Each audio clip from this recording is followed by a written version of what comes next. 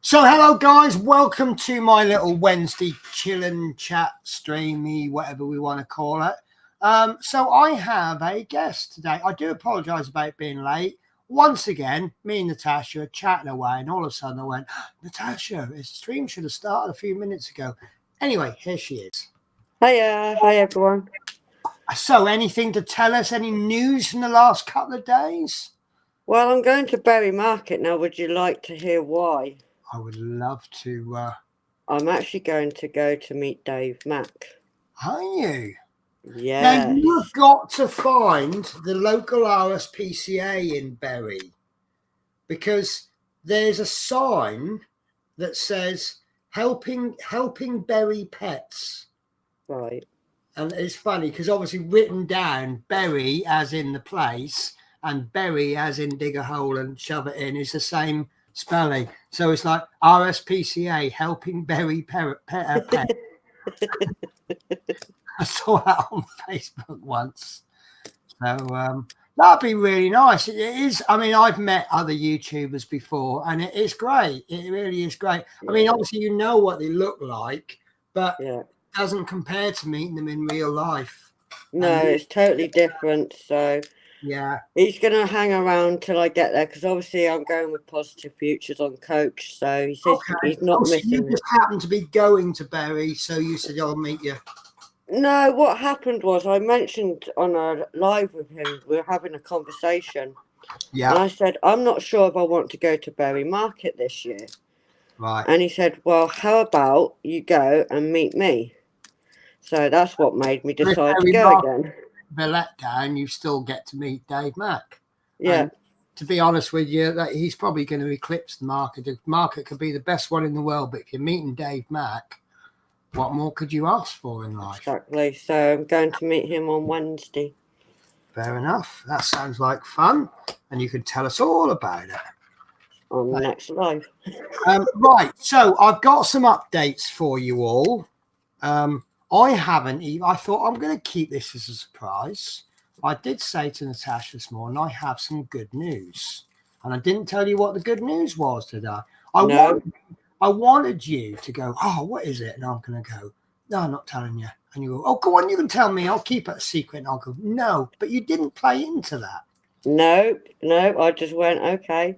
Can't wait. So there was a knock at my door this morning. Yeah. You may remember that I said my Robocop hadn't arrived. Yeah. And I don't think it's going to get here. But if it's not here by Friday, I'm not doing any Robocops until after Christmas. Yeah. And the Ecto 1, I believe, was posted 2 days before the Robocop. So I saw the package that said Fan Home on it. I thought, oh, that'll be me Ecto 1. Well, that's good. Maybe I'll get, with it being Wednesday, maybe I'll get it on Friday. And I opened the package up. I'll just pick one magazine at random.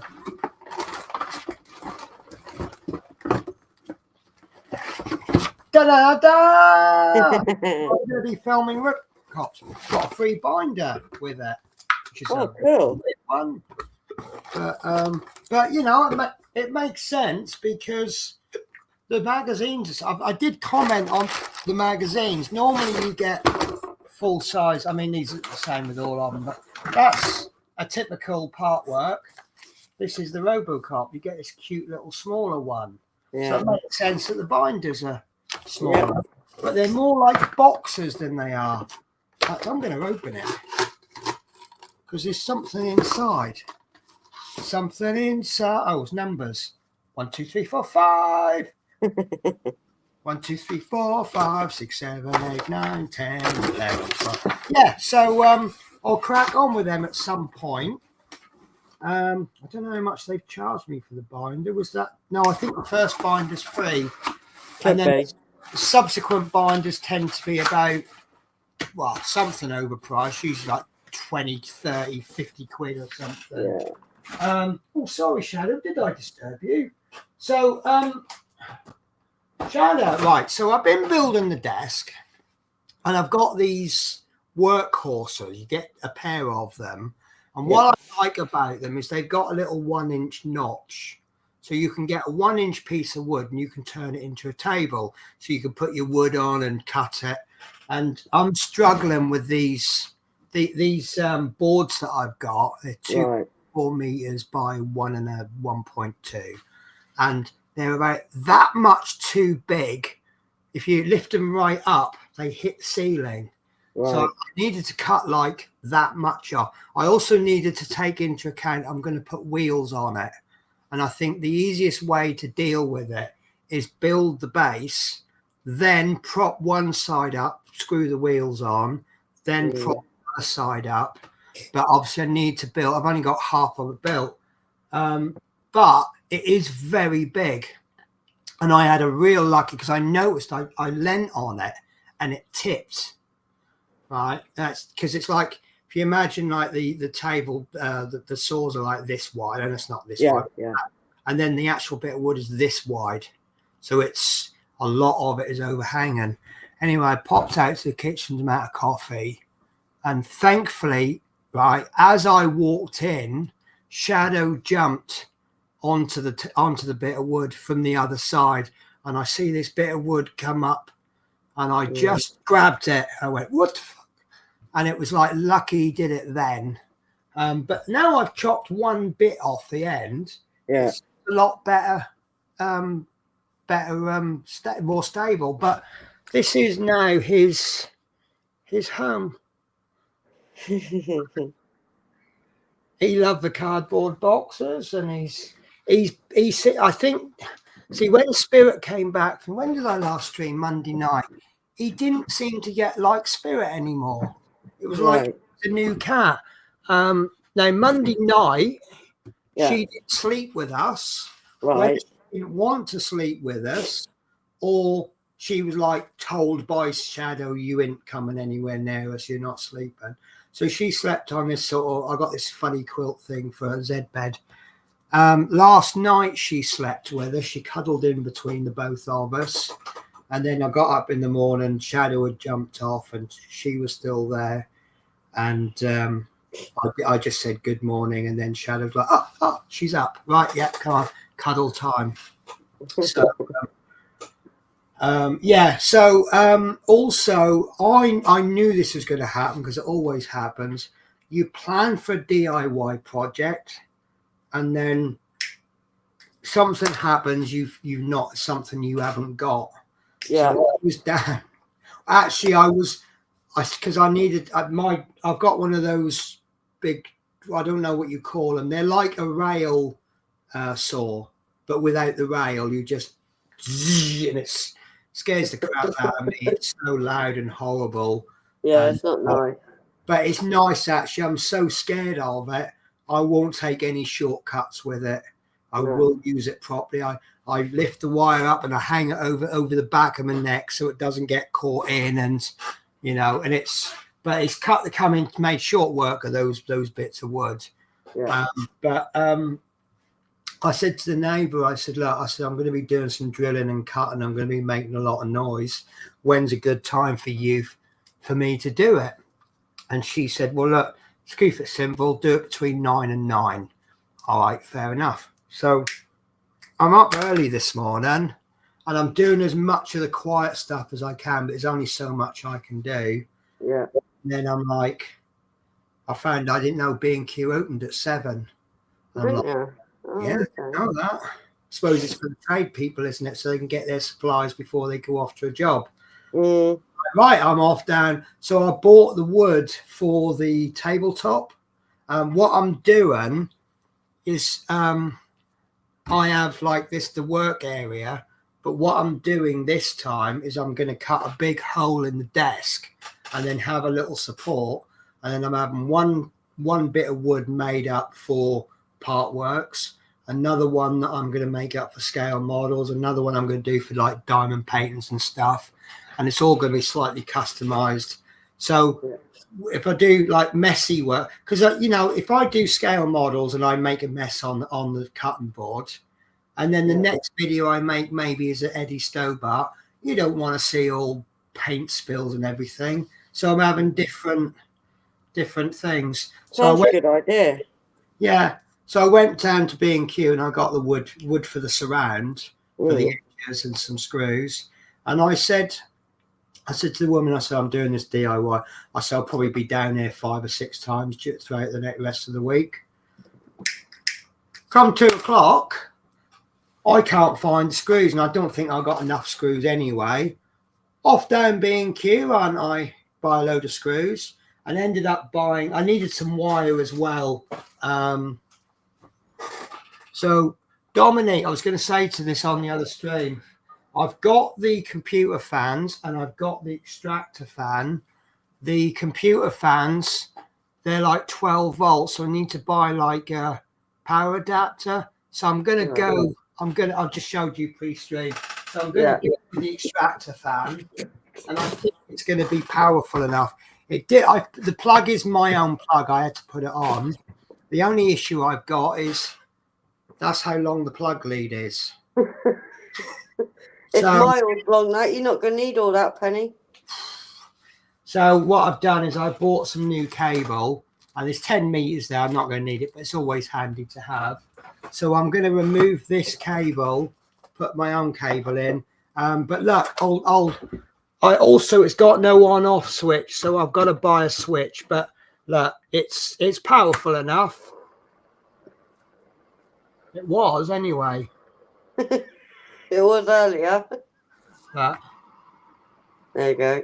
That's definitely Kicking in now. Enough, isn't it? Kicking in now. Yeah. And if my hair was clean, it'd be even more Timotei because I'm but because where I've been sweating and that, and my hair's a bit mucky, so I'm gonna go with that. But I am gonna get a switch. I've ordered the switches from Amazon. They're coming tomorrow. So I will. I don't want it. I'm going to bury the cable behind the desk, and then it's going to go behind the desk and into a plug socket. Yeah. It's going to be such a chore to keep unplugging that every time I finish with it. Unless I plug it into one of the Amazon smart plugs, and then I can say the name of the device, turn on spray booth. And that could work. Could work. I've bought the switches now anyway. So obviously I had something on Amazon that I was going to buy later on because it's more of a want than a need, but I have managed to successfully bump it up to a need, and it came today. Would you like an unboxing? Yeah. Right. It actually came in the middle of Lee's stream.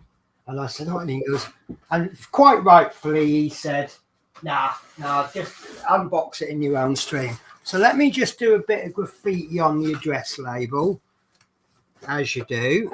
Well, that's the bit I forget. I just end up showing it, and I'm like, oh my God, did I just do that? I do know where you live anyway. Well, I think Pluto. Pluto, yeah. In the land of dreams and make-believe. Yep. There you go, look. So all you're going to know is my name and what house number I'm at. So let me find the cursor, because you know me, I can never find the cursors.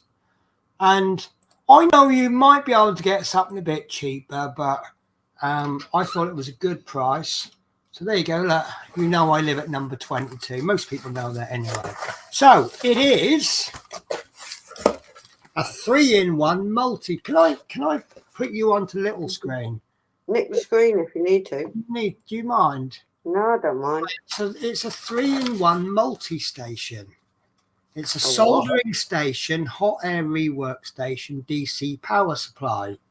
So it's, see if we got any pictures of it. So basically it's a 3-in-1. Basically, there you go. And that's so right. So let's start with one thing. You get all various accessories with it. It's one of those things where it advertises it as, oh look, you get all these accessories, but actually you would expect it to come with it. Yeah. Right. So this is the main unit. If I can find the front. So, oh, it's got scratch and sniff on it. I don't understand these. They have these scratchy warranty things on them.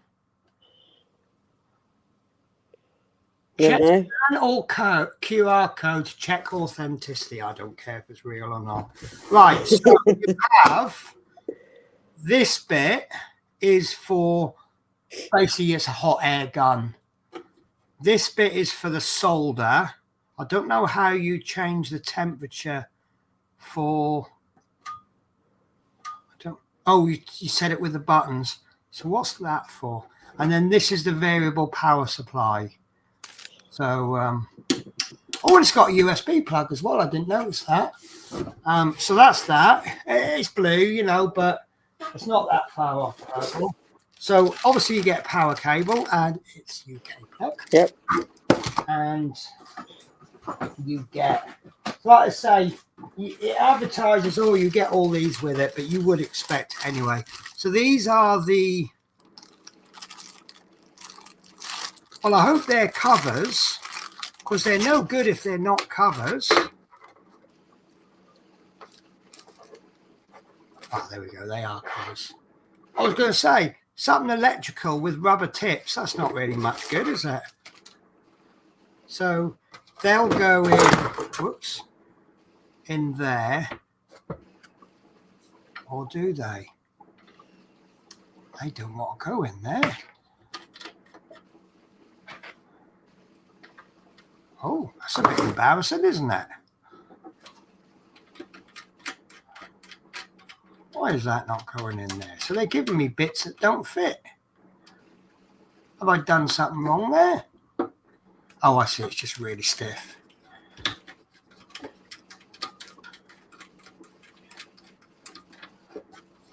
Oh, so that is, I guess you'd have to change these if you actually want it as a, because you've got test voltage and you've got output. Yeah. I don't know. Maybe I should read the instructions. It would help, wouldn't it? Yeah. Lord Peter Webster says it's similar to mine, worth every penny. I just like the fact it's all 3-in-1. Because otherwise you've got 3 bits of equipment. I've got one plug and everything in one. And you don't always get this. Actually, I'll come to that because we're all over the show at the moment. So that's the power thingy bit. And then obviously you can use that to test power, whatever. I've got some other leads as well from previous ones and some that I just bought. It's quite good actually being a bit disorganized, because at one point I thought I'd lost my leads. I bought a set to replace them, then found the original lead. So I'm like, okay, I've got spare leads now, haven't I? So hello to Rand. I'll tell you what, we'll do a chat catch up, shall we? Because yeah, you got quite a bit there. Yeah. So Han Hendricks. Sorry if I butcher that name. I found him on. I found him. He found me when I was on Lee's stream today. So this is a link if anyone wants to join the stream. I have one simple rule. I need to know you before I will accept you. So if I don't know you, get engaged in the chat. Let's have a good time. and then I'll get to know you. Teresa Smith says, evening all. Dominique says, good evening, Penny and Natasha. Hi, Dominic. Good evening, Dominique. Hi, Penny Tash. Are you taking the mickey out of my face? Hi. Hi, Teresa. Is that Dominic? Yeah, it could be Dominic. Hi, Peter. Evening, Teresa Smith. Hi, Lord Peter Webster. Similar to mine, worth every penny. Hello, everyone, and hi, Randall Budd. Randall Budd, you must know Randall then. Hi, Randall. So that's the variably power supply bit. So the next step we'll do the hot, right. So this needs to be screwed on to this. Now, hopefully it'll be the same as my last one. It works by some kind of voodoo magic. You get, it's gone. It didn't supply it. Here it is. So this is the hot air gun. So this blows hot air. There's an element in there somewhere and a fan, and it blows hot air, and you can set the temperature. And the bit where the voodoo magic comes in, when you put it on there, it stops blowing. Cool. And when it take it off, it starts. And I don't understand how it works. I don't know if this is going to do the same, but my other one did that. It's not like there's a switch in there. And it's like you do that and it starts blowing. You pick that up, it starts blowing again. It's really, but it's got to be screwed in. Obviously, they removed it for delivery purposes. So I'll just undo those screws, screw that in. And yeah, so obviously that's for working with hot air. And then the last bit, that'll plug into this plug there. And they're those nice plugs where you see which way. We can only put it in one way because there's a little notch. Oh, you've gone. I think Natasha's got a prior engagement. She'll be back. Oh, no, she is back. I had a phone call, sorry. It's all right. So that's that in there. So obviously I can control it. And then lastly, something that I am a bit desperate for is it's gone. Here it is. Good old soldering iron. Cool. I don't know how good it is, but usually even the basic ones are reasonable. So Lord Peter Webb says it has a magnetic reed switch inside the cover. Oh, so is there like, so what you're saying is there's something in there and then there's a metal switch. Maybe it's like this. And then when it comes near this, it pulls it down or something. Does that make some kind of sense? I mean, it's like my phone. When I go shopping and I pay I call it my magic phone. I just tap my phone onto the card reader and bang, my shopping's paid for. And I call it magic phone, and I also call it voodoo magic. And you're just grateful it works, really, because otherwise I wouldn't be able to eat. So, but yeah, we'll have a look at that in a bit. And now, a lot of solder irons I found, they don't come with the stations. So you end up with something different. Now, this doesn't connect to it, but that's quite a decent. You put your solder iron in there when you're not using it, and then you've got your tip cleaner there, which is nice. It's nice and close, so you're all in the same position. And then I'll probably find some way of attaching it. Maybe might drill a hole in there and screw it to the table and just put that next to it or something. I'll work out something. It's obviously got to be safe. And then this one screws in there. And this is going to look really messy, and I might end up blowing the place up or melting wires. Actually, I'll take this cover off now, because if I forget and I turn it on, it's going to melt that and there's going to be a horrible smell. So next up, there is the desoldering pump. So if you're heating the solder to remove it, you touch it with the soldering iron until it melts, and then you kind of suck it up with that. I'm really sorry that these aren't expert explanations. They're very basic. But and then we've got this that did say what it is. Is it IC something tool? It's for removing circuit boards or something like that. It's silicon heat resistant cover. Oh, okay, fair enough. It's probably safer with the cover on then, knowing me. So that's, yeah, apparently that's something to do with picking up circuitry and stuff like that. So that'll probably sit in the drawer most of the time, knowing me. Nice pair of tweezers. Anti-acid, non-magnetic, ideal for something but been covered up. So can be useful, would be useful. You've got some various different tips for the soldering iron, replacement ones and different sizes, shapes. To be honest with you, what I use it for, that one will do me for like 99% of all purposes. And then you get the nozzles for the heat gun. Oh yeah.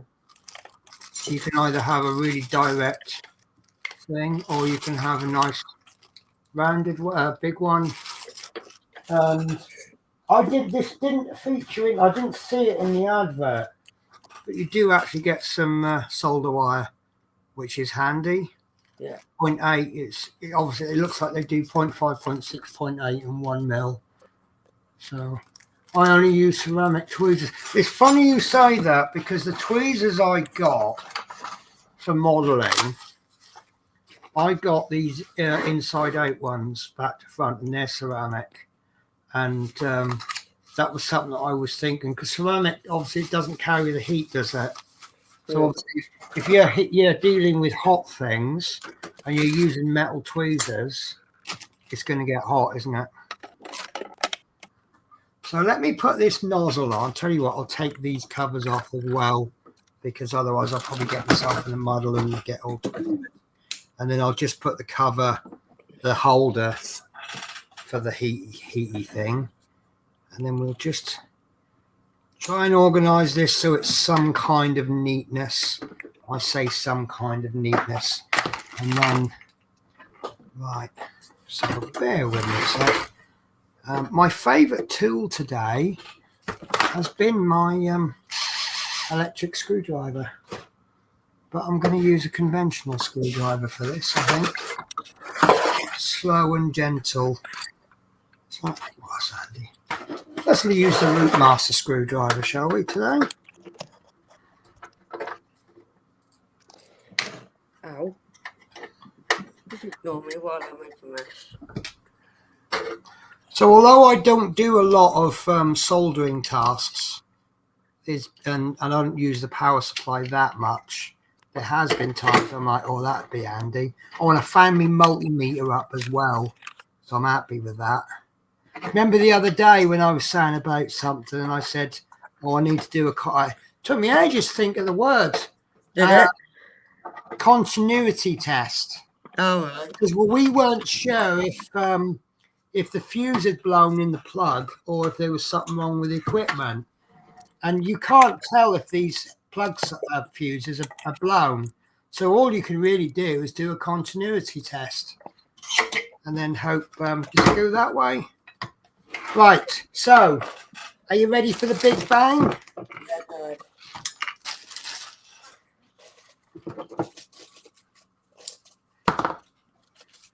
So obviously this isn't quite as organized as it should be. It's probably downright dangerous, and I'm going to get my channel taken down. Right, so put the plug in, switch it off, plug it into the socket, which I know works because we changed. Right, are you ready for this? Switching on in 3, 2, 1, bang! Well, I've got displays.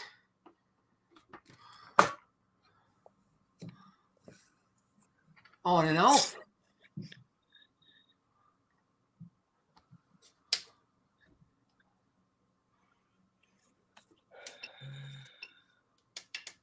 Right, that's the rework.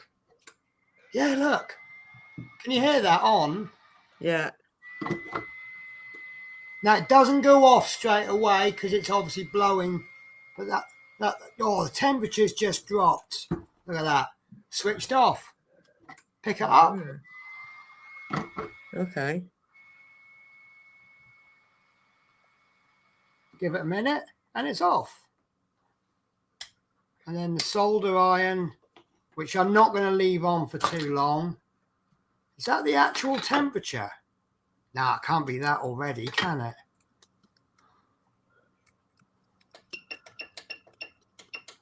So how do you know when it's heated up? No idea. Oh, there you go. 295. No, that can't be it. Of course, smells.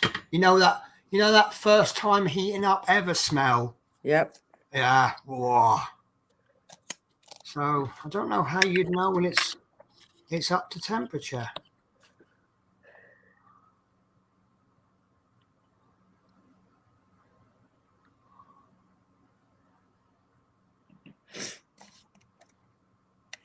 When it's flashing, maybe it stops flashing and you see a little dot there.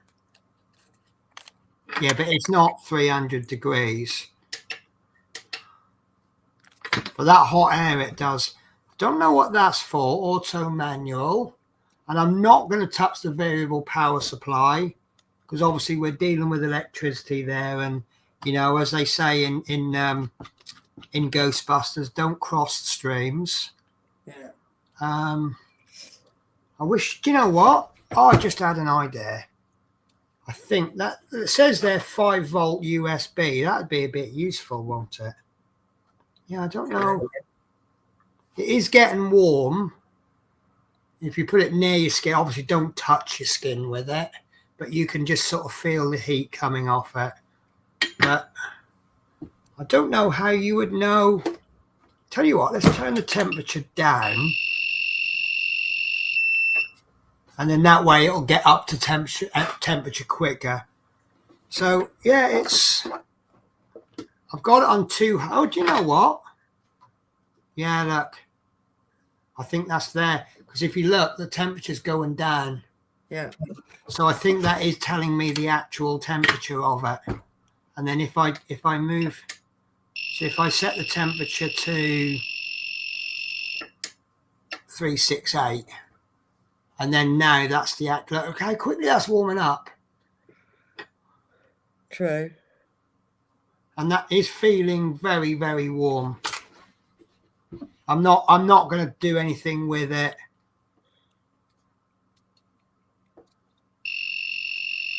And I have got a solder mat, like a silicon mat. Let's see how quickly it cools down. I've set it to 200. Yeah. I mean, obviously going from like 400 to 200, that's a bit extreme, isn't it? And that's certainly dropping quite quickly, isn't it? True.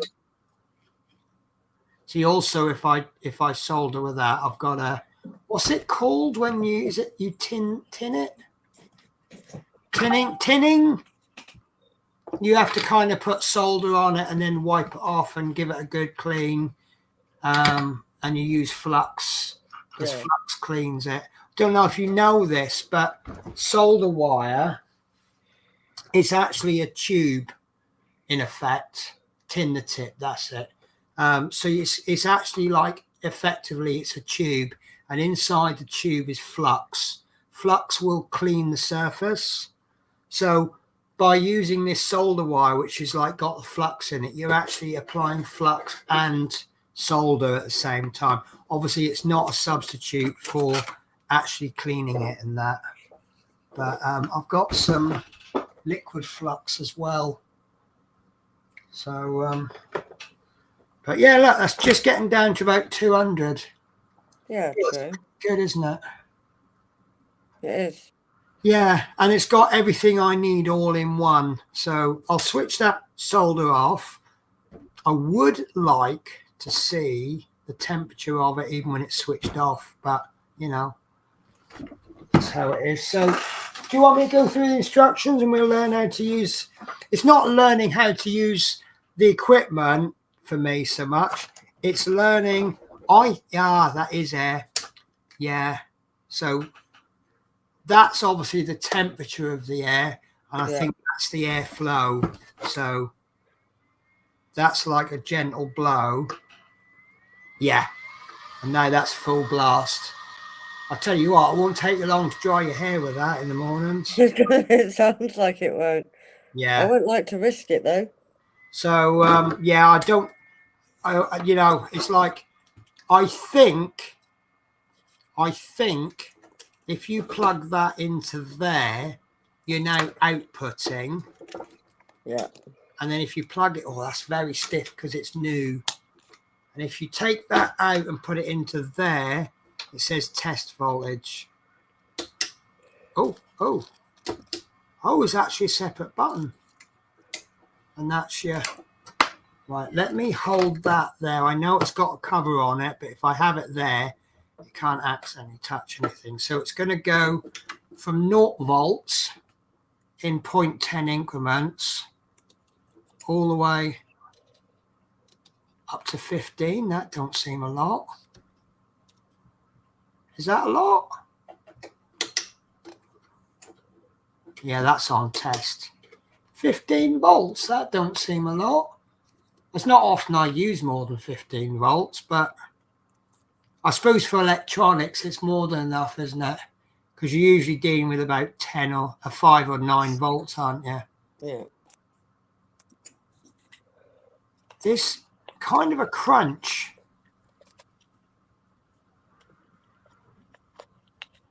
Yeah. Oh, hello. We've got a guest. So here's Lee, everyone. Sorry, I'm just doing my little unboxing on my solder unit. How are you, Lee, anyway? Not too bad. Sorry I didn't come in at the start. Oh, I tell you what, you should have been there pre-stream. You would have missed my toasted cheese sandwich. I just kind of went crazy, and I put cheese on it, and then I thought, I forgot to get ham, so I chopped up a hot dog sausage. Lidl's do these hot dog sausages in a vacuum pack. Oh yeah, I know. So I sliced one of those up, and that went on. And then the next thing I know, this jar of piccalilli is looking at me, and I went, "Yeah, why not? Oh, it's lovely. It really was nice." Anyway, look, Peter, 15 volts maximum. Does that sound right? I mean, the one that I made, that went up to 50 volts. Not that I'd ever use it. I could kill people with that one, but do you know what? Pete, just butting in on your conversation. I'll send you the information for the show I'm going to tomorrow. I'll get it all the information because I'm going to be bringing a video out about it. I'm going to it. There's loads of people in the area to it. But I'm not going to talk about it on my screen. That's a bit suspicious. It's a 3-in-1 device, and that's the operation manual.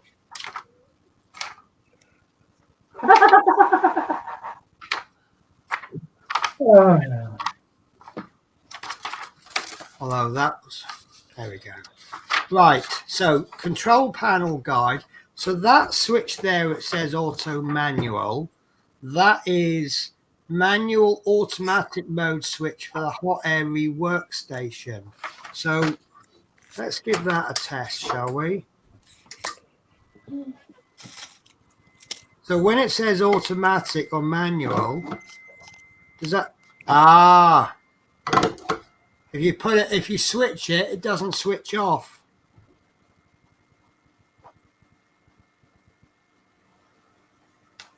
Because if you switch that, it will. So it cuts out that turning it off. How would that be advantageous, Lord? I actually like the fact that it switches off. Because then I know once I put it down, obviously I know every now and again you will, but if you put it on the table, it's still running. But by having it there, when I first got one of these, I just thought it was a stand, so you didn't put it down on the table. And then when it cut out on me, I'm like, oh, that's good. That's taken a long time to cut out. Temperature is dropping.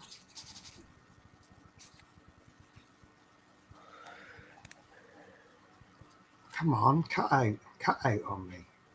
Come on. Down to 100 now. There you go. So it's cut out on me now. So if I press, yeah, look. So if you press that switch, that doesn't. That's up to 170 already. Right. So Lord Peter Webster says that's higher. That's average voltage on those consumer units due to the amperage higher DC creates, as it's the current that kills, not the voltage. Yeah, that makes sense. Chris Davis says, hi, I was meant to stream, but had a new fruit machine. Tried to have someone to help bring it upstairs. Jesus Christ. You're nuts. Trying to get a fruit machine upstairs. Yeah, I used to deliver them, and that's bad enough. Yeah, I bet it is. Right, so the 3 bits down there on the variable pack are still warm. So they are 16, which is output terminal positive. 15 is the output voltmeter terminal negative. So it's a voltmeter. So that's let's see if I got this right. It's a very basic multimeter, is it? Like you can test voltage rather than. So if I plug that in there, tell you what, let's get a battery. I must have a battery somewhere. I'm just guessing here, and if anyone wants to stop me for my own safety. Yeah, no, it is a voltage meter. Right, so I don't want to tip it up, so I'm going to just try and prop it or something. I want you to see the dials, but I don't want to tip it up, so it's dangerous. Yeah. So, especially with that nozzle is still a bit warm. Right, so if I plug that into there and then I touch something with these two, it's gonna, let's use the word electrocute them. It's gonna put power out. But if I've got it plugged in there, it's testing. So if I put that on the negative terminal, yeah, and that, it should have settings as well for buzzing if there's current. that's not doing anything. You've got to Test it to test. There you go. 1.6. Yeah. So is that telling me that it's a fully charged battery? Yes, it's telling you how much power it's got in. Right. But I have to turn it to test. So right. So if I have it on test,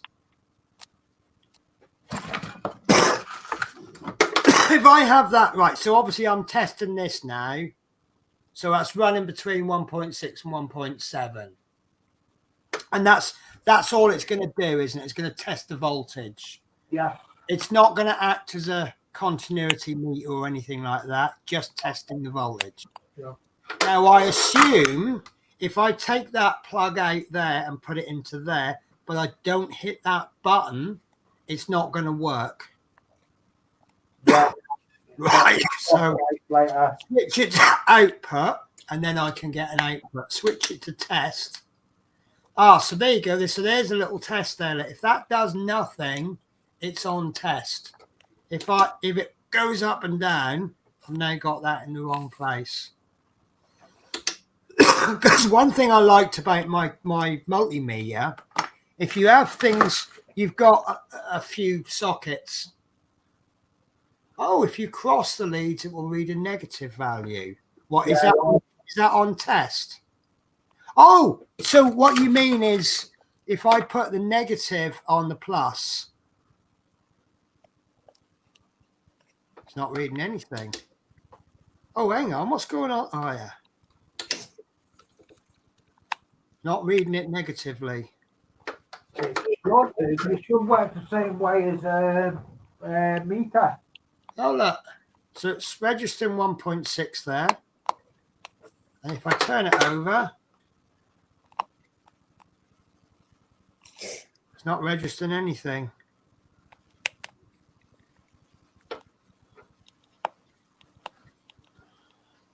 It's fine. That's all right. It still works, doesn't it? Right. So I'm assuming that I could just double check with the instructions. 11 is a USB port for charging only. So if there's anything that, does that mean I can't plug an Arduino into that?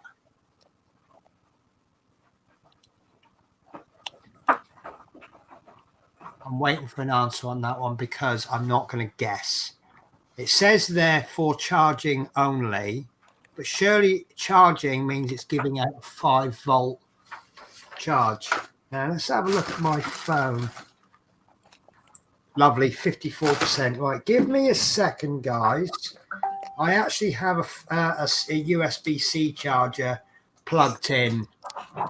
So I'm just going to get the lead. It's going to take a second. I'm probably going to block the whole camera. All right. There we go. Look, with all-in-one units, it's safeguarded against polarity changes. Well, that's so it's basically oh God. Guess who hasn't turned the rework off? Oh, doesn't matter because you're not switched on anymore. So right. So if I plug my phone charger in there. Be right back. Okay. And I'm actually going to switch it off. And it's charging. Even though it's all switched off. So my question is, because it says Be right back, Penny. Yeah, no problems. I'm going to take you off screen, but I'll look at, give us a wave or something when you come back. So yeah, the question I have is, it says on the instructions for charging only. Does that mean I couldn't power an Arduino with it? No. Right. It's a charging port only. What am I charging on it apart from a phone? Oh, because this is designed for working on the like this is for mobile phone charging people, repair people, isn't it? Yeah. Right. You know what you could charge on it? A phone? No. What's that? A what, sorry? One of them. One of what? Like a Jackery. Hang on, let me put you on bigger. Is that a multi-tool? Yeah. It's got a drill in it. So why can I?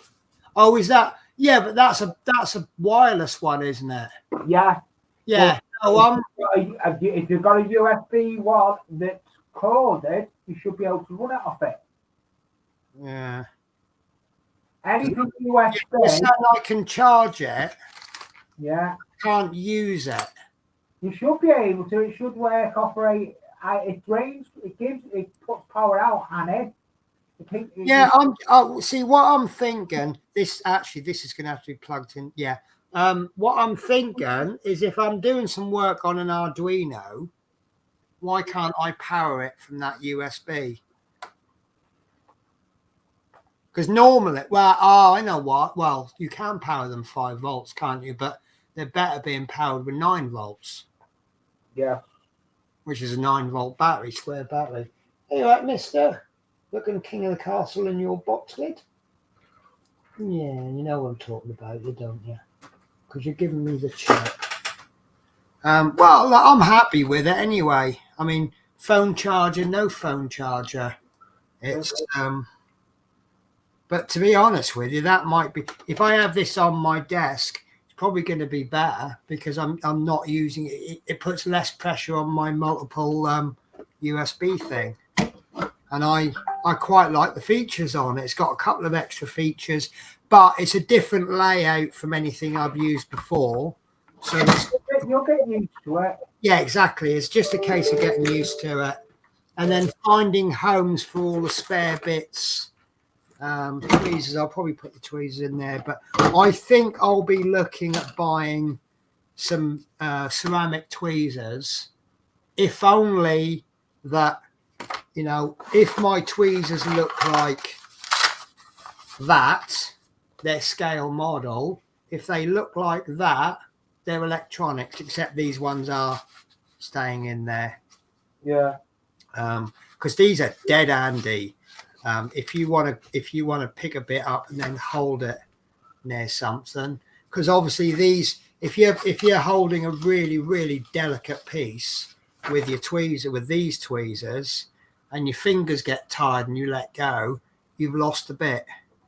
So I tend to use, I don't know the actual name for them. I call them backwards tweezers, simply because normally when you press the tweezers together, they get tighter, whereas these open when you press them, and you can't get tight. These are also, well, I use these ones. These are really handy actually for holding when you spray parts, which is why I've got paint all over the end of them. Yeah, the bent tweezers are a brilliant tool. Yeah.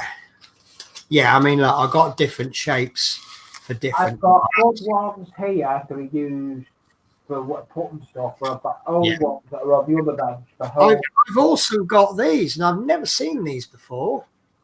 These are like dentist hook thing tweezers. Yeah, I've seen that. But I've actually recently just made myself a pegboard. A pegboard, yes. I would love one of those. What do they call them? Dog holes. Yeah, no, but I've actually done. I'm going to show you how I make one. Yeah, but apparently with those dog holes, you've got to get them exactly right set up and exactly the right size. Yeah.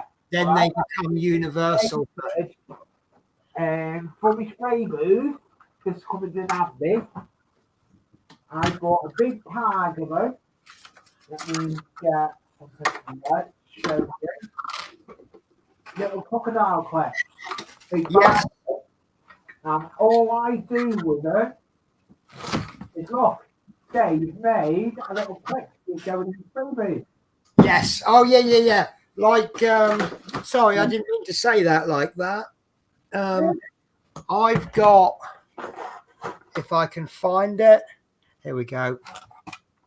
I shouldn't have bought this, but I've got all of these. Yeah, I actually was looking at that. I'm going to share you a tip that I got from Nigel's modelling bench. By all means, buy these. These are brilliant. Don't buy this. Instead, get lots of strips of corrugated cardboard. When you get stuff from Amazon, and then you pile it all, layer it all up, and then you end up with a very cheap place. Let me piece of foam. Sorry, bear with me a sec. I'm just going to cut a bit of the cardboard box off. No, there's my idea. So if you look at this, you see how it's corrugated. Yeah. Now, if you get lots of pieces of cardboard and then you stack them, this obviously isn't very neat, but if you get lots of pieces of cardboard, you've now effectively made this with something that somebody else has paid for, and then you shove your bits in there. Yeah. Someone else has paid for this cardboard. It's not only is it free, but someone else has paid for it and use that to send you something. So that's my tip. Or use a piece of wood instead. Yes. But I mean, with someone like me who gets 58 million parcels a day because they're absolutely addicted to spending money, that's probably your easier option. But again, wood is a really... Is I use cocktail sticks on the end of that. Yeah, well, you use... See, I say this is my favourite thing for spray painting. Yeah. But then, the other day, I mean, I know I wasn't spray painting, but I was using a lolly stick because of the size of the pieces and the number I had. Insulation foam What a fantastic idea. Why did I never think of that one? Yeah. But, Not really cool. Do you know what else? yeah. So Yeah. the, Have I got it to hand? Have I got it? hang on a sec, Lee. So the wood is a good idea because if you don't buy wood for stuff like that, go down an industrial estate or look in your free ads, and people are always giving away pallets, and just break the pallet down and use that wood. Obviously, if you're building yourself a piece of bespoke furniture, then pallet wood is no good. There's a peg. There's a pegboard from the old, isn't it? And Yes, yeah. that's the one you put tools on the wall. Pegboards are really handy. Do you know what? I can't remember what. I'm forgetting everything today. So there's I know Peter will know. So what you do is you build all your boxes and everything, and then you put a strip of wood on the back, and the bottom you cut at a 45-degree angle, so it looks like that. And then you have loads of strips of wood screwed to your wall, and they're all angled like that. So, sorry. Yeah, like that. So then you get your box and it hooks on, and you position it anywhere you want, because you know what it's like, right? You arrange all your things and you go, yeah, that fits very nicely, right? And it's everything's screwed in place. Then you go and buy this, and then you're like, right, well, if I'd have screwed that there and then put that there, I could have put that there. With things like pegboards, and I cannot remember the system of, I know he'll know it because Peter knows everything. Oh yeah. Not in a know-it-all way, as in he's an experienced person kind of a way. But Yeah. it'll come to me by the end of the stream if he. Peter's just put the florist there. So Yes. problem with the florist foam, I'm going to say it now. Yeah. It's got a plastic coat. It's got a plastic film on it. If you're going to use it the same way as this, do not peel the plastic off. Because if you peel the plastic off, it ends up all over the floor. But yeah, but you see, this is the. I mean, obviously, right? Companies want to make money, right? Yeah. Fine, right? Buy our product, we'll make money, we stay in business. But is that you back, Natasha, or did I? No, that was you. I just seen. Oh, hang on. Sorry, I just took the wrong one off screen. There we go. Yeah, but there's so many products out there that I'm not going to use the word rip off, because if people are buying them, they're worth the money. But there's so many products that you can use alternatives. Oh yeah. Well, I mean, one of the examples I gave, I don't know if I've got, sorry, my desk is such a mess. But my excuse is I'm building the desk. Look at these. Best tool I've ever had. Countersunk drill bits. I don't say I've got no Absolutely brilliant. 2 drills, one with a countersink drill bit in it and one with a screwdriver bit in. Choom, choom. Screws are going in like bullets. Anyway, so yeah, so I've got these skinny sticks and they are absolutely amazing. Here we are. So there's one of them, right? Really, really good. Don't get me wrong, they're really, really good. But I actually would rather get a lolly stick and glue a bit of sandpaper to it. These cost $50. Right, I'm going to show you something now. Hang on, Lee. Go on. So these are about 50, somewhere between 50p and £1 each. These are less than a penny to make. You know. Sorry, carry on, Lee. Yeah, I get a piece of board, an off-court of a board, a piece of laminate flooring or something, and I put a complete square piece of sandpaper on it. Yeah. I can't find where it is. I've got one I made. You know when you want something and it's not here on your desk? Yeah. I've tidied my desk I've made a home for everything on my desk. But I can't Yes. find the Well, that's what I aim to do. I got all these drawers, and that's really been I'm going to use that phrase again. It's been a game changer. Yeah. You know, it's like, well, do you see how quickly I got the tweezers? Yeah. I'll tell you what, I don't know if you ever saw that stream, but Terry, little history. Yeah. He was taking the mickey out of people that label everything. And Look at right, hang on. right there. Lee. So he's like taking the mickey out of people that label everything, and I'm like, and I said, look at my drawers. And he goes, you haven't. And I went, yeah, but look, I know when I said to you tweezers, I just go like that. There's my tweezers. Yeah. If you want a pen, they're there. If you want a pencil, if you want glues, I've got 2 drawers for glues. This drawer is for glues that I've already opened. And this one is for glues that I haven't started on yet. Yeah, all my sanding goes in there. Need a glove? Do you need... The only bit that's a bit funny is this one. I've labelled 1 cutting, so anything that cuts go in there. I've got 1 called scraping. So if you want to scrape it but don't cut it, there it is. You are joking me. Oh, I didn't realise I just bought a Tamiya Scriber. I forgot I had one. I now have, well, I mean, I need to anyway, but thankfully I was about to buy another Scriber. But yeah, anything to do with scraping goes in there. This one is imaginatively called shaping. So, oh, do you know what? I got things I didn't realise I had. The little silicone tip thing. I think I scared him off. I've lost the scalpel. Oh no. It's my favourite scalpel as well.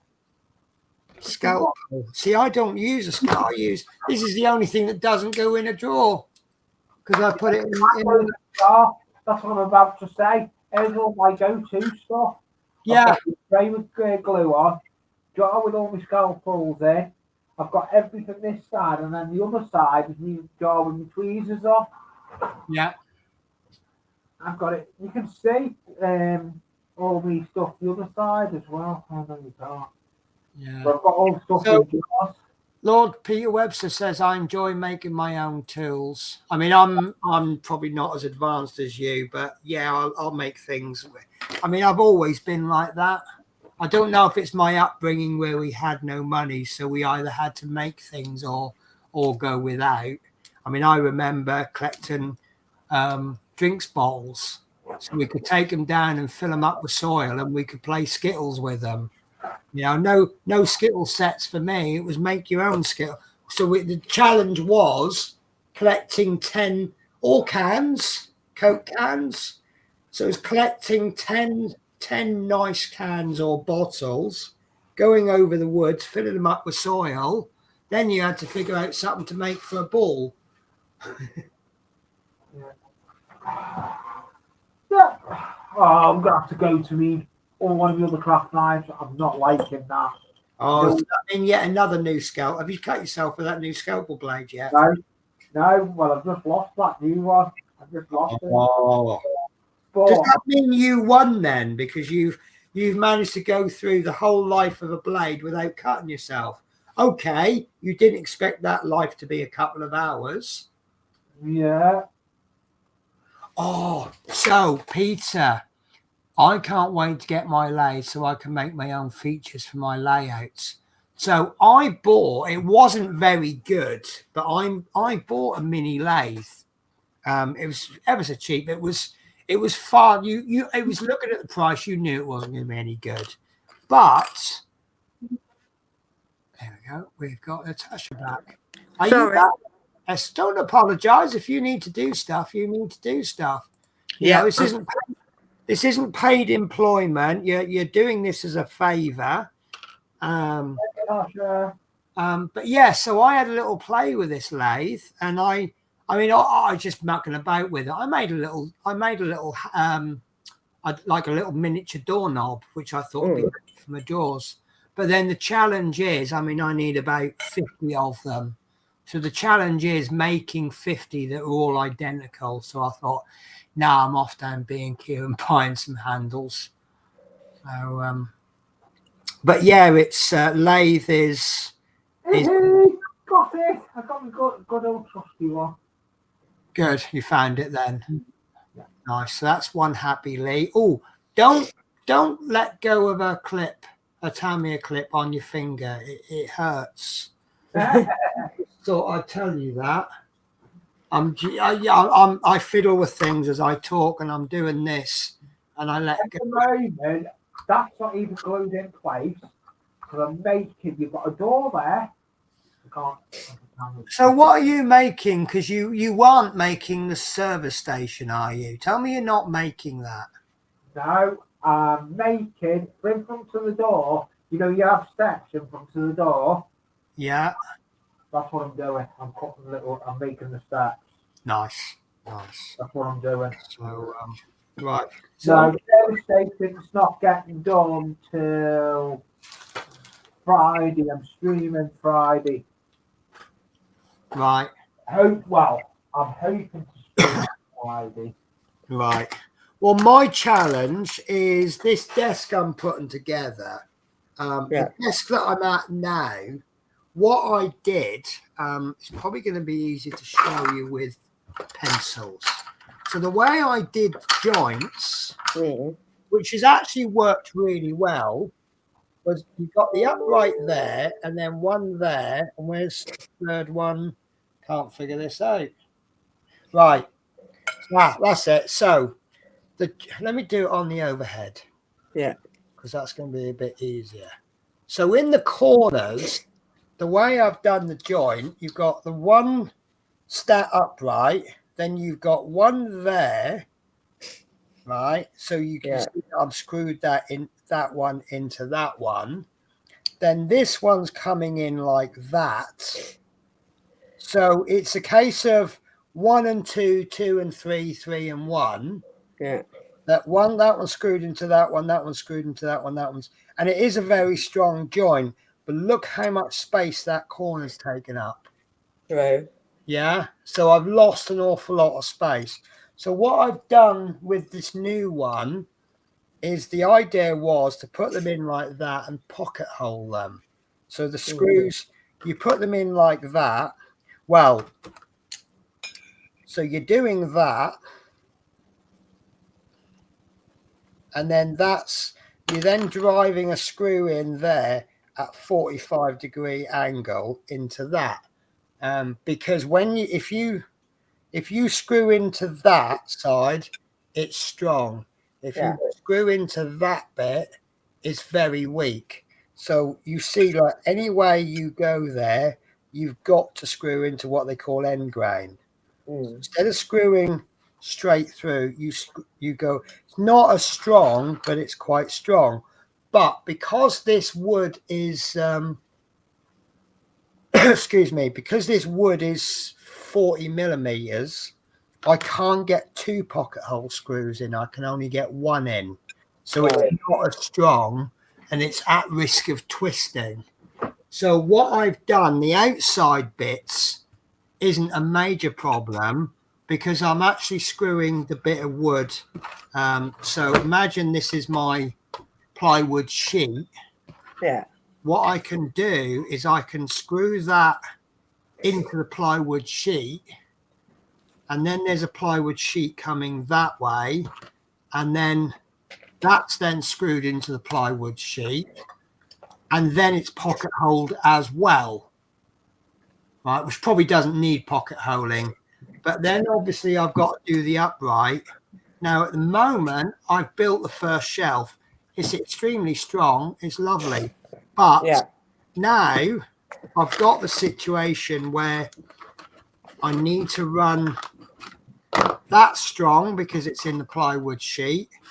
This one's strong because it's in the plywood sheet there. Right. That one's not a problem because I measured this using the chipboard shelving. Yeah. So I've banged the chipboard sheeting in there so it goes against the plywood, and then I've run this level with the other end of the plywood sheet, right? But now I need to join these two, and then I need to build the next level of the shelf. Now again, there and there isn't a major problem because I can screw that into the plywood sheet. But how do I fix a support? Once I get the support going across there, then that will go from there to there. So the only way I can think of doing it is getting some wood and cut 1-inch blocks and place it underneath. And then that gives that. So instead of, imagine that there, it's got nothing to rest on, is it? It's just free to go up, down. If I put a 1-inch block of wood there and then rest it on, it's not going to collapse, is it? No. So I do still think the 1-inch wood is strong enough because the number of supports I'll have. It's a case of when you're making a box, you start off with 2 bits of wood, right? And it's very flimsy because that's all it's got. You then build a third side, and now you've got 2 flimsy bits, right? Yeah. And when you put the fourth side on, it's now getting a bit stronger because you've got the fourth side. Then you put the bottom on, right? It's very strong because now you've got 5 sides. Once you put that 6th side on, it's extremely strong because and that's the situation I'm in at the moment. So I've got to get that next shelf in. But yeah, it's once you screw things, but it looks like I'm going to have so much more space on it. The only other issue is this desk is actually too high. It's probably about 3 or 4 inches too high, and it does make a difference when you're working because you can't lean across so much because you can't bend. It's kind of rib cage height. Right. And also your arms are up higher, and I much would rather work down rather than up. Yeah. And that's one of the things I'm fixing with a new desk by having it a little bit lower. And I'm just waffling on there, and I'm being, quick funny story. So I'm getting these 4 bits of wood this morning from B&Q, and I'm lifting them off the rack, and I'm going like this with it, and then I'm putting it back, and then I'm getting another one. Right, and then some guy came, he come down, he says, can I help you? I said, no, I said, I'm fine. And he goes, well, looking at you, you look like you know what you're doing. I said, I'll be honest with you, I have not got a clue. Like this, it looked like a pro. And he laughed. But what I was actually looking for was knots. Anything else, I mean, I've seen people pick up bits of wood and they'll go, Jesus Christ, look at the warp on that.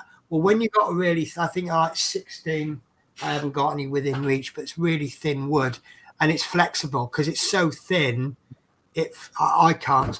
Is it warp or is it bending under its own weight? But what I do know is with the wood being quite thin, if it's for the edging, a knot is a terrible thing because it could potentially break it in half. Yeah. If you've got a knot that big in a piece of wood that wide, it ain't gonna make much difference. If there's any, there won't be knots in the plywood, but when the knot is like 2 millimeters smaller than the whole piece of wood, it's and I really don't want things. It'll all get screwed down, but right. Let's do catch up on chat, shall we? Let's go. Probably a lot of it. Yeah, let's go all the way back to the beginning, and we'll pick up just the ones that I don't remember calling out. If I call out chat that I've already called out, please accept my apologies. I'm not showing favoritism. It's just that I don't remember calling out. And likewise, if I miss one, it's because I thought I've called it So we've got high, high, high, high, high, high, high, high. It has a magnet in. Yeah, I remember reading that one. Magnet in the stand that disconnects. Yeah, listen, this switch thing in the hot air blower, I think it's going to be one of those things that I know it works and I'm grateful it works, and I'll probably never understand the technology.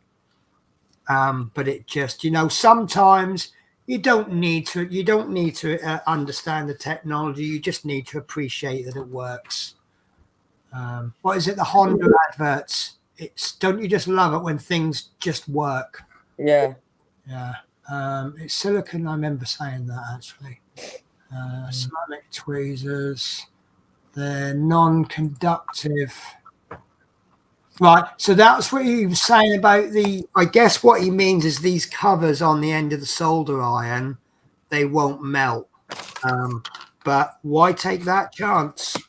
It's Teddy, put me down in the basement in a minute. I've got to go and talk. I'll be back in a that's minute. absolutely fine. I'll dump you off screen until I can I'll give you a wave when I come back. Yeah. Okay. Yes, he's got. No, I didn't really say that. So I've just ordered new infrared heat.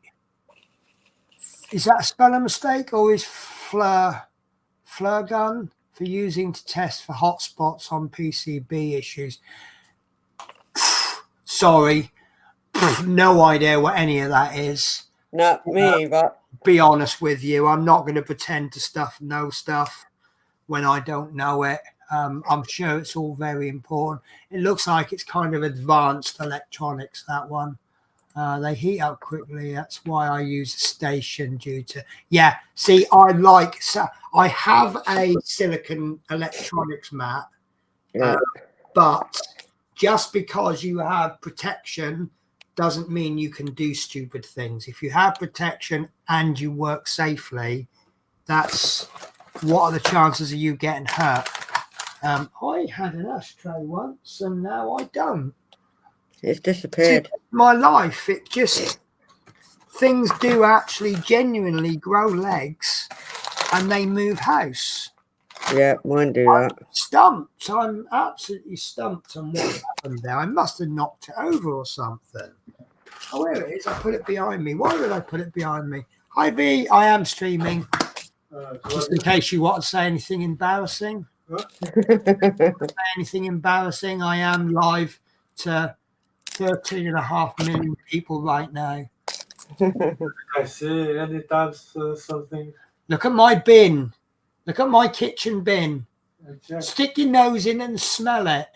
I got that bin this morning. Leave it. You can tell me after. We can. That's fine. You want to hear? I do like telling you off, actually, V, but I don't like you doing stuff that requires a telling off. Anyway, so only for core solder in the real world, I only use 70. He's doing it again. Do you understand any of that, Natasha? Nope, it's going way over my head like an aeroplane. I know what rosin core solder is. I don't know what 70-30 is. And I'm not going to ask for an explanation because my brain is already hurting from what I've been up to today, and he's probably going to make it explode. Electronics isn't my strongest area, so it's really a case of let me just learn one thing at a time rather than throwing everything at me.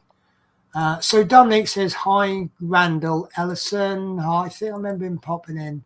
How you doing, Randall? Busy as usual.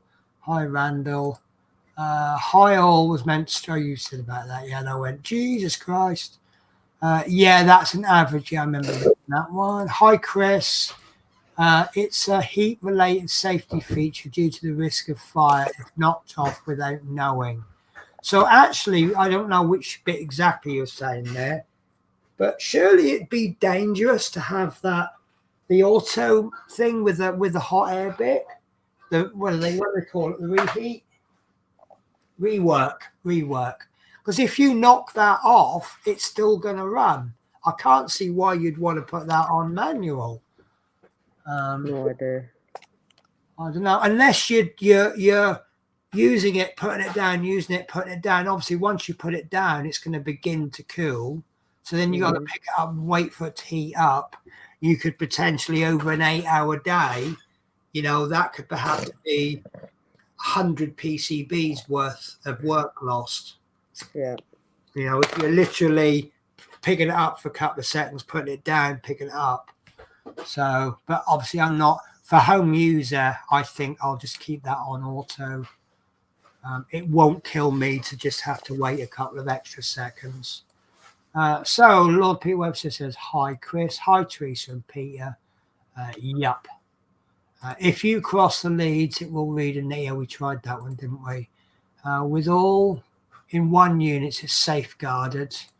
I always double check output voltage with a multimeter.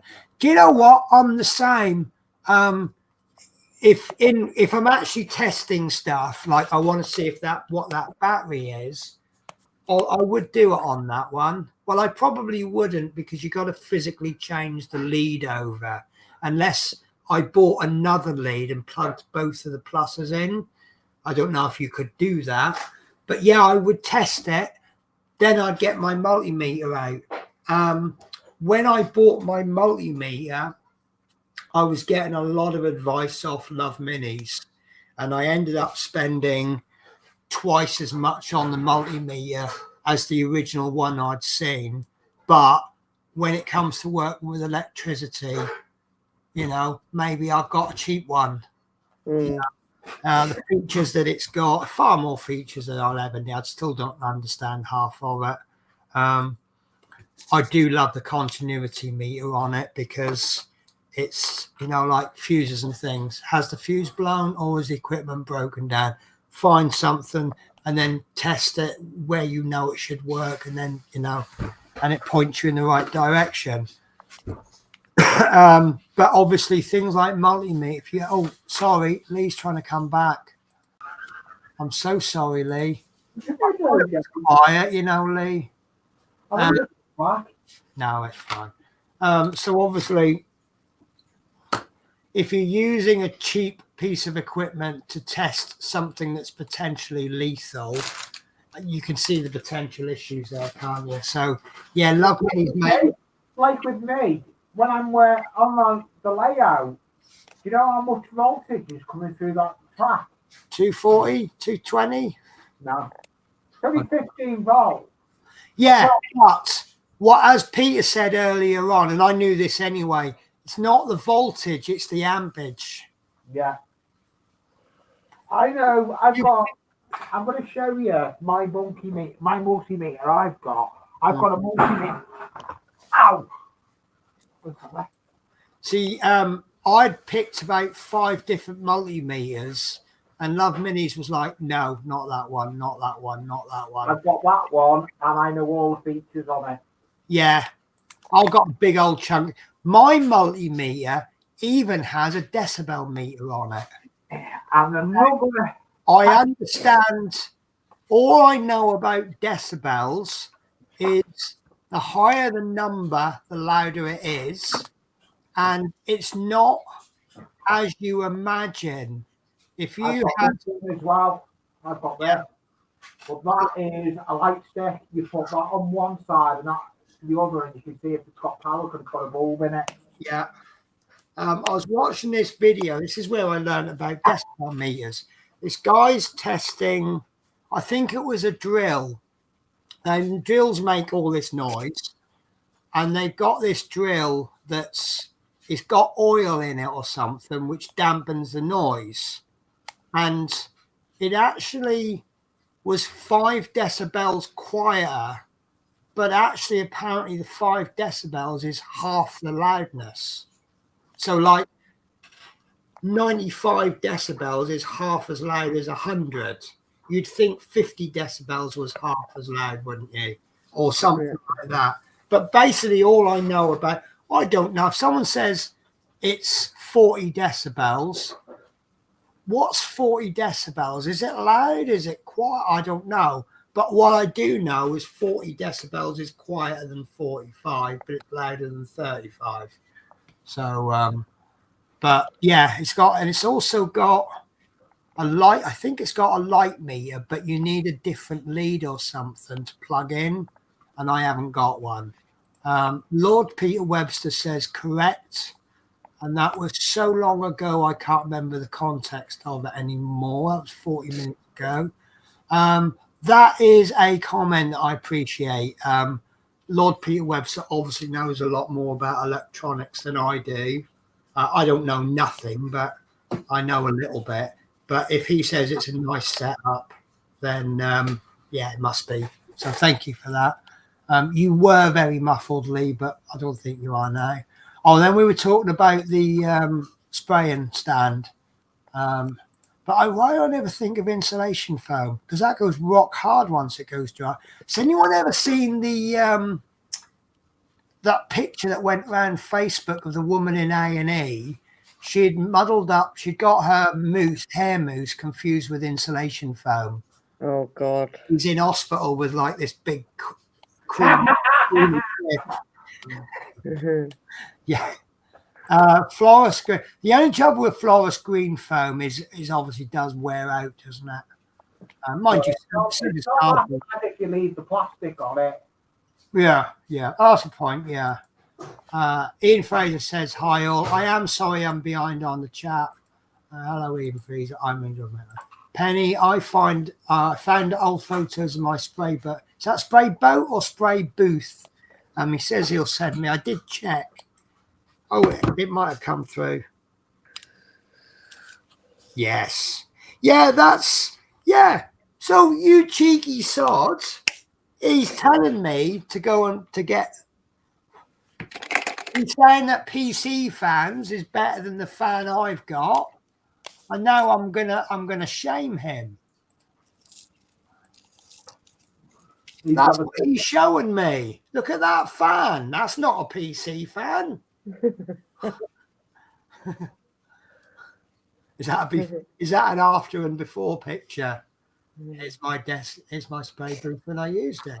Here's before I used it. Look at that. He's even sprayed the highlights on to make it look like there's a light on. That's how talented he is. Oh, I've got a light in mine, as you see. Oh, Dominic, look at the state of that. Yeah. So yeah, that's the setup I'm setting up. That wasn't fan. That wasn't computer fans. Now I'm using the same one as you now, Penny. Yeah, but that's that. I know that wasn't grammatically correct, but it was. I've already saw the fan. You know what? I think I'm genuinely miffed about that. He says, "Oh, go and buy some PC fans," and then he shows me his setup with an extractor fan. Right. Teresa says sometimes you have to label things to make things easier for. I'm about to start. I do love labeling things. Now I've got a label maker, so I don't have to put up with my own handwriting. Because like this is one I labelled with masking tape. I mean, I can read my writing, but no one else can. I remember having a row with my history teacher in high school. And she's going, "You're going to have to sort your handwriting out." And I said, "Well, I can read it. I can revise from it." She said, "Yeah, but I can't read it to mark it." And I'm like, good point. How can she give me an A if she can't read my writing? Yeah. Lord Peter Webster says, "I keep a safe box in my hobby room for my..." Yeah, that's actually... I mean, I'm all right on my own. Because I'm on my own, I have what is technically a lot of bad habits. I don't put passwords on the desktop PC. When I'm not here, we don't have the cats in here because there's too much opportunity for mischief. I only let them in when I'm in here, and most of the time they'll come in. And apart from Spirit, she ain't moved the camera yet, has she? A number of times I've been streaming and the camera's just suddenly shifted. It's where she was back of the desk playing with the wires and moved it. So I can't wait to get Ian Fraser. A cancelled door, Lee. I think this is a long running joke now, isn't it? Oh, I'm going to show it's not. Where's the council door? There's no council door. It's No council doors there. No riffraff allowed. no, it's the step I've just created. That's what I've just done. That needs light on it. You can see I've just done that. I've just created a step there. Nice. Got to have a doorstep. Next thing you need is the old lady with her pinny on scrubbing her doorstep. Now, do you know what it'll be? Milk bottles. Yes. Yes. Yeah, milk bottles. Old-fashioned milk bottles. I actually, you can get them. You can get all that. What? You can actually buy scale milk bottles. Yes, the Or you scale. can get real milk. I've got mail bags. I've got actually a mail tray that's got proper mail bags you can collect. Would anyone like to see a product review? I found this in my convenience store today. This will bring the oldies out. Dib Dab Dib Dab fizzy drink, strawberry lemonade flavored fizzy drink. Now, they also had the wham and the fruit salad, but I've tried the wham and the fruit salad as the still drinks, and they are really well. They're nice in the sense that they taste like the sweets, but I've never had the Dib Dab. But I think taste tests are really good on YouTube because it's just some guy having eaten food going, that's really nice. What if you don't like that food? Oh, geez, that smells like it. Oh, that smells like, well, it smells like lemonade, but it's flavored. Right. Pure Pete says, I've been bugging Ian Matthews' YouTube channel to sell me his lathe that he will never use, and he's not seen it since putting it in his garage. He paid 300. I offered him 400 to buy it off him. You won't get it. I'm going to tell you a story now about Ian Matthews. I'm going to tell you a story. Who was it who said that? Go on, carry on, Lee. I've actually met Ian Matthews, who he's on. He's a YouTuber. He's a scrapper. He actually landed at my doorstep. Landed. Yeah, literally turned up. I was just about to go live. Turned up unexpected because I forgot he had my address from sending me Elmfield Road stickers, and I got some Ian Matthews stickers off. Took the story short. He knew this in this video. He had some railway stuff. Yeah. I'll find it. He found the box, but then he couldn't find the address book that had my address in. Right. So I thought, not normally, because he couldn't find the address book with my address in. 2 days after that, a knock on a Saturday, he knocked on my front door. It was hilarious. He's knocking on my front door. We're bringing all this railway stuff, load of track and everything. And I thanked him for it. So I'm playing with the screens because there we go. I'm really fascinated on that bit that Natasha's on. Yeah. No, I'm being genuine because I can see this nice detail coming in there. And I want to see that form. You want to see it? Yeah. You know, when you get with diamond paintings, you get background and it's all mostly one colour. But all of a sudden you've got something happening there. But, yeah. Right. So, Caitlin says, hi.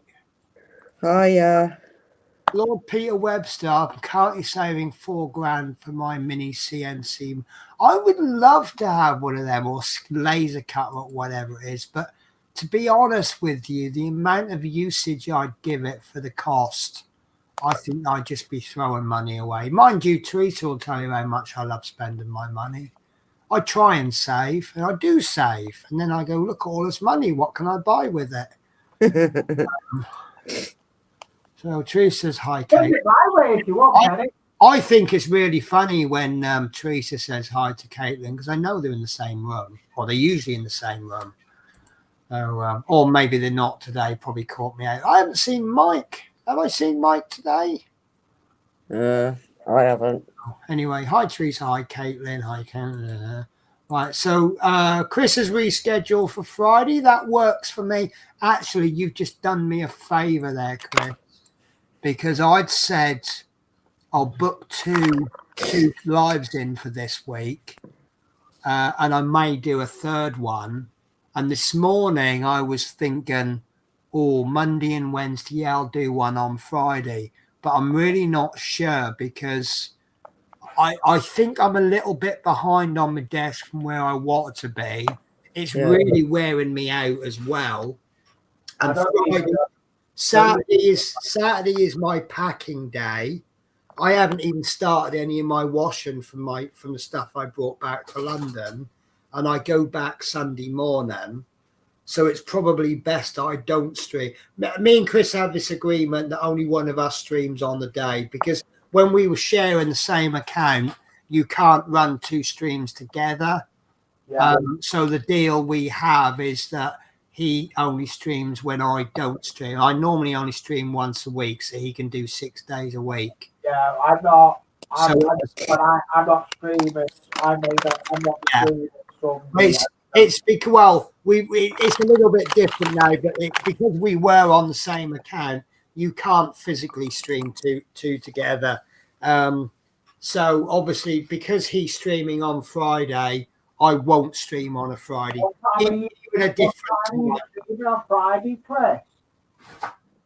Well, Chris, I think Chris streams when he can because he does his diamond painting, and any day now he's going to be desperate to be doing his part works. I know he will be.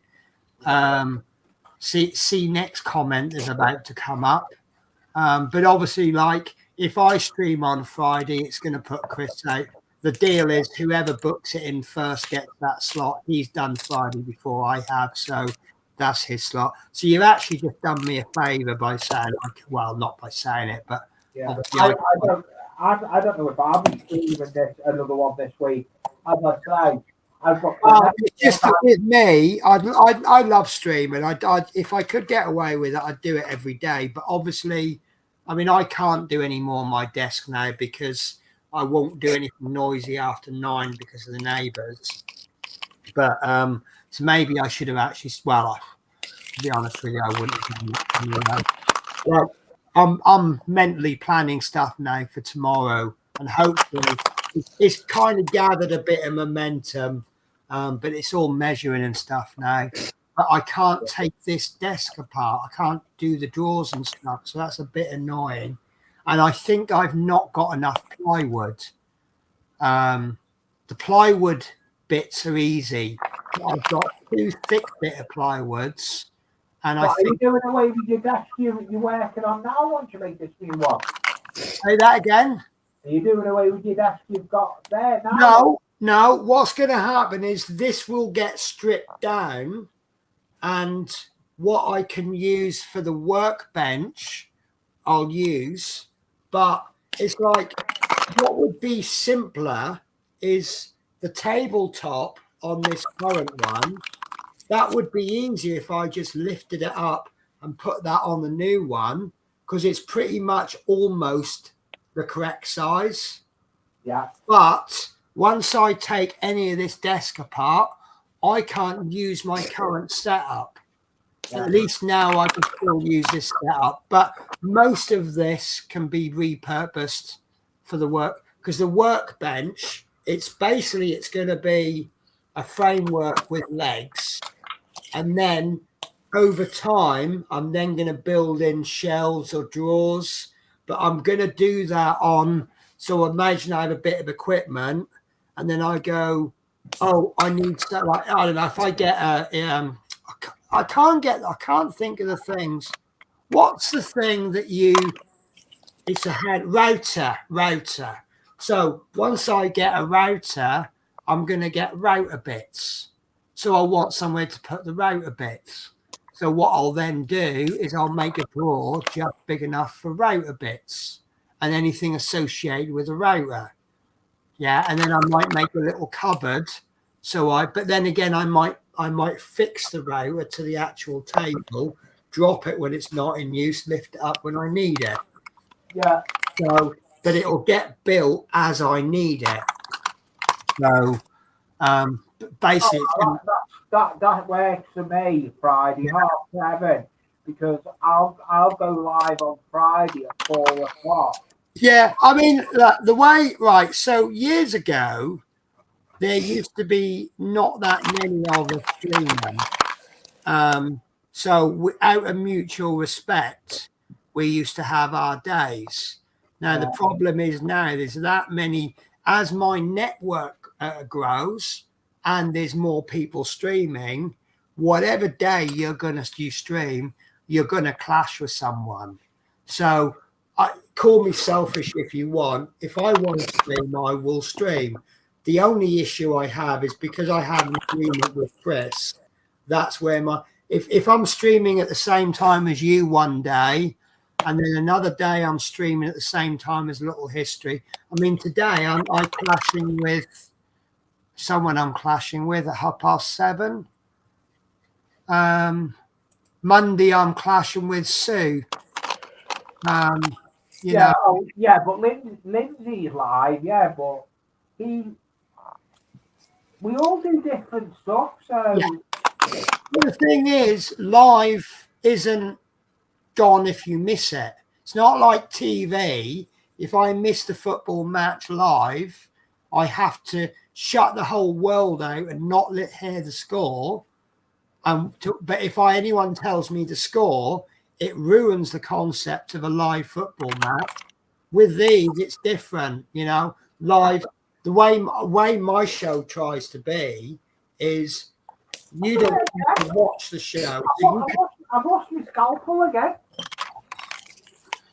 So but it's just that because obviously when me and Chris were sharing the stream software, it is a clash. Anyway, so Chris also had an email. My T1 Samba parts have been dispatched. So like I said to you the other day, you'll be looking at about a week and a half between dispatch and receiving. I don't know if I'm worried because, like I said, Robocop bits were sent out 2 days after my Ecto 1, but the Ecto 1 hasn't turned up. So maybe tomorrow. So awesome, Chris. You will love building it. I personally can't confirm that. I haven't built the T1. Randall, hello, Chris. Hobbies. Lord Peter, my issue's up to 107. Be here soon. A read switch is basic. Oh God, do you see what I mean? Right, people things, and because I don't understand the words, I'm even learnt. So a reed switch is basically a bimetallic contact that connects and disconnects in the presence of a magnet. Right. So bi means two. Metallic is some kind of metal. So it's bimetallic. So is that like, do you remember in science? I'm going to just nick the big screen. So do you remember in science we had one of the experiments we had this piece of metal, but it was two metal. I think it was copper and something, and you'd heat it up and it would bend. And it's demonstrating that some metals expand more. So when they're at room temperature, they're both exactly the same length. But then you heat it, and because one expands further, it forces it into a bend. So I wonder if that's what you mean by a bimetallic contact. But instead of heat, it's to do with the magnet.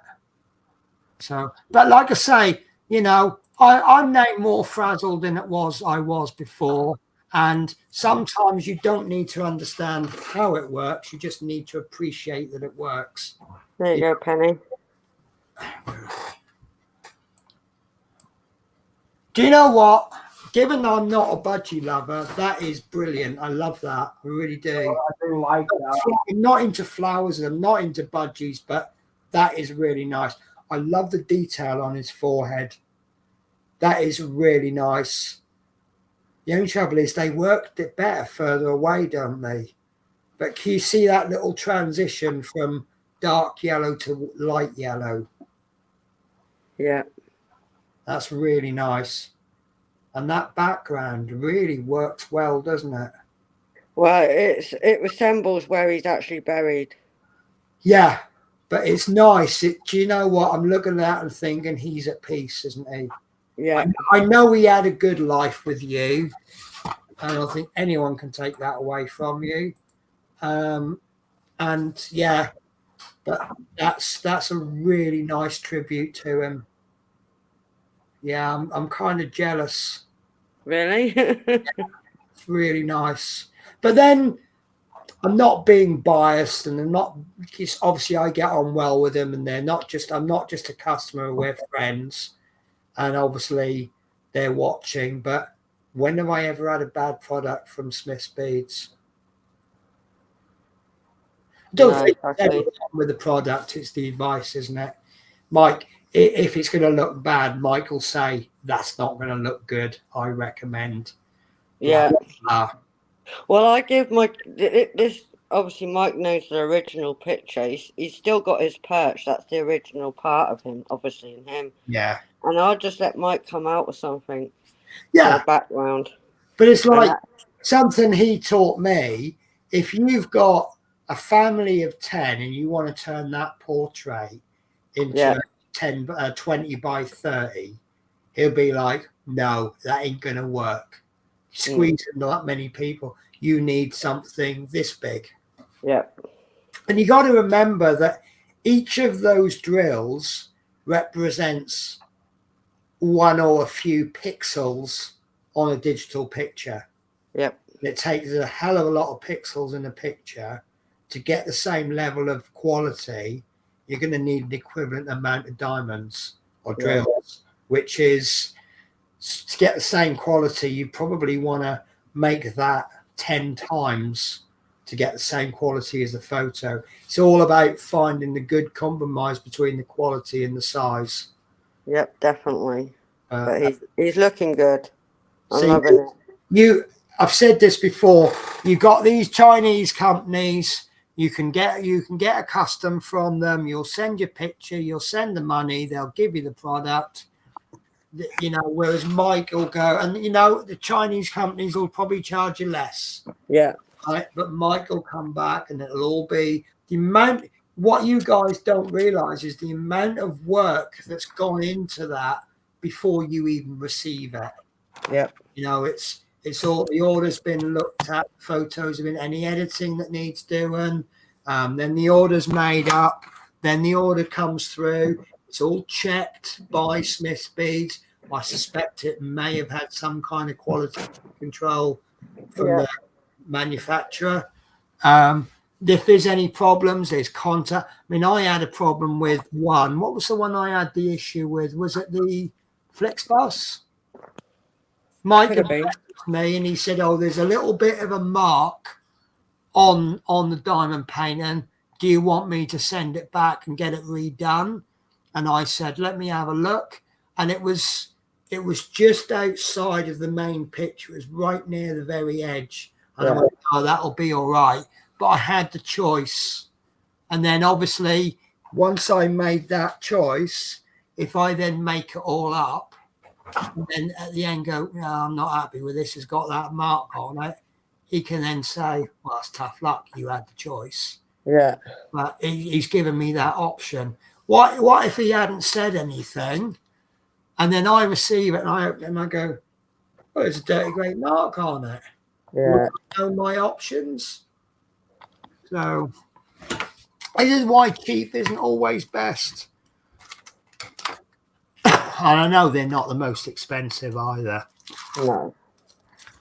So I've seen, what's the ones they always go on about? There's some club.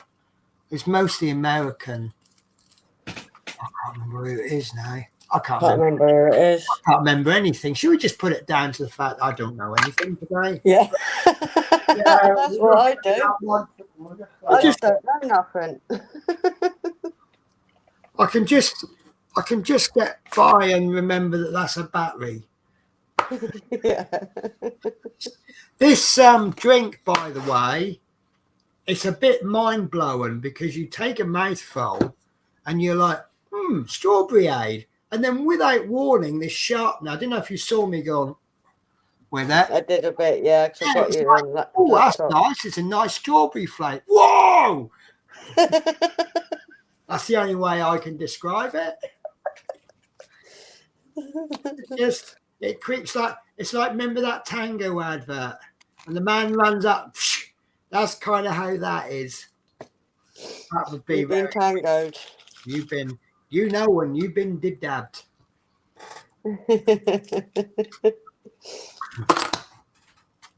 Oh, that was a bit strangely. I nearly cut the end of his finger off with the scalpel. I held it. Is that the blade that you changed earlier today? No, I haven't changed it. Oh, no, you said on your stream you've got a new blade. It's grown. No, on my stream, yeah, it hasn't been changed, and it's starting to pull now. You know where it's pulling. It's an old blade. It needs. Yeah. Yeah, that's an important skill. Know when your blade. Learn to know when your blade is pulling. And it did that. so many people, and I used to do this. Oh, I could still get some life out of that. Oh, if I change my blade every few days, it'll start getting expensive. So what? You know, you slice your finger. Yeah, if you slice if you slice your finger off, you're not doing any hobbying for next week, are you? No. I cut my finger the other day. I had a bit of a sore finger, and I was sort of, it was irritating. And I looked, and there's I'm not going to show you because YouTube have some interesting rules. But I've got a tiny, it's not like it's more of a skin cut rather than it's just the top few layers. It's not even cut down to the flesh. It's just the skin. And it's really, and I can make a mouth out of it. And go, hello, I'm the result of your stupidity. Yeah. Believe it or not, I've not been drinking today. Yeah, you sure about that one? I have had coffee. I've had a lot of coffee today. That tub was full of number 11 blades. How many things left in it? 3. No. Do you know what? One of the funniest things Lee does, he just blurts out randomly, guess what? Absolutely no context at all. Yeah. That is why I always say something stupid and something totally random back. But it's not like if I picked up my phone, I'll just check my Facebook message. Oh, guess what? Right? I saw a funny Facebook post would be a reasonable answer to that, wouldn't it? Right? But it's like he'll pick his phone up and then he'll go, guess what? Postman brought me a check or something. How are you supposed to guess that? So I'll always chuck in a silly answer when he does stuff like that. Oh, it's just all little things about people that make me laugh. Chris is funny. Most people are funny, and obviously you know how YouTube is a cruel world, isn't it? If you have a silly accident, it's going to live with you for the rest of your life. Oh yeah. Look at the one little history done on a live stream. Yeah, I think he was trying to commit suicide. He chopped his finger off with a propeller blade from a mosquito. And then what was the other one he did? I can't remember now. There was that many. It was like the next day. Yeah. Or the next drilled into his finger. He ripped his finger out, didn't he? Oh, yeah. Yeah. See, we've sent Natasha going funny. She's trying to imagine it. But no, it was something he did. And it was like, didn't he like nearly electrocute himself or something as well? It was something like that. Oh, it was just, I mean, this is all, and what was it? And then someone took a clip of it, didn't they? And then, it back. Spring. Yeah. So, but, you know, if you do something that's the result of stupidity, I think you deserve to be reminded of it all the time. Oh yeah.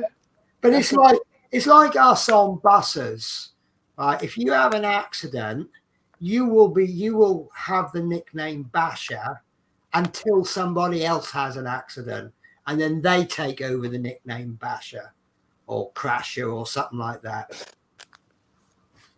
And it's even funnier if you've got a name that rhymes with Crasher.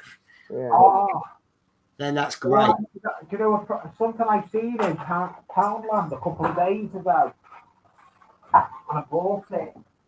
You know, you get You bought Poundland. no, but it's not called Poundland anymore. Do you know what? The way they treat their staff, apparently Poundland is the only place the products are worth more than the staff. Yeah, but you know, you get Sharpies, the Sharpie bag. This one, it's got that type one end. Yeah.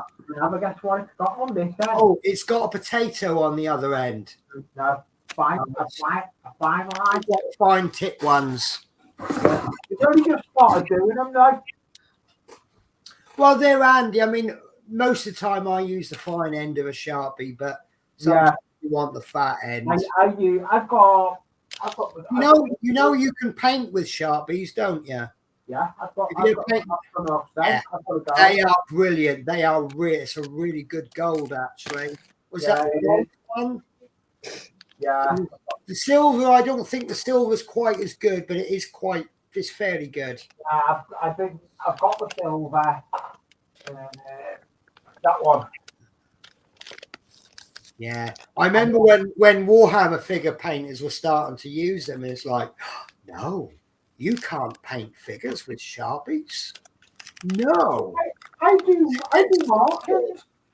I use the Sharpies for black wheel lines. Yeah. If I do white, if I paint the wheels white, I'll do marking for white wheels. Yeah.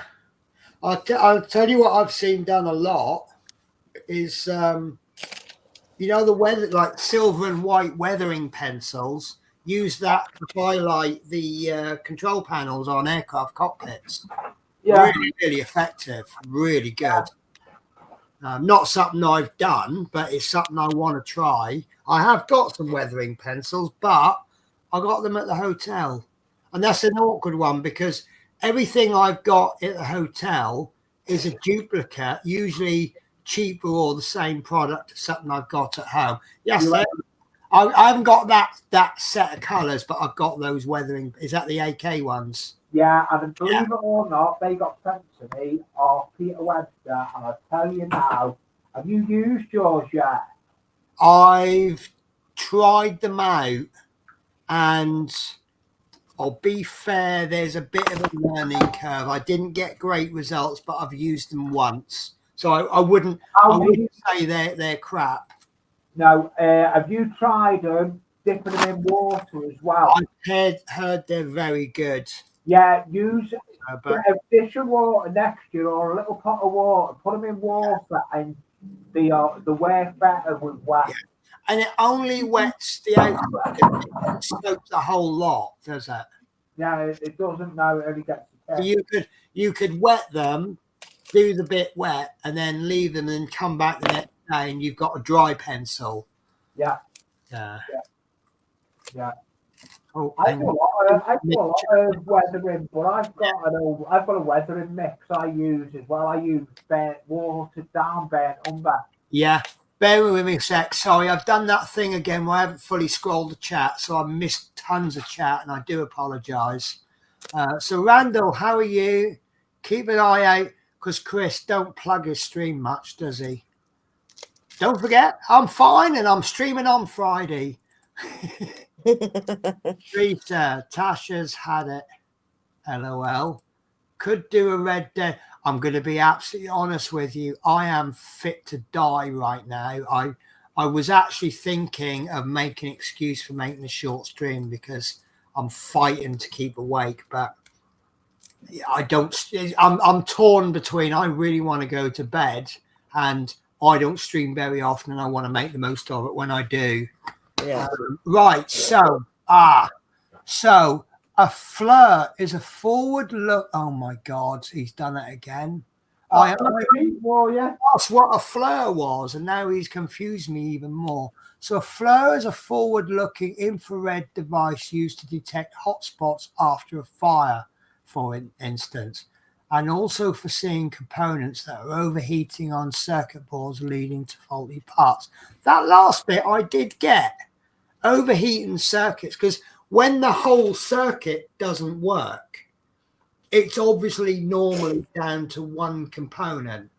And if you've got like 100 components, where do you start looking? It could be the first one, it could be the last one. It's like your Christmas tree lights, isn't it? And you have one bulb blown, the whole lot goes. You have to sit there and change each bulb. Oh, that still don't work. That was all right. But what if it's 2 faulty bulbs?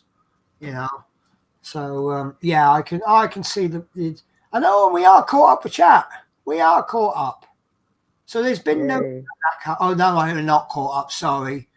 Mark Fit, hi all. How are you? Chobberton, how are you? Hi Mark, how's you? And my living room is sorted now. And my God, it seems bigger. I wondered, right? So I'm going to be honest with you, right? And I might embarrass Natasha. You sent us a picture, both of us, and we were like, we don't understand what he's saying here because there's no words. It's just he sent a picture. And we're like, what's the picture of? It's a picture of his front room. And do I say nice sofa? Do I say nice Hoover? Do I say nice table? And then we said, oh, is it because he's tidied up?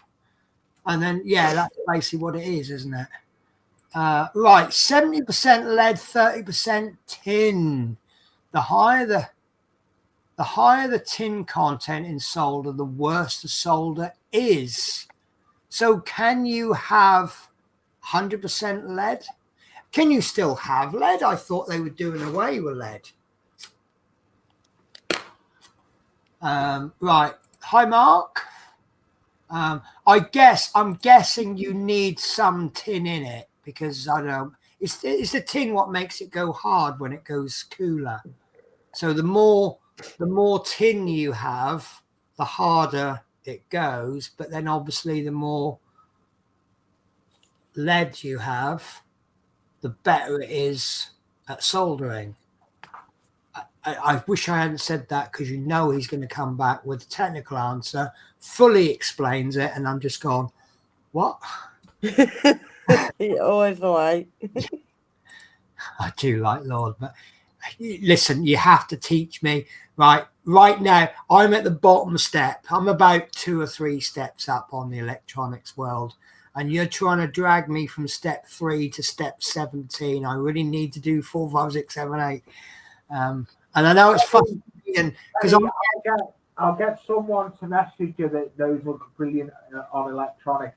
Yeah, you can't learn everything in a day, and I understand this. The things that I know a lot about, and I try to explain someone who knows nothing, and part of me is going, why do you not understand it? And then I kind of forget it's taken me years to get to the point I am, and I'm trying to get them years worth of education in 5 minutes. I'm wondering why they can't do it. Teresa says, hi Mark Chobberton, hi Tony, hi Teresa, hi Peter, and of course hey Penny, hi Chobberton, hi Chris. How's you Butty? I presume you mean Buddy. Hey Lee, how's you? How are you, Lee? Okay, yes. Dad says hi. Hi. See, look. I built my very first Tesla coil aged 8. At 8, I was still eating dirt.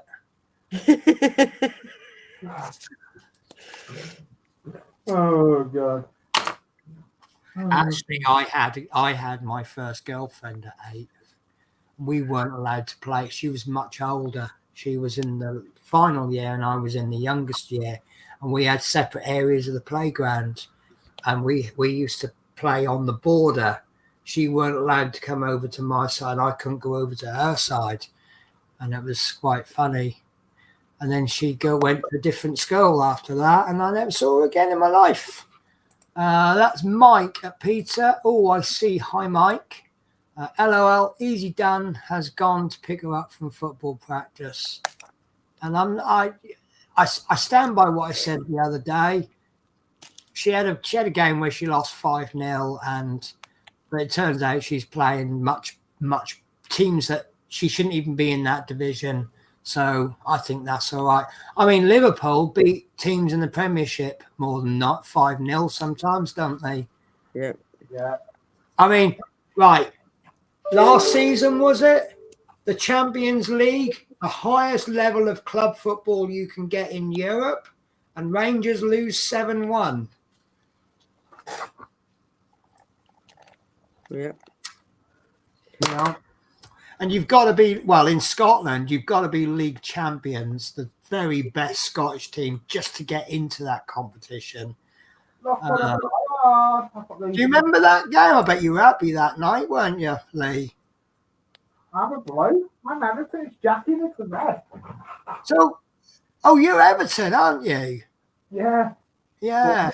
Well, Oh, you're happy right now. What is it they're saying about Everton? What's the point? 10 of them. Is it 10? Yeah, we've got yeah. But we're going to do. They're doing an. Are you now coming out with it? It's not fair because. No, we're actually doing a protest. Everton are doing a protest soon. Fair enough. Might as well, mightn't you? Hey, I'm not bothered. I won't be working it. I would do if you usually still do the security, but I don't do it. But it's if they go down as a result. Sorry, Mike. I'm talking football again.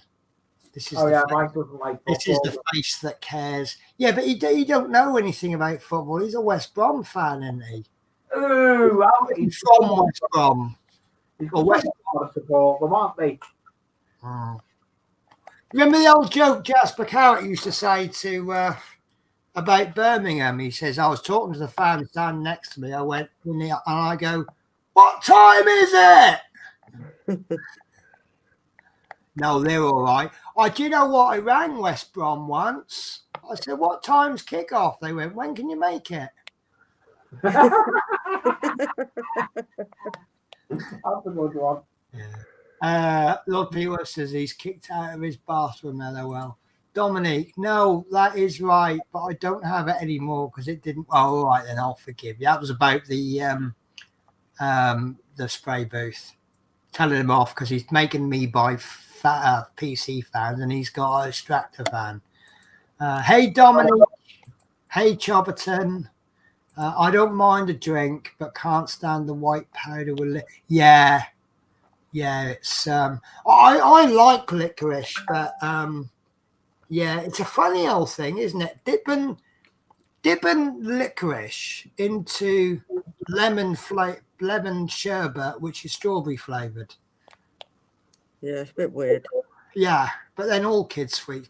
Do you know what I've always found weird is sweet cigarettes? If that's not promoting smoking, what is? But then most of the things we had as a kids, there were no safety back there.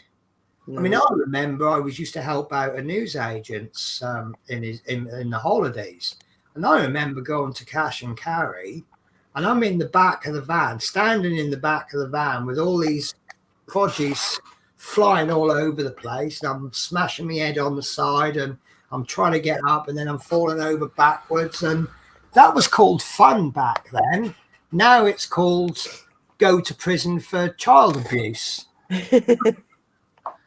Right, Lord P. Webster, I have 2 laser cutting engraving machines, one diode laser and the other CO2 laser. Going to start designing my own building kits for my layout.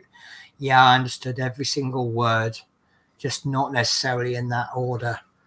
Yeah, no, I've heard of diode laser and I know what CO2 is.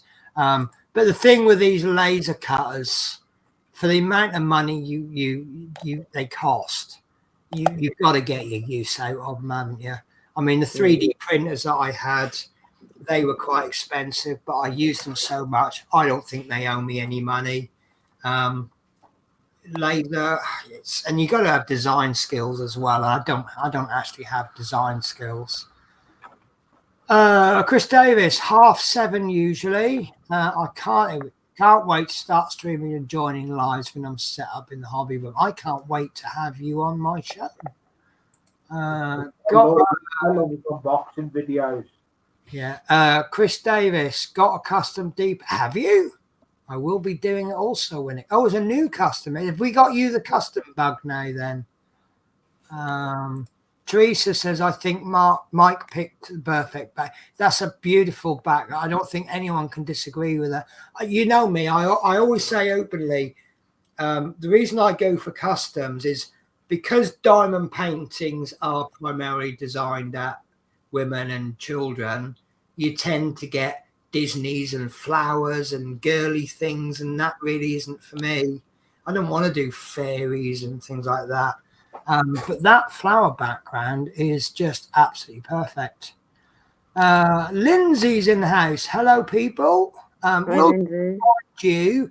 I have stuck the link. I think I've pinned it. It's the first time I've pinned a comment. So if anyone wants to pop in and say hello, as you can see, there's 3 of us, which is a bit of an odd number. 4 works really well. So if anyone wants to join us, right. Hi, Lindsay. Hi, Lindsay. Says this is it, 30 by 30 each person. So the example I gave, if you got like a wedding picture with 10 people in and you want to cram that into a 30 by 20, Chinese company will take your money and they will make the custom, and you will get a really crap custom. Whereas Mike will go, look, I don't really think that's a good idea. And he's not doing it to make more money. He's doing it so you end up with a quality product. So hi, Lindsay Bills. Hi, Peter and Chris Davis. Am I catching up with the chat? Am I close yet? Hi, Teresa. No idea. Lindsay.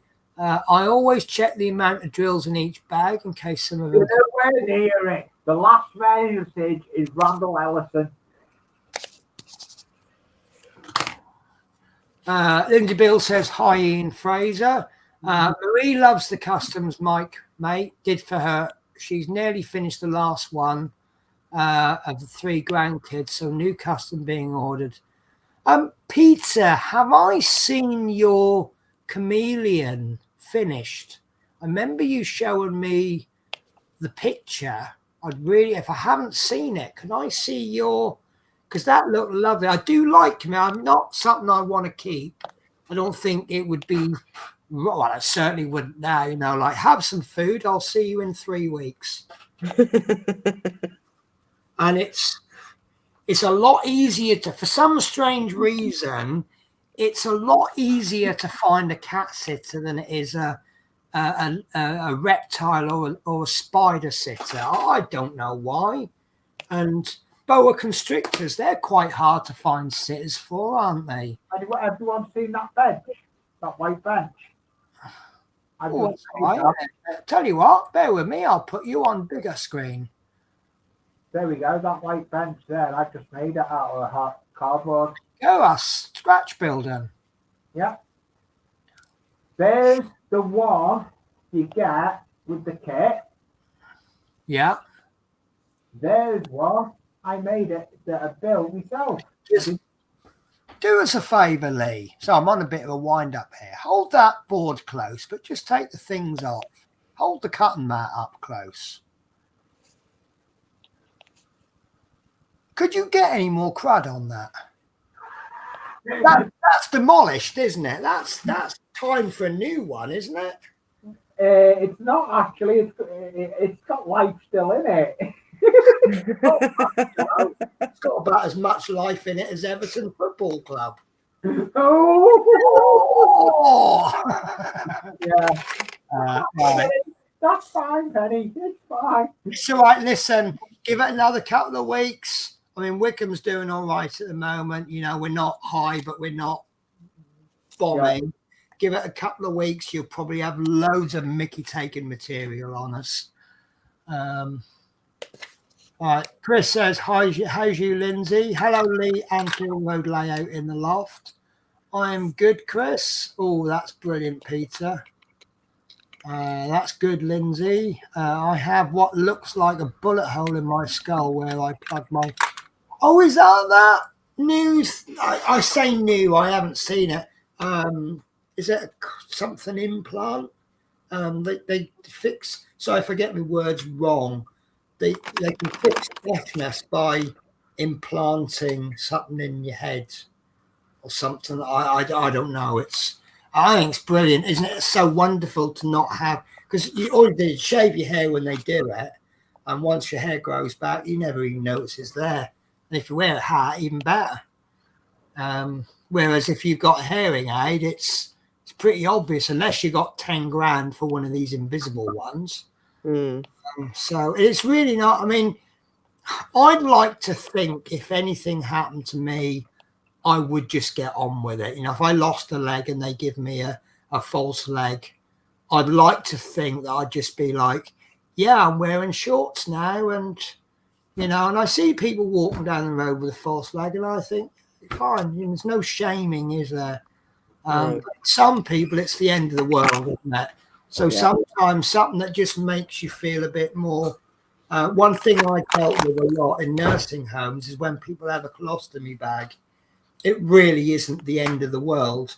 But if your mind is telling you my life is over, that's what you're dealing with. And it's I will be honest, I couldn't handle it. I have had one. I'd like to think I could, but then saying that, I mean, I've been in hospital, I've had a catheter in, and it's funny for the first day or two. Look at me, I'm not tied to the toilet. Yeah, it gets very tiresome very, very quickly. yeah. Like a lot of things. I mean, I thought, I know it's a complete change of subject, but I thought it'd be fun going to work on the tube every day. It is fun for about 2 days. And then when you're coming home every day and you're packed in like we have a Mark fit. Mark has done us the favour of making it a nice round 4. That didn't come out as I thought it would. There we go. How are you, Mark? I'm not too bad. Surviving. Your streaming's getting a little bit better every time, isn't it? Well, I've been listening for like the past hour or so. Yeah, trying to figure out. It's not that take me that long to catch up with the comments. Yeah, I did notice. No, I'm not great today. There we go. Lee is the most random person I know. I'm not going to disagree with that.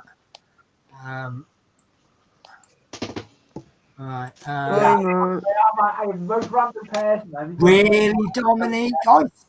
Dominic, I replace my blades every month. I have more than 1,000 of those blades. See, I think, well, it depends. I think changing the blade every month is not enough. But in all fairness, I tend to change my blades at certain points rather than time.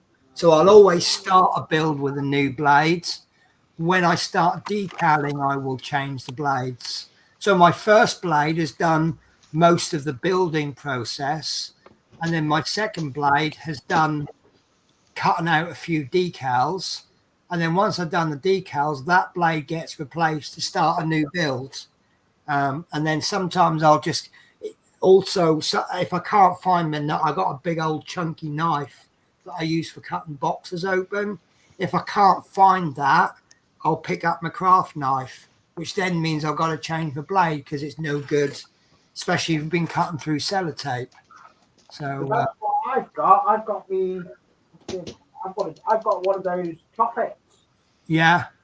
I've got a feeling I'm going to be finishing the stream. I'm thinking about finishing the stream shortly because Building with the Boys has popped in. Scott sneaks in quietly. How are you, my good friend? Do you know what? Right now, I think last time I spoke to you, I said I wasn't into that Disney Doll's House. It's really not for me. And I don't know why. I don't mind admitting I don't watch all of your videos. I watch the ones that I build and stuff. But I watched that Disney Doll's House. You were going on something about the crown and the way it goes in, and then do you know what? I was actually hooked on it. That looked like a really nice little bit, that little chandelier with a crown on it. And but yeah, I've said a few times. But what I'm now thinking about doing, I don't know how big it'd have to be because I know, is it Hobbies? There's a shop, Hobbies. I think they've got a big range of Doll's House 1 to 12 stuff. So I'm actually thinking about building a bare house, just the walls, and then one week maybe get some wallpaper and we'll wallpaper one of the rooms and maybe buy a bed and a little cooker and just like when you buy your own real house and you move in and you have nothing and you know you move in, you haven't even got a carpet and you just have to put up with because you ain't got money to do everything, and then you'll get your living room sorted out, then you'll get your bedroom decorated. And I'm thinking about doing that with a Doll's House, but I don't know how big that's going to be. If it's going to be too big, you can forget it. But well, no, I mean, if it's going to be half of my craft room, that's a little bit excessive. But just thought, and maybe I could get viewer interaction. Well, which wallpaper should I get for the living room? And they'll go, go for the purple one or whatever, and see what we can come up with. Just something slight, a bit of a twist on something. Yeah, true. Because if I said to you 3, 4, 5 years ago, brace yourself, there's going to be a lot of men who are about to start building a doll, you'd go, no. And not only are these men building doll houses, they're making really good videos out of it as well. Who's rolling crisp with a rolling pin? No idea. I bet that's Mark, isn't it? I'll just blame Mark. I mean, obviously, if Mike was in the stream, I'd blame him, but Scott, buddy, hope you are well. Hi, Peter. That's not like you, Penny, to try and do a short stream. No. Well, listen, I always say it's going to be a short stream, go for about 5 minutes, what I actually need a couple of hours.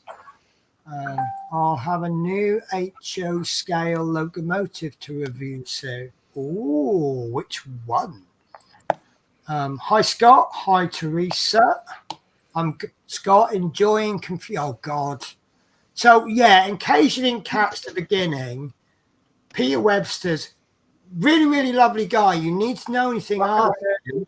But if you haven't got a lot of knowledge of something, and you ask him to explain something, he actually, the way he explains it, I'm like, no, I wish I hadn't asked.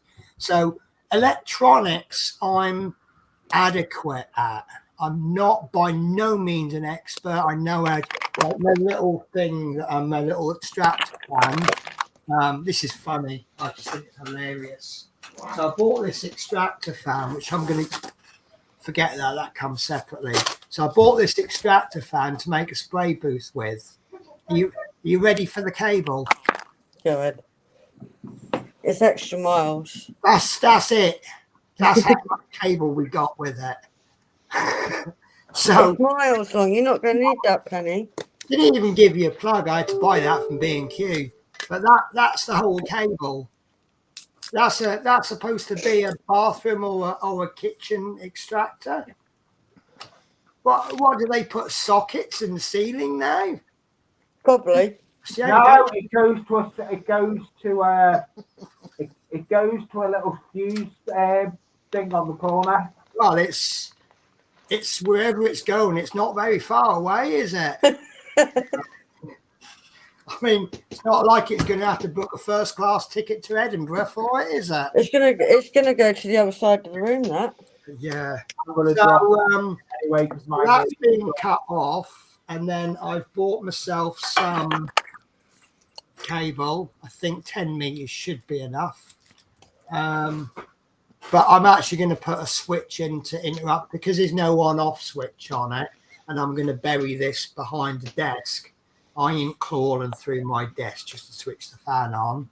But then just after I ordered the switch on Amazon, it's coming tomorrow, I'm then like, oh, I could have plugged it into my smart plug. And all I have to do is certain word, can you switch off the extractor fan? And this person would go, certainly, Penny. Would you like me to set a timer for that? But yeah, so but that's a little bit. So I think anyone can solder really. The hardest bit is making We choose. kind of pick on a soldier arm and we don't blow Well, up. yeah. Although I tell you what, I think the way I go on sometimes, maybe I can just breathe on it and the hot air will melt the solder. Yeah, probably could, So, Lord, I am. Do you know what? I have started this new habit. If you don't scroll the comments all the way to the bottom, the next comment doesn't push the comment up. If you don't see the comment go up, you think, oh, no one's commented. Then you get to the point where you think, well, no one's made a comment for the last hour. Then you realise you missed about 50 comments. So we are currently only half an hour behind. Yeah, you are. You're doing well then. Yeah. So it's hard to get 73 solder. Too much tin makes a cold joint at times. Do you see what I mean? I asked them about 70-30 and now I'm more confused. Joint at times, lead gives a more flexible joint. Right. That I get and I understand why. Because if you've got something that might be moving and possibly might take a knock, I guess a flexible joint would be better. No? Am I just talking out of me? But I'll tell you what, let's move on to the next comment. I have no idea, Penny. Oh, see, I remember that one. So, yeah, Pete Webster said something about, was it you built a Tesla coil at 8? Coil at 8. And I said, when I was 8, I was eating dirt. Yeah. Dominique, I'm going to bed. Have a nice evening. See, now, Dominique makes a comment. By the time I've replied to it, he's gone to bed and got up the next morning. I used to shock the crap out of my sisters when they annoyed me, or I would put super glue in their schools. That's really mean. That really is. I was the only lad with 3 sisters. Night, Dominique. Hope you have a good night. Night, Dom. TC, bud. Take care, bud. Caitlin, plenty. Don't be sorry about it. We see I've got an ally now with football. So me, Mike, and then when David Bassett comes on, we can all gang up on him. The only thing I need to teach you now, Caitlin, is the appreciation of Wycombe Wanderers Football Club. Proper lower division, fighting for survival, no money, no 10-point deductions, and possibly playing in the Championship next season. Dave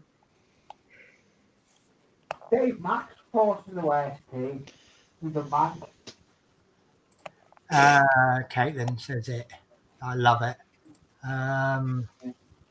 Philip says, I'm going to go now, Penny, getting tired. So, yeah, you take care. I know you're probably not there now, but yeah, you take care. Mark Fitz commented, the good old days when you could have fun. Yeah, do you remember those days? You were allowed to have fun, weren't you? Yeah, you could do what you liked. Change of No time subject. limits. Change of subject. I saw this video yesterday. It was absolutely brilliant. It's logic you can't argue with. So this woke woman's having an argument with this guy, and they're going on about he refers to some woman as she, and this woman goes mental. Well, how do you know she's a she, or how do you know it's a she? And it's like, well, because she hasn't told me she identifies with anything. And every comeback he made, she's arguing with it, and he went, do you know what? I'm going to use your logic. I identify as someone who's always correct. And I'm like, do you know what? If people can identify as broccoli or this, that, or the other, yeah, you can identify as someone who's right and you're always wrong. Argue out of that one. Because that's using your own logic against you. So if I'm wrong, you're wrong. Well, Which I'm then going to makes me identify right, as Santa. the one person who's always right. And I just thought, yes. Because I think this wokeness has got out of hand. Anyway, that's the politics. Yeah. I'm going to tell you some fantastic politics news. Scotland had a budget today. and our national insurance has been reduced by 2%, which is probably worth about 10 pence a month in real terms, but it's still a reduction, isn't it? Bill with the boys, good night, Peter. Randall Elson, well, I better head out. Enjoyed the stream, guys. Take care. That's all that matters. No matter what we say, no matter what happens, we have a good time. Lindsay Bill says, bye all. Crafty Bye. phonic ear. Oh, that's the implanty thing to help. How are you, Chris? I have been thinking about you. I hope you got your message from me from your husband via your husband. If you didn't get my good wishes, I will come round and slap him.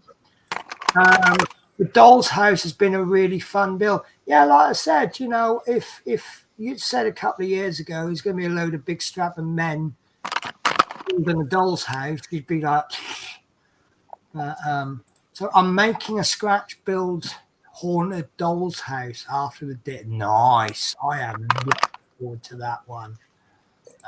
And no way, I am caught up on the chat. Wow. I've nearly finished this. I will nearly finish this spot while you're doing that. Yeah. You have Well been done. progressing, actually. No, I'm really enjoying. Do you know what? Today I'm actually just happy just to sit here watching Natasha. No, I'm it's, on Hulky at the minute. That's what you were doing with me, wasn't it, when I was streaming before? is that something you've joined, Anfield? Diamond painting. The only thing I'd advise against diamond painting, it can get a bit addictive. Yeah. Yeah. I'll just finish it. I'll just finish down to his. You know what diamond picture I'm trying to avoid? Jackie wants me to do. She's got the Liverpool logo. She wants me to do it. Yeah. I keep swearing it. I know it goes against the promoting Smith's Bees. But I'm not sponsored by Smith's Bees. They're just genuinely a good company. But I always say, go out and get one of these really nasty, cheap ones. And just the action of putting drills onto, you won't get a good picture, I promise you, but you'll get to do diamond painting. And the great thing about them is you get everything you need at a very basic level in the kit. So you can start and stop quite easily. Yeah. I actually really hate those pens. And they're the ones you get with every single one. They're just straws with a bit of metal on the end. I thought you used tweezers, Mark. Yeah, but I've got hundreds of these. To be honest with you, I'd take that into McDonald's and say you can stick your paper straws where the sun don't shine. I've got my own. There you go. I got to Hulky. Nice. Just the detail on its forehead. And just his forehead. So what's it going to be like when you get all the feathers coming in? Do you know what? I miss him. I'm really glad I saw him when he was alive. Yeah, he was a bunny boy. Just, can you give me a second? Because Shadow's disappeared and I've not seen Spirit in a while because she's just come from the vet the other day. I just want to just keep an eye on her. I'll just be about a minute. She's probably asleep in a bed. Hello, Shadow. You come and help me, aren't you? Good night, building with the boys. Take care. Nice building, boys. How are you, Mark? Oh, pardon me. Apart from suffering from wind, I'm not too bad. Yeah, so I apologise for the rustling. I was trying to fold me covering back without I forgot the mic was right close to it. Oh, don't worry. It happens. I make noisy stuff and all just to annoy Penny. Yeah, Oh, you've well, got the that's last week. You've got I the got to annoy Penny. Yeah, It you've got annoys her. doing that.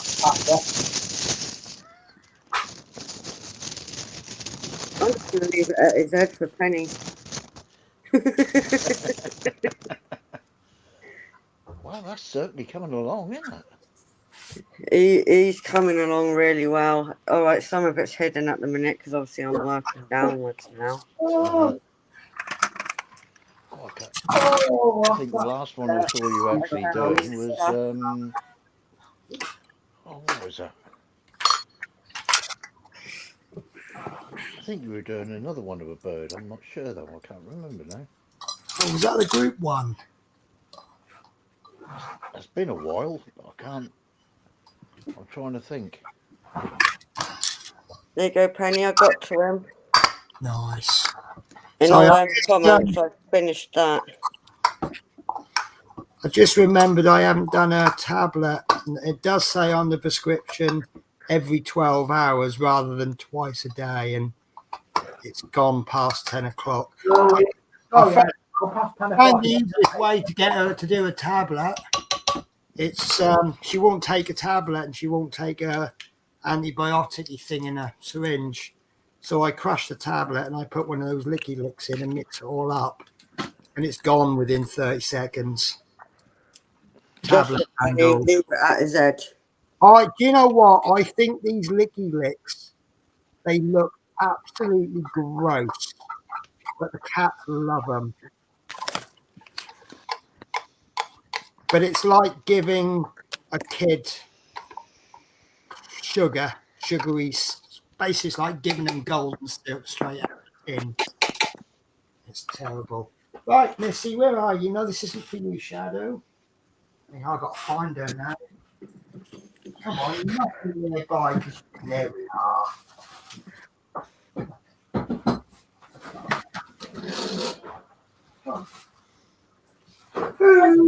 Oh, we just went off. Oh. Come on. Yeah.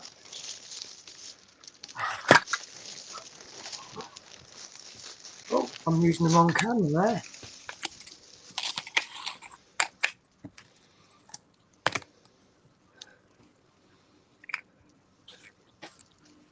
Oh, there she is. The Shadow wants some, but he don't touch them. Probably knows what's in it. Well, no, he don't eat licky licks. He don't eat cat food. He now don't eat tuna. He's gone off the tuna, and the salmon he don't eat much. But he don't. I mean, it's handy for the kitten food because of his weight. I say weight problem. He's overweight, so we've got rid of the kitten dry food. But she obviously still needs kitten food because to help her grow. Yeah. What I do now is I give them both cat food, kitten cat food. So at least I'm offering him food. He turns his nose up at it. She eats hers, and then when she's finished, she goes, "You don't want yours, I'll have it." So that way I get to give her kitten food. I'm not denying him anything. True. I don't really like eating on that table. It's a bit unfamiliar territory for her. Anyway, so sorry, Scott, I missed the comment. Right, I'm heading to bed. Good night, my little fruit gums. Well, that's a new one. Next time, night. Penny, I'm going to drop because my back's killing me. Yeah, no, it's not a problem, Lee. You take care. Thanks for joining. As always. Oh, nice. Nice, Mark. Oh, Thank you for having me, Penny. And please share your I'm bar. looking at my telly and trying to line it up because I can't see my camera. right, hang on. Everyone's talking at once. Right. Caitlin says, "What team do I support?" Then I That's support. nice, Mark. Sorry. All right, it's fine. I support Wickham Wanderers. We are a third-tier team. We did spend a season in the Championship, but come down after one season on the last result of the season. I'm going to drop Penny. Yeah, no worries. Thanks for joining us, Lee. Like I said, See you all again. yeah. Take Bye. See you Friday. I'm going to go live about 4 o'clock on Friday. All right then. I'll try and catch you. No problem. Bye for now. Bye. Bye bye. Smith Speeds. Hi all. I'm here. Right, we'll stop talking about him now because he's here. Mark, I'm going to guess you might be a Norwich fan. Nope. No? Why No. not? Don't support football at all. Don't support football, fair enough then. Nah. The only I used to support Liverpool Okay, many years ago. right. And we But- won't take that one any further. Then it just doesn't interest me. 22 No. blokes kicking a bag of wind about. I've got to admit, since all the big money came into the Premiership, I think it's ruined it. That's why I do like the lower league football, because they're not just fighting for £1 million this week. You know, they're fighting for actual proper honour. Mike, have you been hacked? Can we have that comment on my show? God, no. Does that mean something I think it doesn't, something else? I don't know, but I'm thinking a rude one. Yeah. I'm questioning that one. Yeah, it is a bit. I'm going to be honest with you. No offense. Oh. After the last comment. Okay. Anyway, sorry, it's throwing me. So Anfield says, thanks, good stream at night all. Yeah, thanks for joining us, Lee. Big John, see, I knew it'd be something innocent. Is that like a rival to Papa John's Pizza? Because, you know, I'd appreciate a good pizza myself as well sometimes. Best pizza I've come across is a place called Pablo's in London. Really, really nice. Yes, it's nice there. Oh, have you tried a Pablo's as well? Yeah. I used to not live not far from London. Right. The only thing I don't like, oddly enough, they do a terrible stuffed crust, but the rest of the pizza's lovely. Mm. I normally get a stuff. Mark's looking with discontent. Are you not into pizzas? I'm on a diet. You're on a diet. But you can get Well, bread. while you're talking about food, I'm going to go like that. All right then. Just give me a thumbs up when you finish talking about food. We won't talk about food. Miss B says, you all have dirty minds, and Caitlin Takes says, one to know one. you know what, Caitlin, for the little I know you, I don't think you're quite as innocent as you make out, are you? Remember, I played Red Dead with you. Red Dead Redemption is a computer game. Yeah. Right. Yeah, drink. Strawberry flavoured kick you in the bum drink. Can we have an action replay of what you did earlier? No, it's really nice.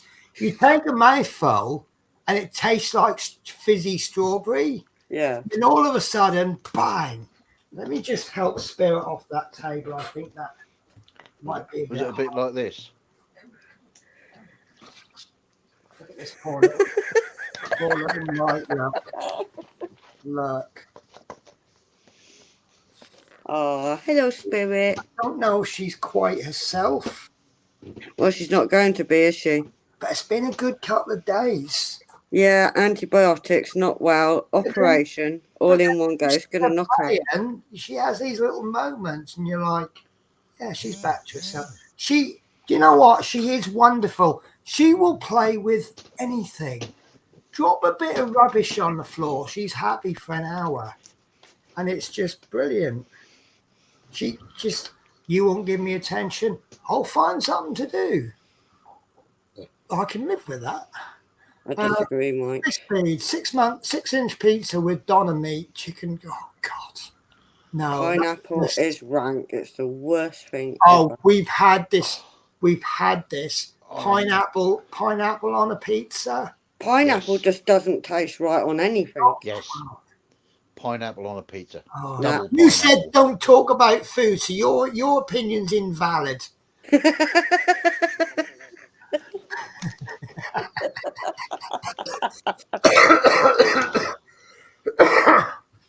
Right.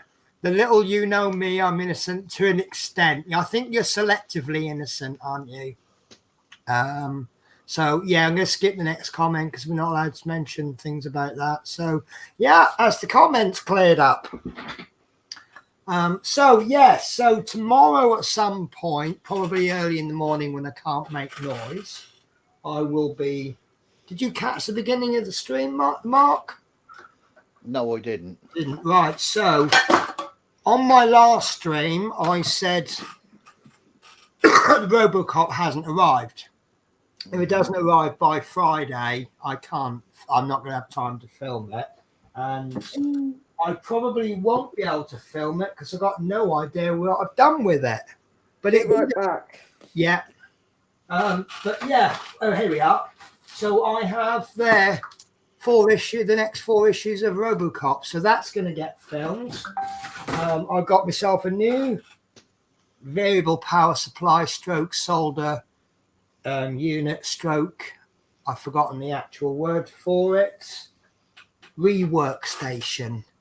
Basically, it blows hot air. Got me 2 awesome webcams. These are absolutely brilliant. 20 odd quid these were, and the picture on them is brilliant. And I'm just thinking of things to say now. But yeah, I've done well. And I have bought a lot off Amazon, but most of it is need rather than want. So, well, that's what I tell myself anyway. Did you know my last stream I did, Mark? You know, if you don't set a thumbnail, it just picks a random frame and uses that as your thumbnail. Don't know if you've noticed, but you are my thumbnail from the last video. If you go on my channel and look, you are the thumbnail for my last. Let's have a look.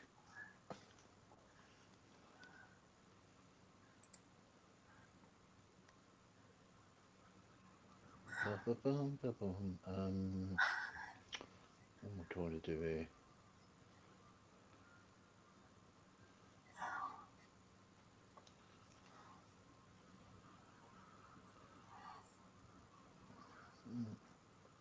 Go to the channel.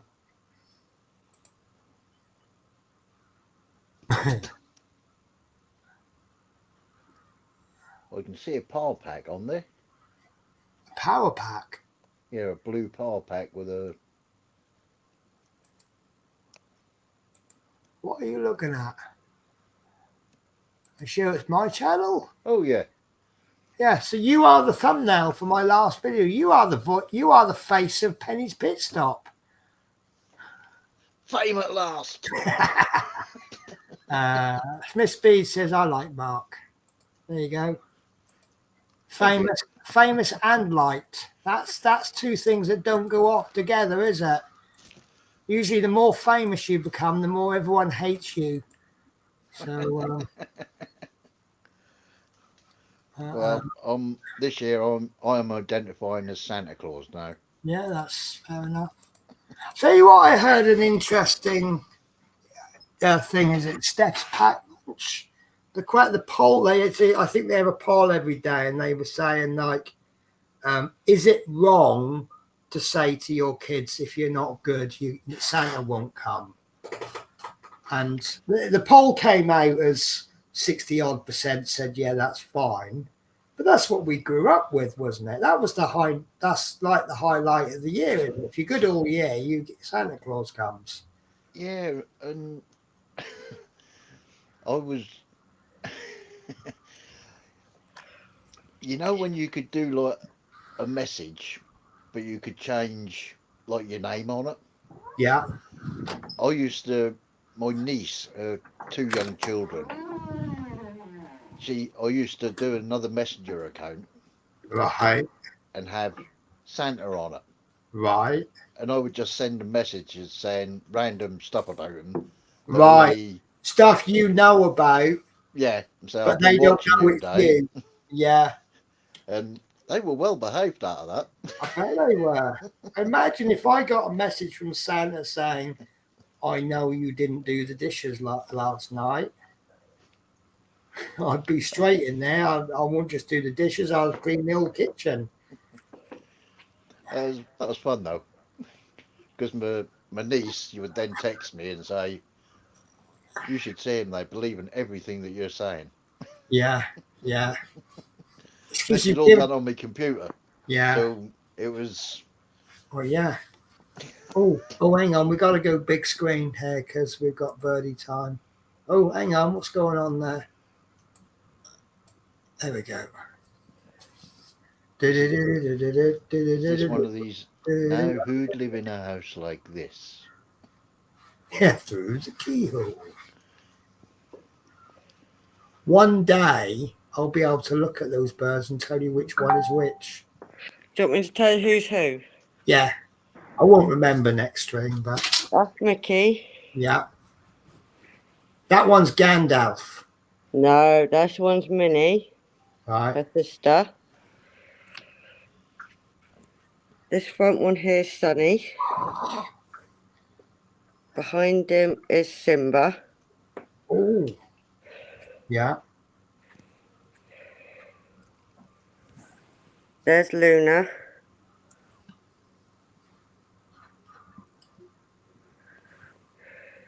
Bless him. I don't seem bothered by you popping in. But you just made that one itchy. He's molten. Oh, bless. That is Gandalf. That's Gandalf. I knew there was grey in there somewhere. It's a good name for that one, actually. He Gandalf. gives kisses through the cage. Oh, bless. But he's having a little molt at the moment. If you never kept budgies, you wouldn't know how much character they actually have. You said before they're all different characters, aren't they? Yeah, she's Miss Independent. Yeah. She wants always buses, get on your finger, kisses on the finger. She will let me kiss her on the belly. Oh, bless. Sunny I can't get to. Right. Is that because you've not developed that trust enough yet? I think it's how he was before I got him. So is that going to take a long time, or do you think that's never going to happen? I don't think it will ever happen now. He's 10-year-old. Yeah, that's trouble. But he's still a lovely boy. It's like my stepdad had a border collie, and he got her from a shepherd. Now, apparently, the way shepherds train their dogs is they hit them with track chains and sticks. Yeah. And at 16, you know, obviously, like, there's a dog. Take the dog for a walk, because there's a natural thing. Always a stick, and I pick a stick up and throw it. Yeah. To play fetch.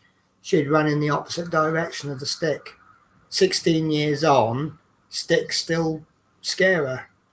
So yeah, definitely. He was beaten, I don't know, but scarred her for life. There you go. That's how bright she is. She's a purple girl. Yeah. But she's turning blue as she's getting older. She's still a baby budgie at the minute. She won't be an adult till she hits 2. Right. And he's just a fat boy. Bless him.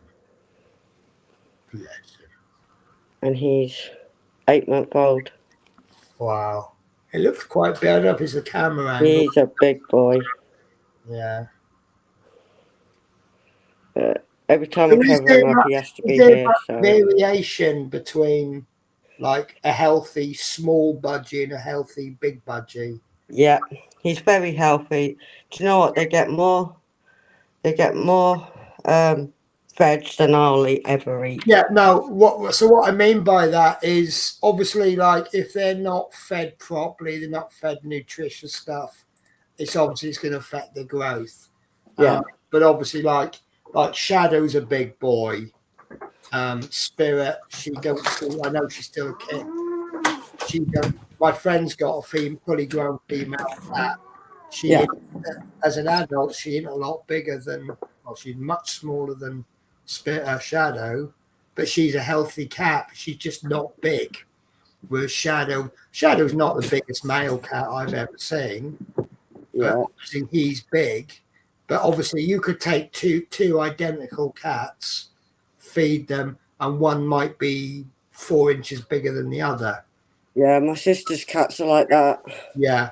So, is there much difference between sort of what you'd expect minimum maximum height of a budgie? You know, could you have one budgie that's a couple of inches bigger than another one and still be Yeah, see, I've got 3 Spangles. Spangles? Yeah, it's a type of breed they are. Right, yeah. And Luna will go to the size of Minnie. She won't get much bigger once she hits 2. That'll Right. be her very grand size of Minnie. What affects how big they will eventually be? Is it the breeding or is It's the breed of them. It's like Gandalf is an exhibition budgie. He's more expensive. He's come from show budgies. he's come from good like pedigree stock? Yeah, Right. So it's like comparing a pedigree cat with a yeah, moggy, so to speak. yeah. It's just the same, but just in birds. So not Spirit's mum and dad might just be household pets. Shadow might actually have had a pedigree champion in his family tree, and that's coming through in the genes. Yeah. Gotcha. It's like Sonny. He's a pied budgie. He's a different breed altogether. Oh, that's to do with the colour, isn't it? It's where the green and yellow is, and pied is where the black bits are. Yeah. So they call him pied. So Right. he's one of another good breed. That's why he's so big. Yeah. See, we will educate people whether they like it or not. I don't know everything about budgies, but I know a lot. I've learned over 2 years.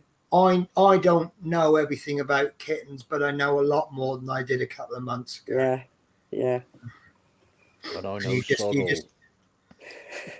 listen. I knew nothing about kittens when I got. Basically, I was literally in a situation of I know nothing about this, and now I know a little bit. I remember the day you got Shadow. Yeah, I'll never forget that day.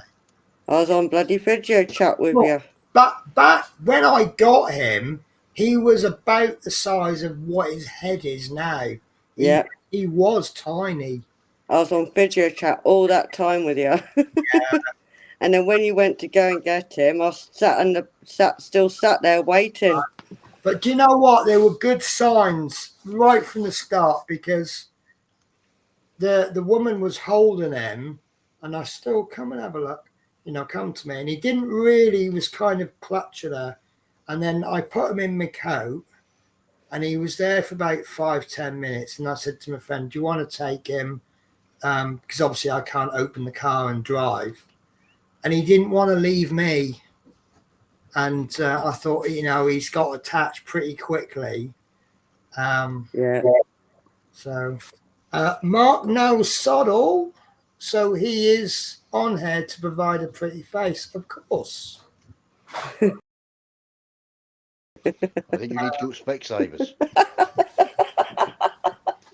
Bless, you put yourself down too much. But yeah, I mean, you only learn by doing. And then, of course, you get one kitten, then you get another kitten or another budgie, and you think, well, this will be easy. I've done one before. No, it's completely different. Each one of them budgies I've got here now, and completely different temperaments. Yeah, and I even fell for when I had Spirit. Oh, that's right. I've done a female kitten before. No, completely different. Absolutely completely different character. Yep. 3 kittens I've had now, and they're all different characters. And funny thing is about Minnie, if anyone goes to her cage and I'm not here, she will bite them. Really? But again, that's trust building, is it? See, I had a woman come round last night. She's going to be looking after the cats for me, because and I told her the rule. I said, go into the cupboard, get some treats out, otherwise he won't go. He's very standoffish. As soon as you put a treat down, that's it, he's friend for life. Now Spirit, I mean, she was there for a couple of hours, and Spirit was like, think you're all right, but I don't really want to go up to you. Whereas, but by the time she'd left, Shadow's doing the rolling around on her feet. I don't want you to go thing. But you give him food, he's your friend for life. Yeah. No, but I say Spirit was a little bit more. You seem all right, but I'm not 100% convinced yet. Yeah, it takes some time. Yeah. But Minnie, the weird thing is about Minnie, if I'm near the cage, she'll let people stroke her. Yeah, I had a Dalmatian like that. If I go to the door and invite you in, he's absolutely fine.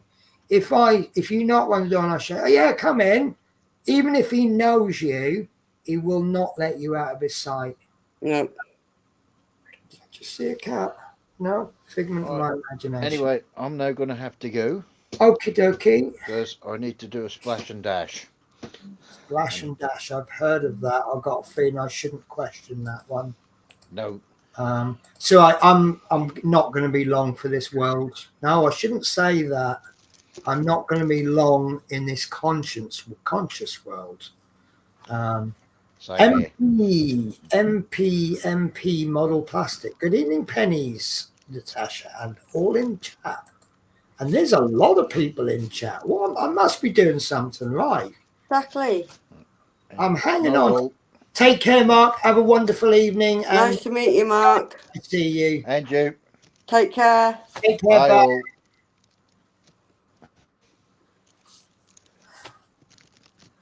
Don't know where the exit button is. He'll find it. Oh, bless him. I Need do- to swap us round. Why? You're normally number one. Well, it's not really a number one. It's more of a left and a right. So I'm going to have to change my position because this position makes me look tiny compared to you. It's I'm like on phone now. You're on camera. it's like the dwarf and the giant show. Yeah, but I'm sat more closer because it's my phone. Tell you what, then that didn't work, did it? No. How's that? Actually, that was a very, very unflattering view for me. Yeah, I'm going to wind up the show for in a bit. So I have a feeling Penny is skipping any comment with a certain word in, Yeah. and then Mark knows her, but he does know pizza belongs on pizza, pineapple. So basically, I've had 2 text messages. One was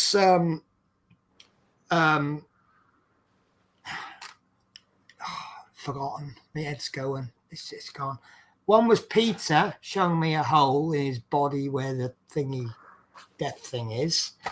And then there's one from Mike. There's a little animated GIF going, how to eat a pizza with pineapple. Oh, I probably got one as well, but I ignore his messages. Yeah. Do you know what? Do you know what the best thing to do is? Get a sausage roll on your plate, send it to him, and he'll be jealous. Does he love sausage rolls, does he? Mm-hmm. I don't really I like was mean, and I ate 6 of them. that's a bit. I can't see the thrill in sausage rolls. I do it just now and again. It's very, very rare. Pastry disagrees with my IBS, and the meat isn't exactly a top quality meat, is it? It's all right if it's homemade, though. Yeah, homemade's always all right because you take out the crap and put all the good stuff in. Yeah. But that, I mean, come on. I mean, sausage rolls are a bit crap meat, and then you only look at the price that Greg's selling them at. It can't contain any more goodness than anyone else's. Just, So, but no, I mean, I'll eat sausage rolls, and I'll tell you what I do actually like is like the gourmet ones. I mean, there was one I had. I mean, I can't afford them every day. It was a wild boar sausage roll. That Really? was nice, yeah. Did I tell you about the time I had that wild boar burger? No. In South Kensington. Yeah. Good universities there. You know, you're not thick if you get into those universities. And they You've got to be top notch, haven't you? Yeah. So these people are brainy.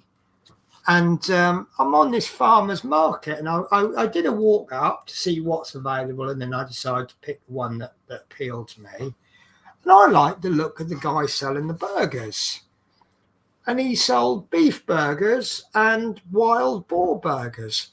And this university student comes up to him and says, "What's the difference between a beef burger and a wild boar burger?" Well, I just had to get out of there before I said something sarcastic, didn't I? What do you think is the difference between a beef burger and a wild boar burger? Bloody hell, I don't know because I've never tried them. Remove the word burger, and you're now left with the words beef and wild boar. What do you think the difference is now? One contains beef and one contains wild boar. Oh, yeah. Does it really take a South Kensington University student to figure that one out? Probably. You could just imagine it now, couldn't you? Yeah. What's next? What's the difference between a chicken burger and a beef burger? Well, one's chicken, isn't it? Oh, you've got the hang of this now, Natasha. Teresa says you will like the message of Mike as I did. Yeah, look, one's beef, one's pork. That's basically the difference. And then Smith says ham.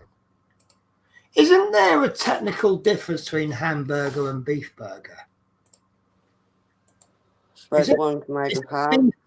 Yeah, no, isn't it? Beef has got to be made with beef, and ham must contain some pork.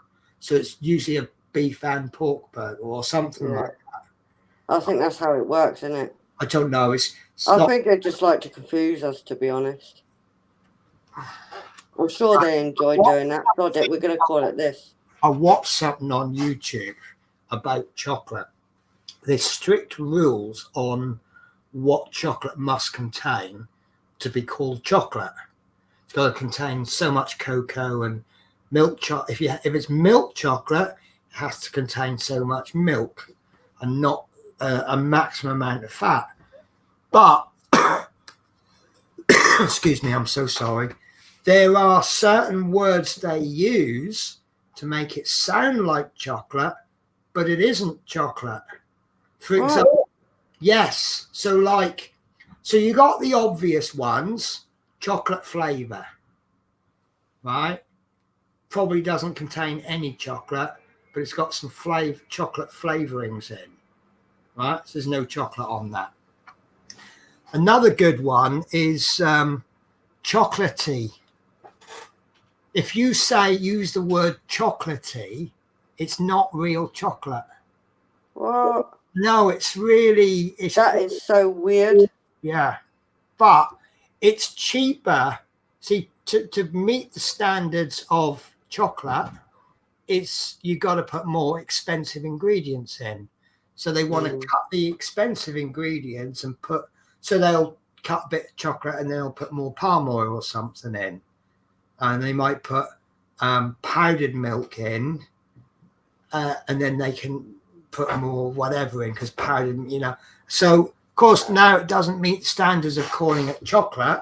And white chocolate isn't allowed to contain any chocolate. That's why it's white. But yeah, so they use clever words.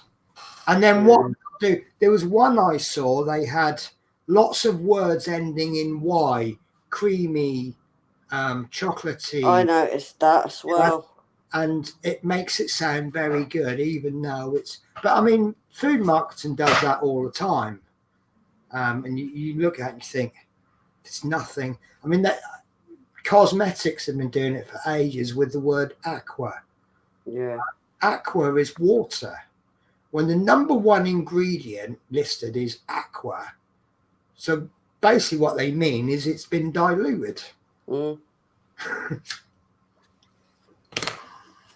So that's why I don't trust a lot of the chemical companies, because they come out with these fancy names, pro-cretin and B whatever, When I was young, cretin was what you called someone who was naughty. Yeah, I remember that. perfumes or whatever. So it's all clever words. But yeah, it's really interesting. I think the channel was Food Theory. Food I Theory. think I've heard something like that. Yeah, I think it's a great channel. It's quite entertaining, but it's quite factual. And there was one he did on Doritos. A packet of Doritos is something like 81% air. And there's actually there's a couple of reasons for it. One is it protects the crisps in transit because there's more air, so it kind of cushions. But also, he didn't, because he did like a drop experiment, and he did some with less Doritos in, some with a normal amount of Doritos in, and some with more. And when he actually came to pack the Doritos, the normal amount, he could hardly fit them in the bag. Because obviously, once they're probably packed full, but then as they travel, they settle. And then it's like coffee. If you get a jar of coffee and you tip that into another jar of the same size, it probably won't fit in. So what you do is you bang it on the table, then you get the rest in. Yeah. So actually, and he actually said on it, he goes, I owe Doritos an apology. I thought they did that to, like you think if you it's like Walkers, they're known for having like big bag and there's about 3 crisps in the bottom. Yeah. Yeah. And the reason we think they do that is to make the packaging look bigger. So you think you're getting more. They do it all the time, don't they? Yeah, they change it all the time. Yeah, but you'll get like something's packed in a big box like that and the actual contents are this big. And yeah, there you go. Smith's Pizza, food laws, and pizza must contain pineapple. No, it can go to bed. You Do not agree. Pineapple shouldn't even be in this planet. I don't like. Occasionally I like pineapple, but I don't. Do you know what? I like pineapple, but ever since I found out that pineapple's got an enzyme in it that dissolves flesh, and I've never eaten pineapple since. That's why I don't eat it. I got nothing against pineapple as a fruit, as obviously as a pizza topping, no. But then saying that, if it's to do with fruit, we smother it with a fruity sauce, don't we? Don't know, do we? Yeah, tomato is a fruit. Yeah, but I'd rather that than pineapple. Yeah. Yeah. And did you ever stop to think that rhubarb, which we have as a dessert, that's a vegetable? It is a vegetable. It is. But it tastes minging. So basically you have a crumble made with a vegetable smothered in custard. Yeah. It's weird, isn't it? It's backwards. But there's a lot of foods that aren't. And strawberry isn't a berry, is it? Because the seeds are on the outside. Yeah. And, I don't know, there's loads of things. There's loads of different types. Is there anything interesting we can come up with, or should I go to bed? Don't know, not unless you've got anything. When you next live? I'm not set a date, but let's have a look at my rota, shall we? Let's set some dates up now. Bear with me. I've got my next 3 weeks rota. It's not a bad little rota for me. That's all right. Nice day off. I won't be able to do, well, I can do next Wednesday, but I'll be a bit late. Right, let me have a look. Right. So I start back on Monday. Plan duty. December. Right, so I have got Monday, Tuesday, Wednesday, Thursday, Friday, Saturday. Shall we stream? Let's stream Sunday night, shall we? This Sunday?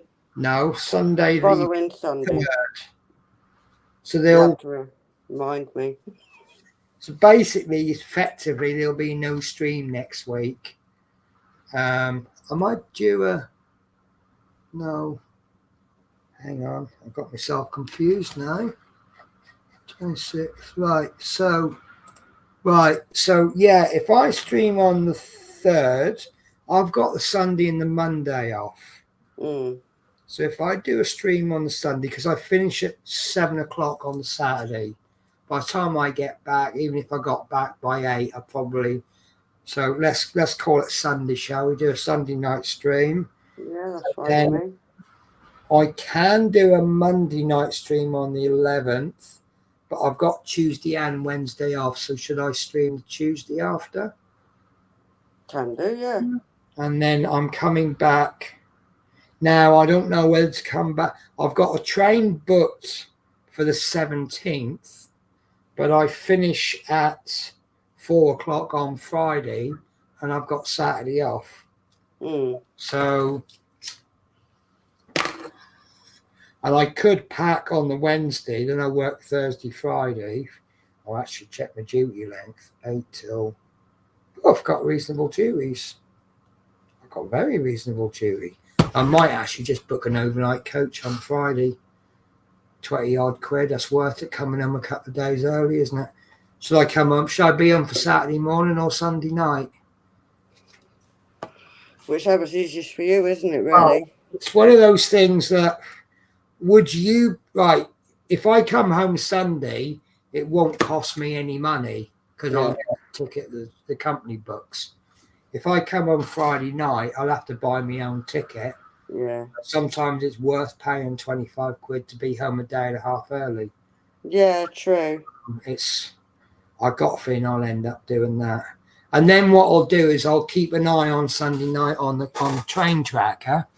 And if that train comes in more than an hour late, I'll get all my money back on the delayed repayment. True. So, and then I'll be Makes glad I did. sense. Pardon? It makes sense. Well, if you can. I mean, it's a bit of a because it's not me who bought the ticket, but it's me who gets the refund. Listen, honest people, 100% honest people in this world don't make any money. Yeah. Got to be a little bit shady.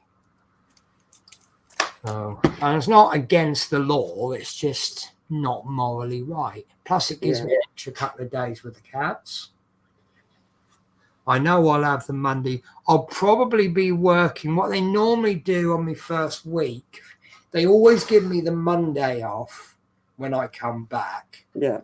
And then they work me Tuesday, Wednesday, Thursday, Friday, Saturday, and then I get the Sunday off, which I think is quite nice. And then second week, it's whatever they give me. But then it's going to start getting, oh, no, hang on. Oh, I don't know if that'll get changed because I'm coming back on the 17th. I'll have the Monday off. Tuesday, Wednesday, Thursday, Friday, Saturday. Sunday is Christmas Eve.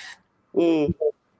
Monday, Christmas Day, I've definitely got off. But I don't think it's worth coming on YouTube on Christmas Day because 90% of people are either not bothering with YouTube for the day, or they got family commitments. Yeah, I agree with that one because I won't be here. I'll be in Lancaster. Boxing Day, I'm probably not going to be working because they've done it on a volunteer system. They give us extra pay for work Boxing Day, so you kind of got to fight the crowds there. But I did say I'll work it, but I wasn't there when they put the notices out, and then by the time I got back, they're fully booked. I've been told I might have to use up some excess holiday to take days off. So I've got a feeling I'm going to get a lot of time off Christmas week. Yeah. Because of holidays and stuff. I mean, obviously I get a basic 5-day week. Then week beginning the 31st, I don't think we run buses Christmas Day. No, I think Christmas Day, New Year's Day is like Boxing Day. Volunteers, you get extra pay. So, but I'll only be doing a 4-day week that week anyway, because the 6th of January, I'm due to go back to London. And my big news, I'm not going back to Bow. Aren't you? I'm going back to Barking. Oh. I really like Barking.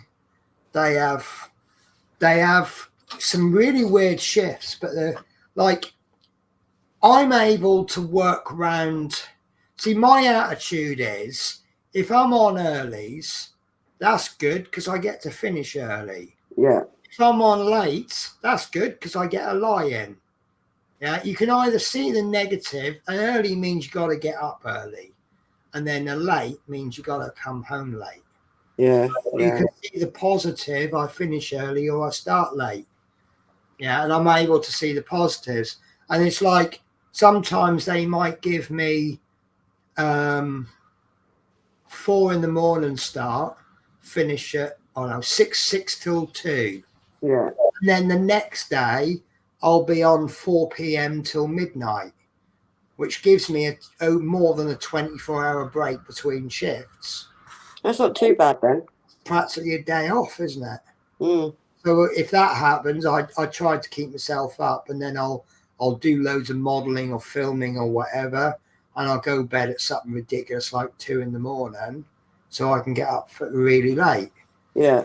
But, sometime, I mean, they gave me a split shift once. I had a 3-hour break in Barking, so I went back to my hotel and had a 2-hour kip. Why not? Why not? Some of the shifts are 6 hours, some of the shifts are 10 hours. Mm. If you do It varies, doesn't it, really? if you did like 6 till noon, and then you're on 6 till noon the next day, that's a long time between noon and having to go to bed. You get loads of time off. And then they'll throw the odd shifts in that, you don't get a lot of time. Sometimes what they'll do is they'll give me a late. A couple of days later, they'll give me a middle. And then a couple of days later, I'm on earlies. So I don't actually get a lot of time off between shifts because I'm going to bed to get up earlier than I did yesterday. But then once you're on earlies and then they chuck you on late, you then get that big gap. Yeah. But I will do a 6-day week at Barking. I don't do any overtime, but mind you, the way they do, and they can also appreciate my working week is different in Kilmarnock. Because they work Saturday to Friday. So because I'm coming up on the train on the Sunday, they'll work me Monday, Tuesday, Wednesday, Thursday, Friday. And then the next week I'll work Saturday because I technically had the last Saturday off. And they can't appreciate that that's 6 days compulsory work in a week. If they give me 6 days the first week, 6 days the next, they can only work me 3 days the last week. That's how I get to go home early. And Barking appreciates that. So Barking tends to only give me maybe 3 shifts in their working week. And then I'll get the weekend, which makes it up to 5. But then the drawback with that is that I could be working the Saturday and then going home on Sunday. But they don't tend to give me a late on a Saturday because I think it's a strange rule, but it fits in with their policy. Because I'm paid, because when I come home on the train, it counts as a working day. I have to have 10 hours between finishing my shift and getting on the train. Yeah. Now, I would be quite happy to finish work at 6 o'clock and then be on the train at 8 o'clock because I'm not driving. So if I lose concentration, I'm just fall asleep on the train. But they say I have to have 10 hours before I get, so they can't finish me at like midnight because then I can't get on the train till 10 o'clock. Yeah, true. I get that.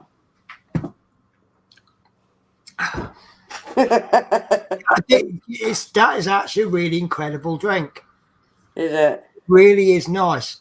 It's you drink it and it's strawberry, and then suddenly you get the sharpness hits. It's like the lemonade.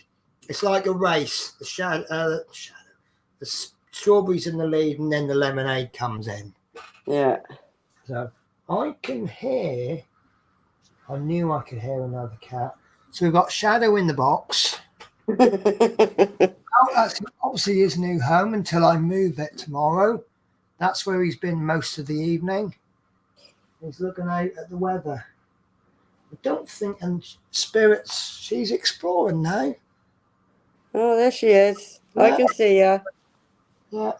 She looks so small, she does. Do you know, she ain't that small. No, I suppose the camera. Let me show Kinda. you a picture I took the other day. The two of them were on the windowsill. She knows I'm talking about her, and he knows I'm talking about him. Yeah, this is the two of them on the windowsill looking out at the birds. Oh. I wonder what they would make of my birds earlier in the mornings. You know what? I Swimming away. thought about that. Him, I don't think he'd know what to do with them. I think she would probably have them. And she would do the typical cat thing. She'd probably injure one and then let it go and then chase after it. But him, because when we have insects, because I said to you, if you get a spider or something in the house, I call Shadow and he just sits down watching it. Interesting. She's on it. But he's a terrible pest control. Just he's oh.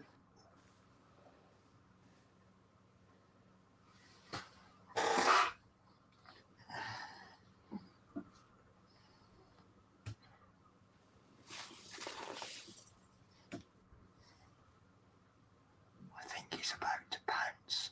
He looks like it. Yeah. He's got his eye on her. Oh, he's lost interest now. It's a bit windy today, isn't it, Shadow? Think we better put the heating on when we go to bed.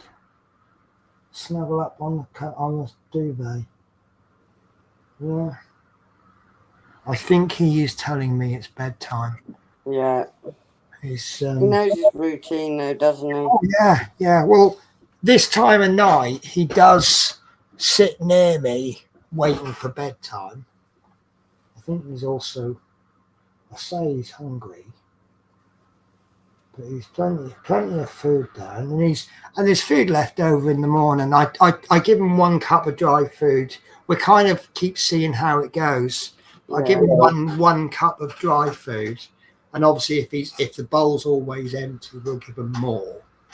Like, you get one more and it's empty, give them 1.5 cups. But I mean, this morning, what I now do is I used to throw the uneaten food. But what I've now started doing, I have this little kitchen 1 cup measurement thing. So what I do is I tip the contents of the bowl into the cup. Yeah. Then I put my hand in the food and I top it up, and then I pop it into the bowl like that, so that the older food is on the top. So Good idea, actually. left should theoretically be yesterday's, and they always eat at least half of. They eat about 3/4 of it. That's not bad. So theoretically, they eat all the old food.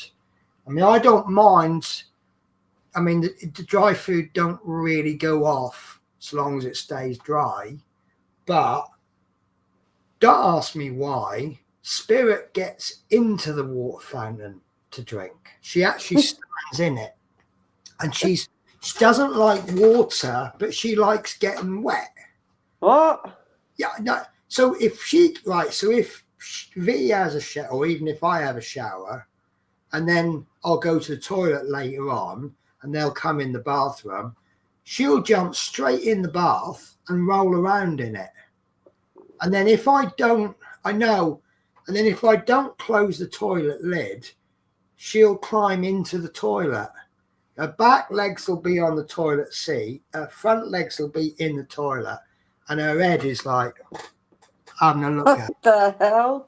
But if you flick water at it, she run for a mile. If you run the tap when she's in the bath, she'll shoot straight out.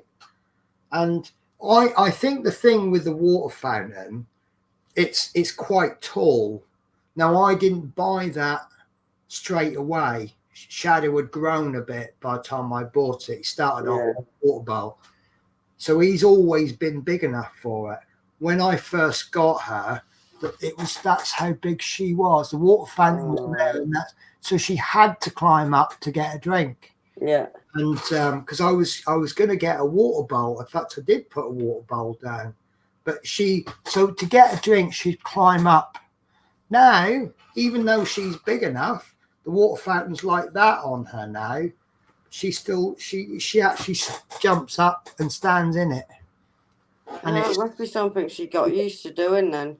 Yeah, but the only trouble with that is it makes a mat. I mean, I've got a little silicone waterproof mat thing, but with all the food that comes, they're messy eaters and the food goes everywhere.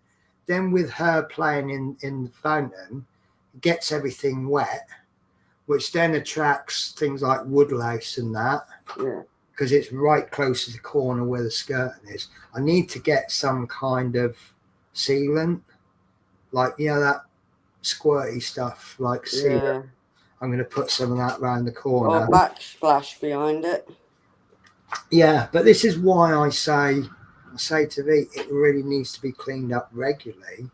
It's easy to clean up when it's dry. Yeah. Once it starts getting wet, it's harder. And it just attracts crap. And then, of course, if they stand in it and it starts to go moldy, and then later on they clean themselves, they're eating manky food that's in their feet. I mean, I don't know how they manage. They go in the litter tray, don't they? And then Joshua, there's a blast from a while back. How are you, my good friend? Hi, guys. How are you getting on? So he's done the typical thing. Let's finish the stream. Oh, here's Joshua. Hi, Joshua. I'm doing good, thank you.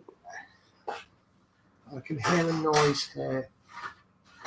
I can hear a noise there. Shadow's there, so it has to be. I knew it's spirit anyway. You recognise the noises. I mean, when they jump. See, when she's jumping about, you can't hear her. She's quite dainty. With Shadow, if he goes up on the kitchen worktop and jumps down, it's I think everyone in the flat block hears him. He's got to be heard, that's why. She's playing with paper. Is she? Yeah, I can hear her rustling.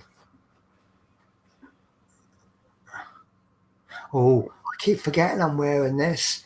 Do you know what? It's literally just, I started that Huel a while back. It's quite handy. I don't eat breakfast in the mornings. I just can't eat breakfast. But once I start work, I'm like, oh, I'm hungry. So a meal replacement shake is quite handy. Also, I'm not drinking enough. Yeah. So if I'm replacing a meal with a drink, it kind of ticks all the boxes for me. It's not the most pleasant thing I've ever tasted. It's got a little bit of artificial sweetener in it, and it's made with water, but it's just very convenient. True. And if you get the right flavour, what's the one I was having? Cinnamon swirl is a little bit disappointing. Oh, that's right. You did, didn't you? I remember recommending Huel to you a while back. Yeah. See, the trouble with Huel is it's a big old, it's like 30 quid a bag, 17 portions in it. And to get the benefit out of the free postage, you need to spend so you need to buy 2 bags. Yeah. So imagine you spent 60 quid on this. You have one, that was my camera just collapsed because I didn't put it in properly. So you just spent 60 quid on this Huel. You have one portion of it and go, God, I really don't like this. Yeah. That's a lot of money wasted. But Sainsbury's have started selling it in their meal ranges. It's 3 quid a bottle, which I think is quite expensive. But if you can have a sandwich, a bottle of Huel, and a snack for like £3.50. So you don't mind trying it then. So I tried the strawberry one, and I kind of mentally compared it to what I'd expect from a normal strawberry milkshake. And it's a lot more substantial than a milkshake. But it is actually quite filling. Yeah. And now one mistake I used to make at first normally when I have a drink, I got a thing about threes. So I'll take 3 mouthfuls of a drink. Well, this Huel, you take 3 mouthfuls of a drink, that's your stomach filled up. Bloody hell. So don't just take one. Take one and then have another one 5-10 minutes later and make it last a couple of hours. Yeah. And also because it's got some kind of wheaty stuff in it, it gets, if you see, I make it about an hour or two before I want it, and it thickens up, and it feels like it's if you leave it a couple of hours, it kind of has the consistency of like pea and ham soup.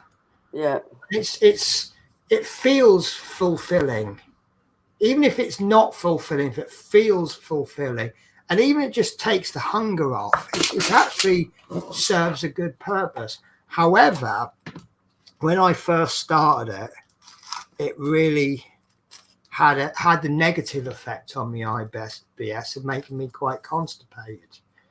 And then I cancelled the subscription. I thought, oh, I might finish it, but I won't continue. And then I got this article come through, and it said about a lot of people have trouble at first with Huel because it is a complete change. And they said about giving it a go. And I start drinking it a bit more. And once you get used to it, it's not too bad. Okay. But yeah, so he's saying banana and the wild berry ones are my usual go-to. I don't mind the strawberries and cream. I haven't tried. I tried the strawberries and cream in the ready-made one, so I'm assuming the powder's the same. Yeah, there you go. I was a little disappointed with the cinnamon swirl. I do quite like the cinnamon swirl, but it's not very cinnamony. But it is in terms of it's called cinnamon swirl. It's quite disappointing. So I tried. What's the something caramel? Salted? No, they do a salted caramel. I don't like the idea of that. No, I don't like salted caramel. No. Something caramel. I thought it was chocolate caramel, and I was disappointed because it wasn't very chocolatey. And the reason it wasn't chocolatey was because it wasn't actually chocolate caramel. It was something else caramel. That's quite sweet. You feel like you're having a dessert. But, right. No, you see, what I was planning on doing next time is I'll have one flavour that I liked and then a new flavour. But my friend might be trying it. So what if she tries it? She's going to get 2 bags. Coffee caramel, that's the one. Yeah. And for some reason, I had it in my mind it was chocolate caramel, and I thought that's very chocolate caramel. And it's because the reason it's not chocolate caramel is because it's coffee caramel. I quite like that one. It's okay, you know. But yeah, I've never tried the stuff, if I'm honest. If you see it, I know you can get it from Sainsbury's. Yeah. Buy one of the ready-made bottles. I mean, that's the most expensive one. See, the bags, it works out £1.70 something a portion. Yeah. The bottles are £3 each. But if you buy one bottle and don't like it, you've lost £3. If you spend 30 quid on a bag and don't like it, that's 30 quid you've lost. And that's how I did it. I know Sainsbury's do. Well, the Sainsbury's in Glasgow and the Sainsbury's in London do it. Yeah. How are you, my sweet pie? You all right? Do you want to come up and say hello? Come on, then. That's a good girl. Come on, then. Good girl. Come on. She seemed a bit slow. Almost a bit retarded. Does that make sense? Can we say well, she's got a lot going on, hasn't she, really? But see, the thing is, I do kind of feel sorry for her because while she was at the vet, I started doing the sorting out for the room. So she's come home all dopey into a room she don't even recognise because it's all been changed. But yeah, I definitely recommend trying it. Mm. I wouldn't go down the route because they say people that replace 1 or 2 meals. Yeah, they do instant meal pots and pouches, and apparently they're good. Yeah, I'm just happy enough with the powders. Now, here's the interesting thing. V goes to the gym, and he's been sucker. I think this is a sucker thing. People who go to the gym, they get persuaded they need protein powders. Mm. You only need protein powders if you're like weightlifting, where it destroys the muscle. But his protein powders contain the same amount of protein as Huel, Yeah. the same grammage wise. But it's not, Huel isn't marketed as a protein shake, and Mm. it's cheaper than his protein shakes. He buys the big massive bottles of them, They're huge, them bottles. and it's like one portion 40 grams of protein, exactly the same as a bottle of Huel. In fact, I think gram for gram, Huel has got more protein in it. And Right. see, with protein, if you don't use the protein, like if you're weightlifting, it just converts to fat. Yeah. So True. these people who go mad for protein, I mean, there's nothing wrong with things like chicken breast with the skin removed. That's high protein, but that's good lean meat. Yeah. But yeah, he's thinking about going over to Huel because it's cheaper than his protein shakes and it contains the same amount. But I would say have 1 or 2 portions of Huel and then have a proper meal. And Mm. now you're into the realms of Slim Fast. Slim Fast, you replace 2 of your meals with a shake and then have 1 normal meal. But the trouble with Slim Fast, it contains laxatives. That's why it works. It's got laxatives in it. If Mm. everything gets shot through your body quicker, it doesn't absorb as many calories. Right. Joshua says Huel also has the extras. Yeah, if you look at the nutrition list, it's huge. And it contains most things, it contains 20 to 60% of your daily recommended intake. Yeah. So it's, if you have two portions of Huel, you're not getting everything. But if you combine that with a reasonable meal, I mean, what I call a reasonable, you know, my thoughts on takeaway, there's nothing wrong with anything, but in moderation. So, you know, on a Friday, I'll have fish and chips. On a Saturday, I go and see the lady who does the African food. Sunday, I might push the boat out a bit, maybe have a Chinese. Monday, I might not have much at all. I might just grab a sandwich. Yeah. So, but it's all, this doesn't replace everything, and it's the be all and end all, but it's a lot easier to go healthy. And more importantly, because I'm taking it partly to give me a liquid intake, I'm not drinking as much coffee. And now when I drink, I have caffeinated coffee. Well, when I'm at home, it's different. But when I have a caffeinated coffee in the morning, I might have one late morning. Anything after that is decaf. So I'm keeping the liquid in that I'm taking in. And it's just these little small changes. And I confess, I do pop a multivitamin with added iron when I'm at work. Yeah. London. I don't care because I'm eating better at home. Yeah. Oh, it's anyway. I don't know if we're boring talking about nutrition, and if you're concerned you're not getting enough nutrients in the day, it's worth thinking about. It's True. not the solution. It's part of the path. That's what I found anyway. But yeah, if you look at all the ingredients and all the nutrition, it tells you all the percentages of your recommended. Well, that's not too bad then. Yeah, I haven't got the bags here actually because my friend's got a problem at the moment. She can't keep food down. And I said, have you tried something that's a little bit easier to digest, like Huel? And she tried one. And she's as funny, but it tastes a bit funny. But it's because it's a different experience. You know, if I gave you sausage roll and you've never had them before, you'll go, well, that's a bit funny. But yeah, I think I can get used to it. Yeah, get that. Right, so I'm going to end the stream because I am falling asleep, and I think you are as well, aren't you, Natasha? I'm getting there. You look like you're starting to spirit's back to normal. You just clawed my big toe. Can I have my foot back, please, Spirit? Oh, do you know what? I'm going to let her. If she's back to playing, I'll give her that. Just for 2 cats. Do you know what?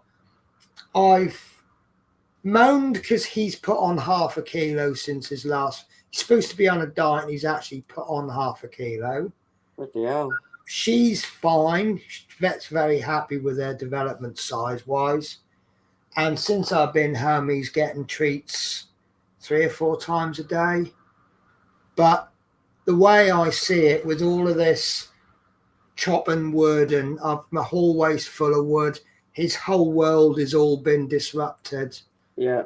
And it's like when I'm drilling, he knows I'm there, but he's like, oh, but it's a loud noise. And so I'm just like, every time I see him, I take a little break for, have a couple of treats. So he's probably now going to put on another half a kilo in a week. Probably. I've got another cat sitter. Have you? Oh, do you know what? So I put this, it was like, we've got this local group called Next Door. It's just a community thing. And I was kind of seeking advice because V, well, I don't know about V. He seemed, I don't know, I'm basically starting again with V. It's like yesterday. He'd put, I come on Saturday, my bin had been tagged by the bin men. Because my recycling bin, we can't put card in the recycling. We have to put card in its own bin. Mm. And I looked, and his card in this recycling bin. Anyway, the next day I thought, I'll just get it done. I'll just do it. And I looked, and it was like 90% full of card. But what annoyed me was I had broken down a lot of cards and put that into cardboard boxes. I'd filled the card bin up and had 4 cardboard boxes of cardboard. And I said to him, I just put them out the front door because you can't leave them outside in case it rains. And I said to him, I go, when it's bin collecting day, can you put them out? And yeah, I messaged him on the day, and he says, yeah, he's done it. And the recycling bin was full of, some of that card I know was the cardboard, because it's like when I get model space boxes and fan home boxes, I know what that is. There's no one else on this block does fan home. So he's taken the cardboard box and put it into the bin, but he's put it in the wrong bin. So, and I looked at how much card was in the recycle, and I went, oh, that's it, he can do it. And he came home last night before, a couple of nights ago, and I went, get the bin sorted out. You put the card into the paper bin, and when he'd done it, I went and checked, and he's put all of the contents of the recycling into the paper bin. So we've gone from having a recycling bin with cardboard in it to having a cardboard bin with recycling rubbish in it. So all we've really done is change the colour of the bin. And I'm like, what? So maybe he just didn't quite understand it. But then when I said to him about cleaning the bin, he's washed the plastic containers out, but he hadn't washed all the rest of the bin. And so I thought, right, I'm just going to do one thing at a time with him. But because he'd had that issue with the litter trays, and of course that's always going to be in my mind. I know they're not mistreated. I see how the cats are with him. They wouldn't be like that if he wasn't doing anything. Exactly, they would be totally different. So, but anyway, this woman, she'd messaged me. So if you want me to pop round in the mornings, I can. And so I will pop round for a coffee. We'll see how we get on. Cats took to her fairly quickly. We had a cup of coffee and she was there for about 4 hours. Bloody hell. Yeah. And then I'm like, yeah, I think I like you. But at the end of the day, it doesn't matter what I think. I might hate you, but if the cats love you, that's fine. Likewise, if I think you're absolutely wonderful and the cats aren't taken to you, it's a no.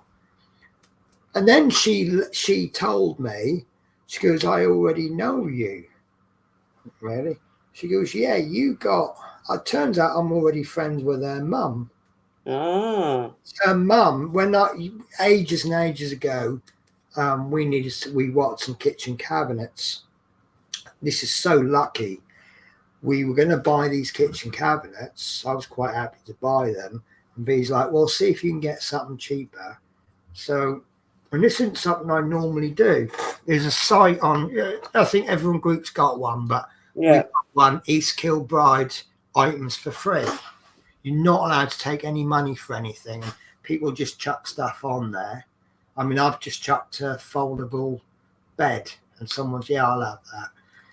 That's also how I got my dining table, and I've given away a vacuum cleaner. Some of John's stuff went onto there. Tell you what, the adult incontinence pads, there was 4 Did they? bags. No, it's what John left when he moved out. My lodger from hell.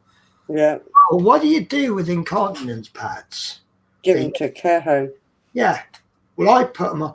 Oh, tell you what, I got about 8 responses in the first 5-10 minutes. Bloody hell. Come round. First one who came round, I said, look, what I've done is there's 4 sealed bags, and then there was 1 bag with a couple taken out. And what I'd done is, because I had so much response so quickly, I picked the first 4 people and said, look, you can have 1 bag. And the first one who come round, I said, look, I've got this bag. I didn't really want to advertise. I don't know if there's an issue with sanitation. Not sterile, is it? Do they need to be? I don't know. I said, I'll give you a choice. If you want them, you can take them. She said, I'll have them. And then she was telling me about how her father is ill and uses pads, and the NHS trust, they don't give enough. They have this thing about, and they said she's always buying extra, and her father's frightened to have a wee because he knows he's going to run out of pads, so he doesn't drink so much.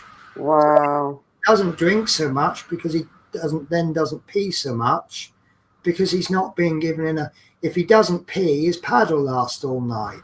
Yeah. Then is making him ill because he's not drinking enough. Yeah. And I said to her, I go, just out of interest, how much money have I just saved you by giving you them? She said, about 60 quid. Wow. Yeah. So I felt good because I'd given, so there was like 200 quid's worth of pads there. And then I thought, well, how does John get 4 packs? 4 or 5, unless he's taking a regular prescription but not always needing them. There's all these people out there that really, I mean, like that old guy I just said about. Poor guy's frightened to pee because he don't get given enough pads by the NHS. That is horrible to be in that situation. I wouldn't like to be there. Yeah. Not nice. But yeah, so anyway, going back to the cabinets, I just put, I don't suppose anyone's got any kitchen cabinets going begging. Now, what are the chances of someone coming back on that one? Now, I didn't think I'd get any bites on it. It cost me 5 minutes of my time to make the post, but I realistically didn't expect anything. Within about an hour, this woman responds back. Yeah. I'm just about to rip all my. My daughter's just bought me a whole new kitchen, so I'm taking these cabinets out. If you're able to wait until the weekend, you can have your pick of about 8 of them. And I went, oh, lovely. And I went round after the week. Oh, it was actually 2 weeks. And she messaged me during the week. She said, I'm ever so sorry. She goes, the guy can't come round Saturday. It's going to be next weekend. She's fully in touch and everything. Mm. I said, no, that's fine. You know, if it's free and you got to wait a couple of weeks, you can't be fussy if it's free, can you? You can't. I went round and I said, look, I think I could get away with 2 small ones and a big one, but I'll play it safe. I'll just have a big one and a little one. And the little one's up. That's where I put all my cups and stuff for coffees. Yeah. One's on the other side of the kitchen. And that was that woman's mum. Bloody hell.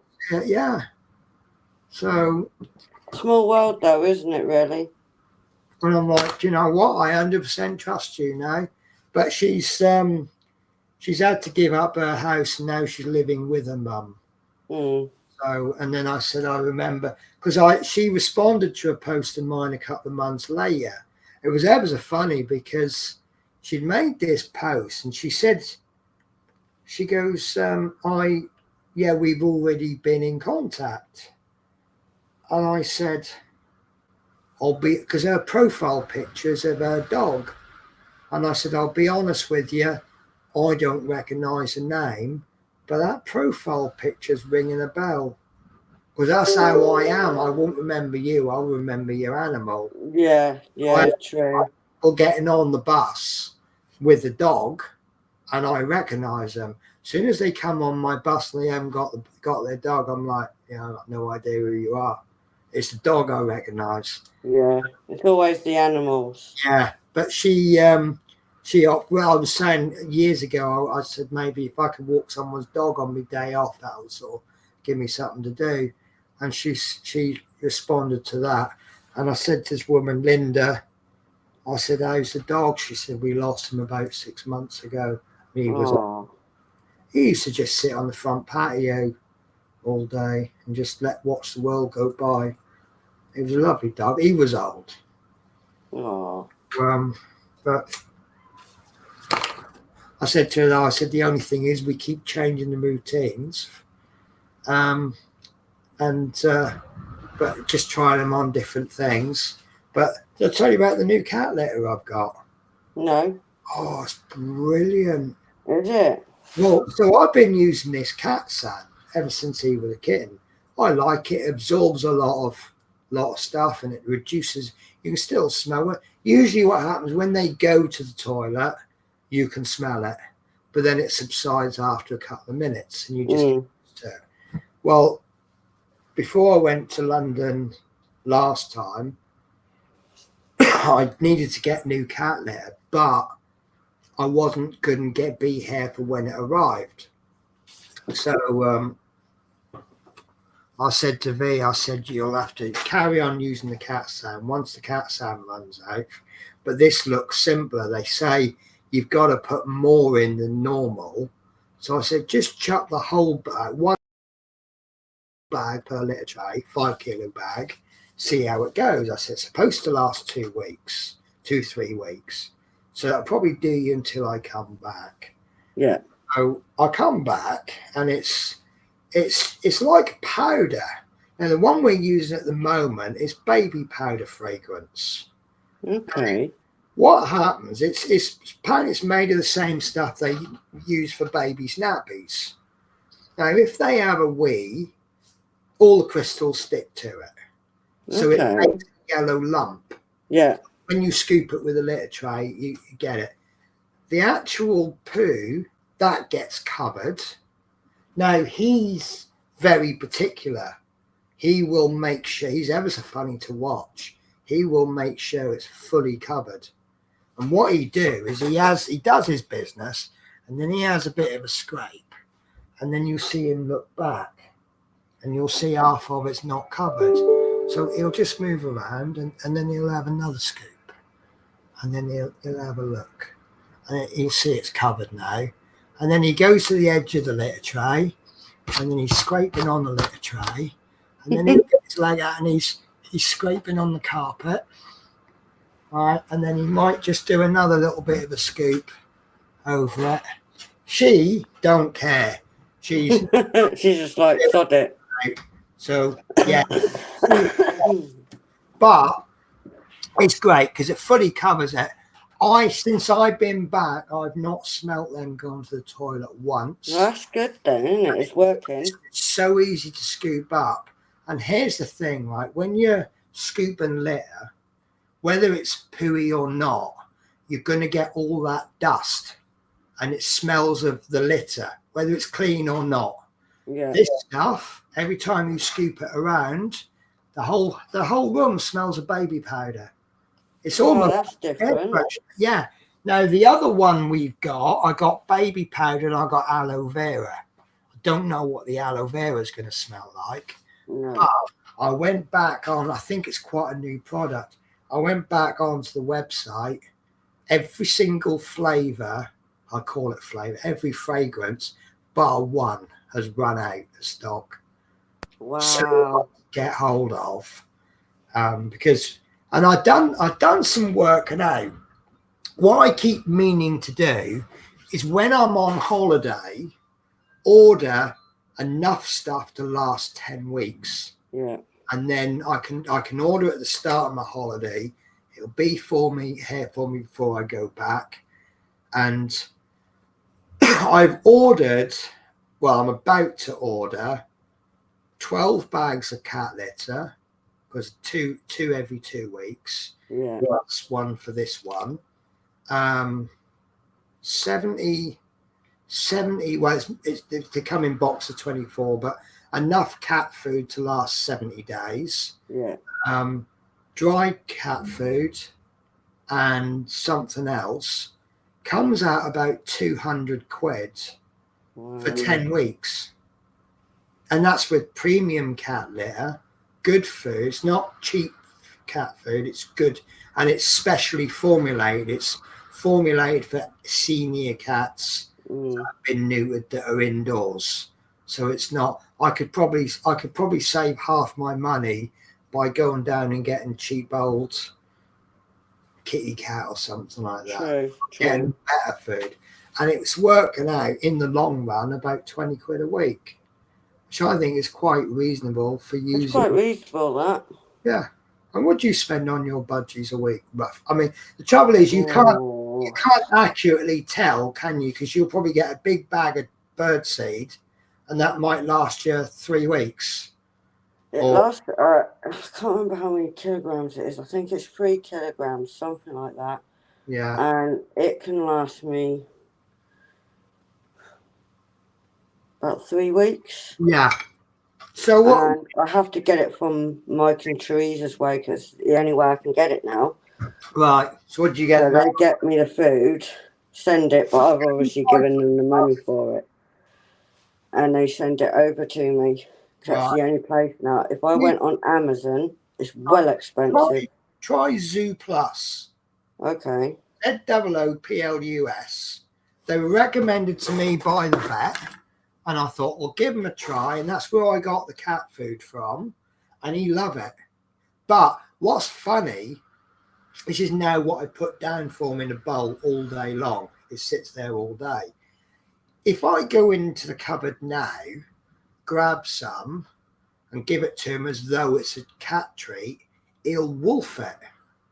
But you put it in the bowl and put it down for him, he just grazes on it when he's hungry.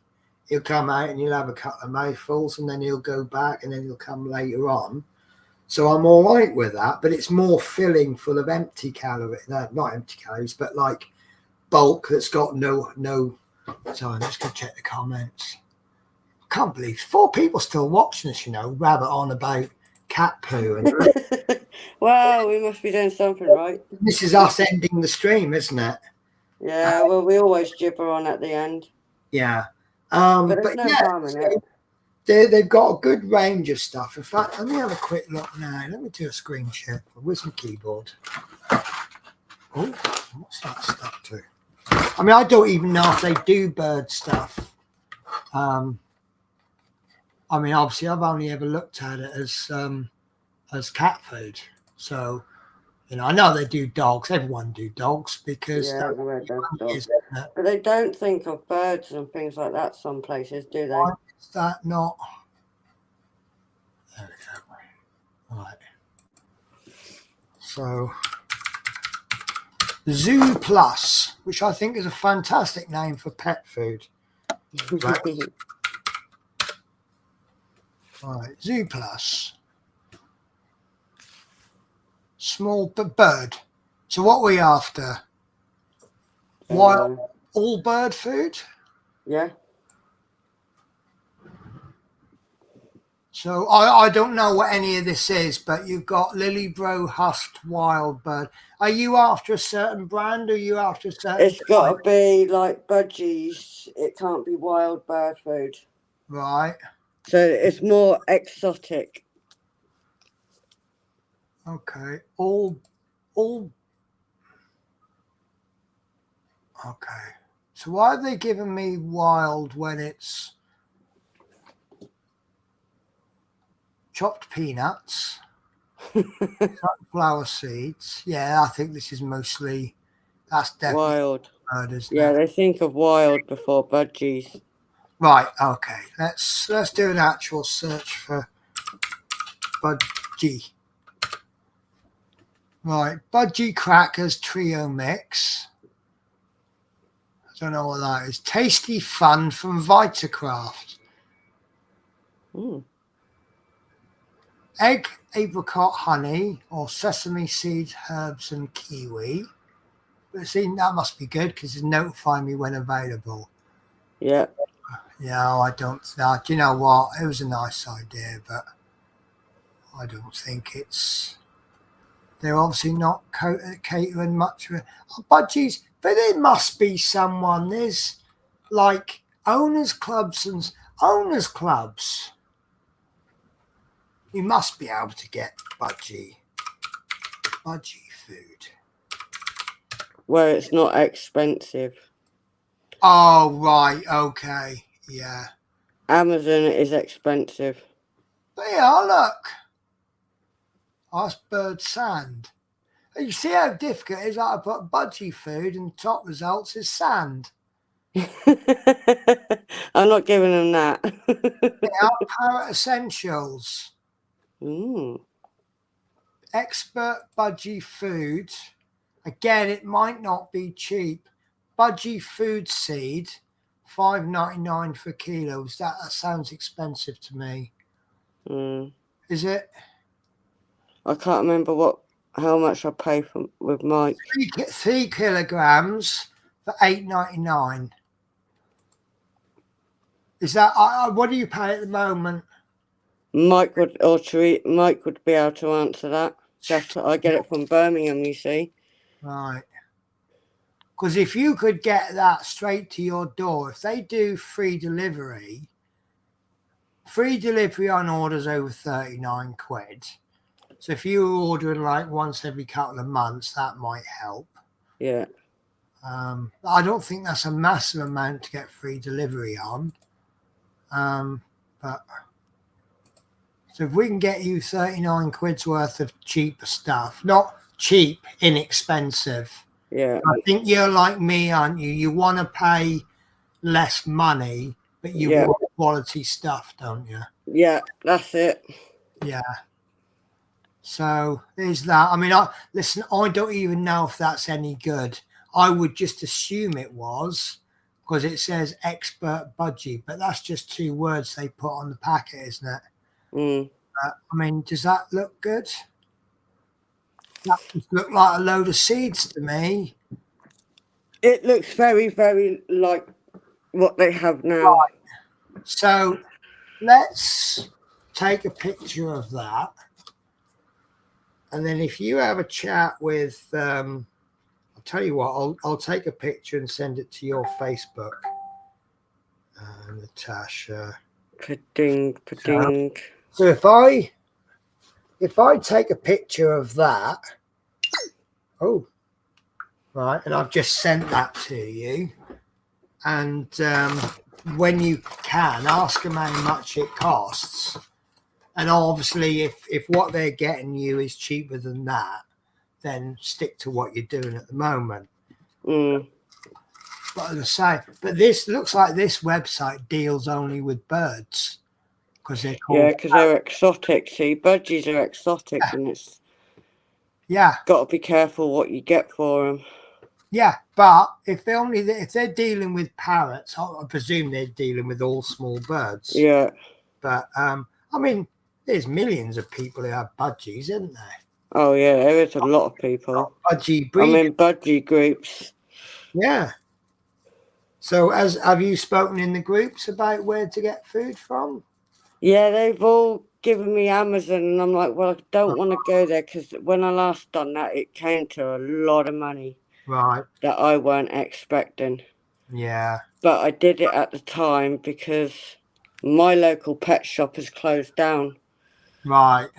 So sadly, it's really hard to There's find a it. pet shop in Kilmarnock. I've only really bought. I bought a few cat treats which Shadow won't touch because he's a fussy fucker. Mm. I don't know why. I'll go to a different shop and buy him treats. Maybe he'll eat them. Of course he won't. He don't eat anything. But I got his cat bowls from there. Actually, I did get him that toy. That dragon. He do love that dragon. Does he? Every night under the dining table. That's Shadow for you. I don't know what to think of that because he hadn't been lately, but he grabs it by the back and it is behind the neck, not like at about that point. It's behind the neck, and he takes that and he goes underneath the dining room table, and then he has a bit, and it's like teenager with a sock in his bedroom. Yeah. But he's been done. So he couldn't do anything with it. And Well, I think it's just how they are, though, isn't it, really? Well- Dogs as well. Google suggests understimulation, which would also explain why he's not, hello, looking at me all gorgeous. It is definitely bedtime. It's that look. Yeah. You can see it in his eyeballs. Yeah. Yeah. Staring away. Hello, Shadow. On the corner. It's the ears are up. He's looking. Yeah. Yeah. But he's happy. His eyes are, the black bits are small. Okay. Yep. But yeah, He's still cute, though. you see the weather outside in the window. God. It's hammering it down. It's windy as well. Is Oh, it? do you see that thing I put when there was a storm the other week? Yes, I saw that. I think I did a reaction. I can't remember. I said, you Londoners are so cute. I said, there was a bit of bad weather and you've given that storm a name and it's made the front page. I said, back in Scotland, we've got a name for it too. It's called Tuesday. Yeah, I saw that. I'm sure I gave a reaction to it. I can't really remember. I don't think anyone in East Kilbride is batting an eyelid about this weather. It's where, I mean, most people are whinging now because It's coming into winter soon, so Right. yeah, everyone's going to whinge now. with this sort of weather, you'll just put you'll put the thermostat up 1 degree or 2, but you can't afford it because the gas electric is going Oh up. God, I go through about £60 a week with electric. Do you know what? My friend, she's saying she's getting through 300 quid a month, but she does. It's ridiculous what I'm putting in. Yeah. Well, And because it's key meter, which I don't agree with them, because they charge you one standard rate and it's up there. Well, what I'm worried about is I've not had an update on my bill. They keep crediting all my payments, Yeah. but they've not deducted anything for usage. Oh, don't complain if they're not. No, I know, but one day they're going to update it Yeah.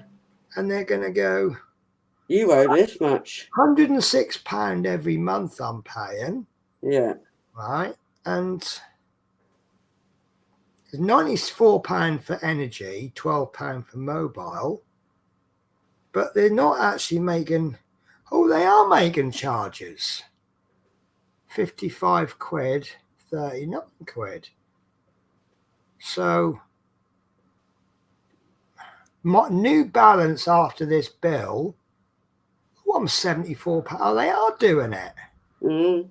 So I'm currently £74 in credit on the electric and £73 in credit on the gas.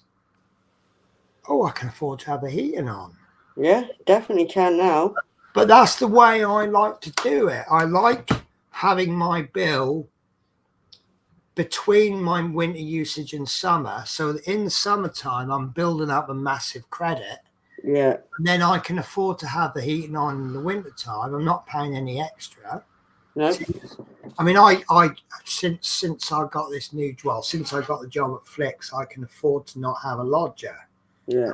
And I said, with all the hassle I've had with lodgers, when I said I'm not going to kick V out, but once he goes, I don't need another lodger. The only reason I agreed to have him back was because he was a good lodger last time.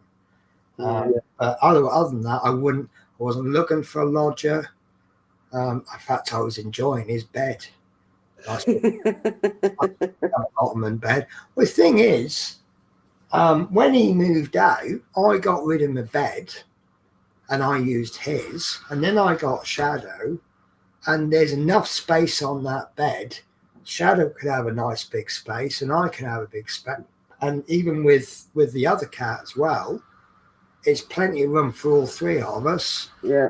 There ain't quite enough room on that.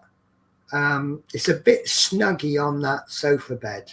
Mm. When you have two cats and they do sit either side, Yeah. you get a bit trapped in the morning. And I'm thinking, what would it be like? Because he's heavy.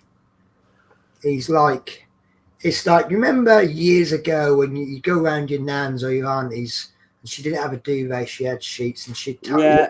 you, and you'd still be in the same position in the morning because you're like this. Yeah. I remember them days. How did you sleep in the exact same position all night long? Yeah, that's what it's like having him on. And if you got another heavy cat on the other side, you kind of get pinned down. So at least I'm so glad I got budgies. They can't pin me on the bed. oh, it's all different things, isn't it? You know, I get things out of the cats that you don't get with the budgies, but then you get things out of the budgies I don't get with the cats. Yeah, definitely. I'll be honest with you, I still don't get budgies, but I see what they're doing for you. With Mickey and Minnie, don't realise how much they've done for me since I bought them. Do you know, I think they do. But I think in their own little way, they might be saying, I don't know if Natasha knows what she's done for us. Yeah, yeah. You know, it's definitely a two-way thing. Because your birds, didn't you have one that was really nervous in terrible state when you got mental state when you got him? Yeah. And he, you know, over time. Hulk. How was Hulk, was it? Oh, bless. Mm. But you just started to get really close to me. Yeah, but you took a bird that was in a state and he died. All three of them boys were in a state. I've still got the picture to this day. Yeah. And the picture to when I first got them. Yeah. You know, you took some birds that were in poor state and he died a happy budgie.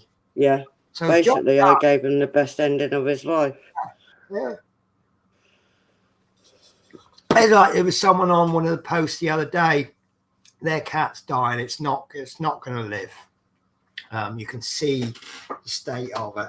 And she's like, I don't know what to do. And I said, look, I'm no expert, but the best advice I can give, be with him. Make sure the very last thing he ever sees is the person he loves the most. Yeah. That's all you can do. It's what I did with Hulk. Yeah. Yeah. That night, spoke to him. He looked all right. Yeah. By morning when I woke up, yeah, he's gone.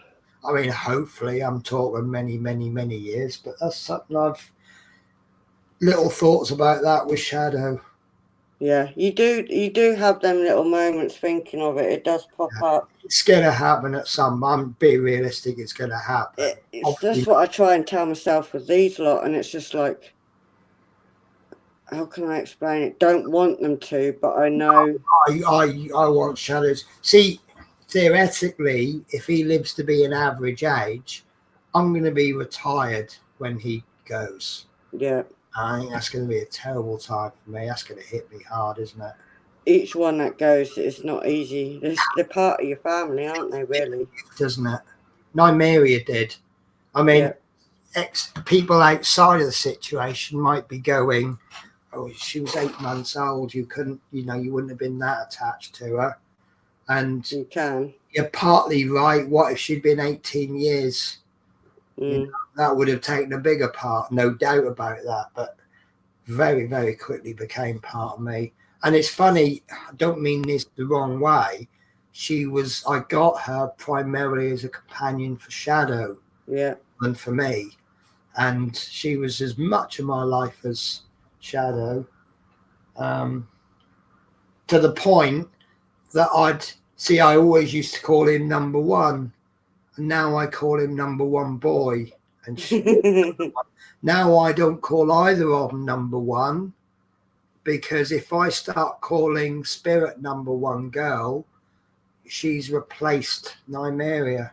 So he's lost the title of number one boy, so that I don't. That's what I done with Gandalf. Yeah. It weren't to replace Hulk at all. I just needed that budgie there. Successfully improved a budgie's life. Now it's time to improve another budgie's life. That's what I do. Yeah. And each one that sadly passes, there'll be a new budgie that comes into my life. I suppose it's similar with people who take in foster kids, isn't it? Yeah. I just rather give them the best life I can possibly give them instead of being stuck in a pet shop. It's all you can do.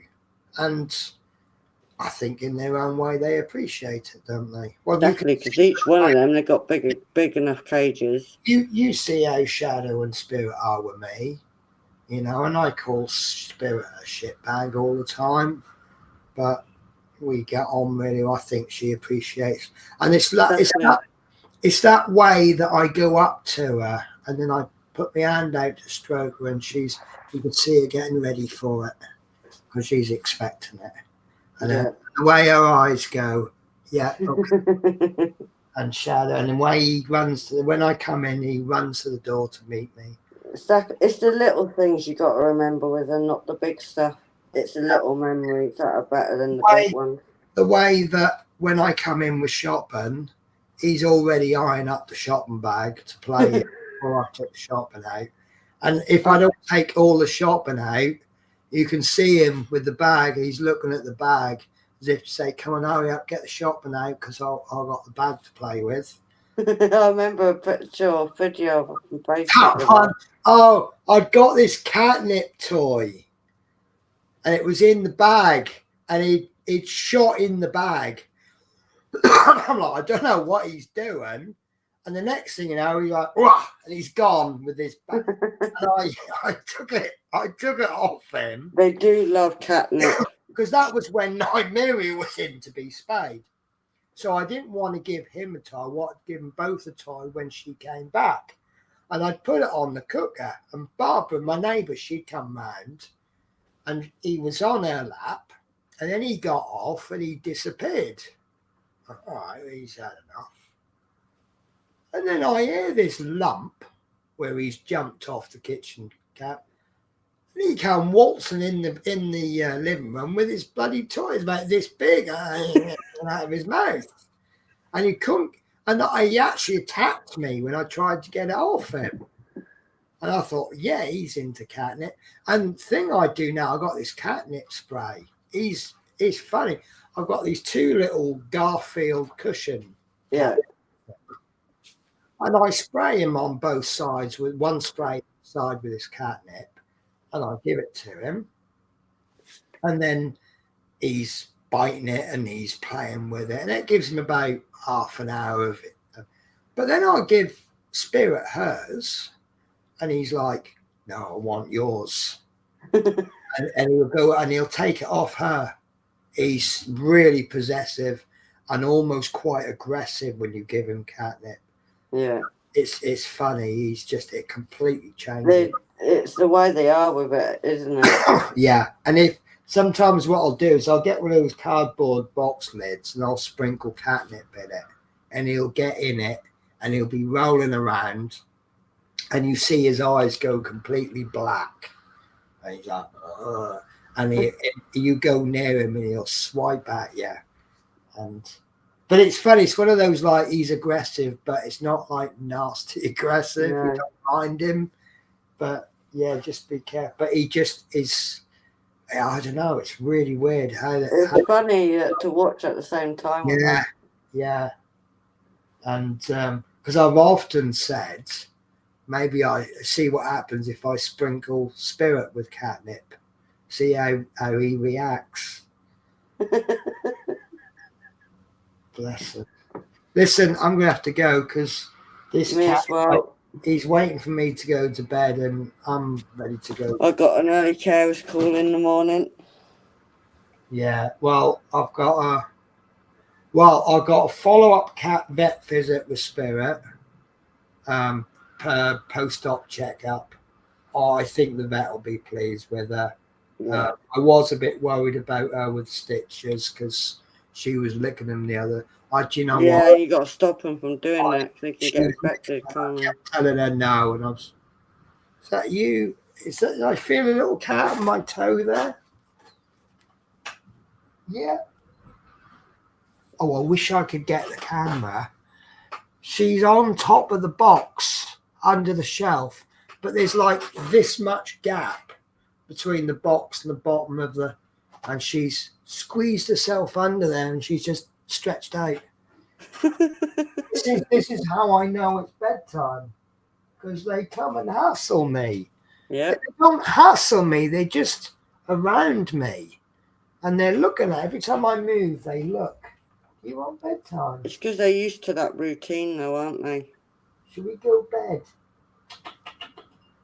Bedtime? She's hanging off the box like this. Please. As soon as I get up, he'll be up. Yeah. No, They not both will be. after food. No, when he's like this in the morning, it's because he wants breakfast. And now he wants to go bed. Yeah. He's sleeping in the box, but he'd rather be in the bed. Just strange. It's just the way they're used to routine, though, isn't it, really? Oh, hello.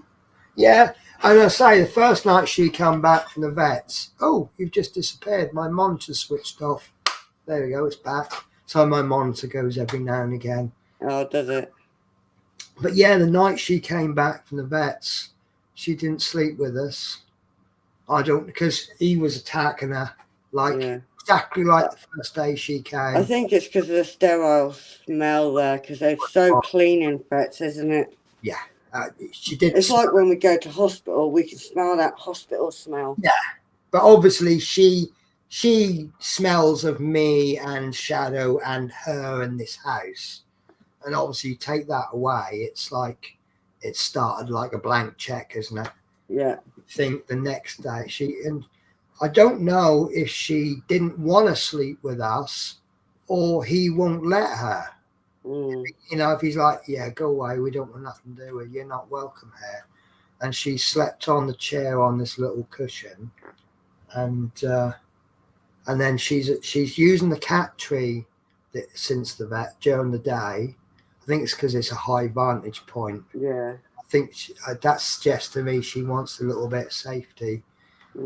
But last night she joined us in bed, and I had him. He was sleeping about there, a little bit low between the knee and the hip, and she come in, kind of pushed herself against me and Shadow, and he gave her a couple of licks on the head, and then that was the next time I remember it was morning.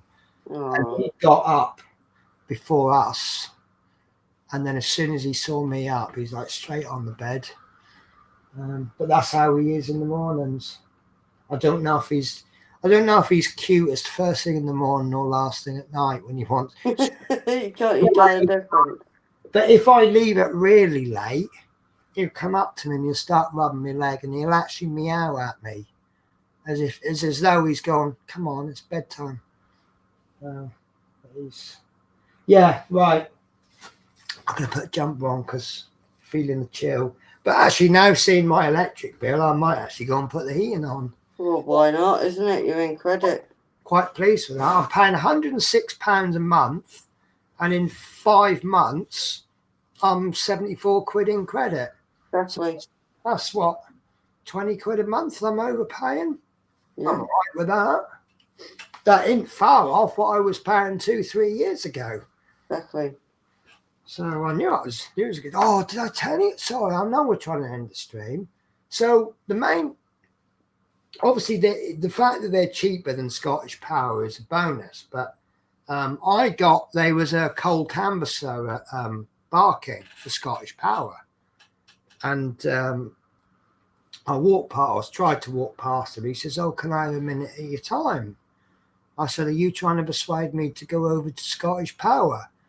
And he went, yeah, I am. I said, be honest with you. I said, no. I said, I'm an ex-customer. And he said, oh, can I ask why you're an ex?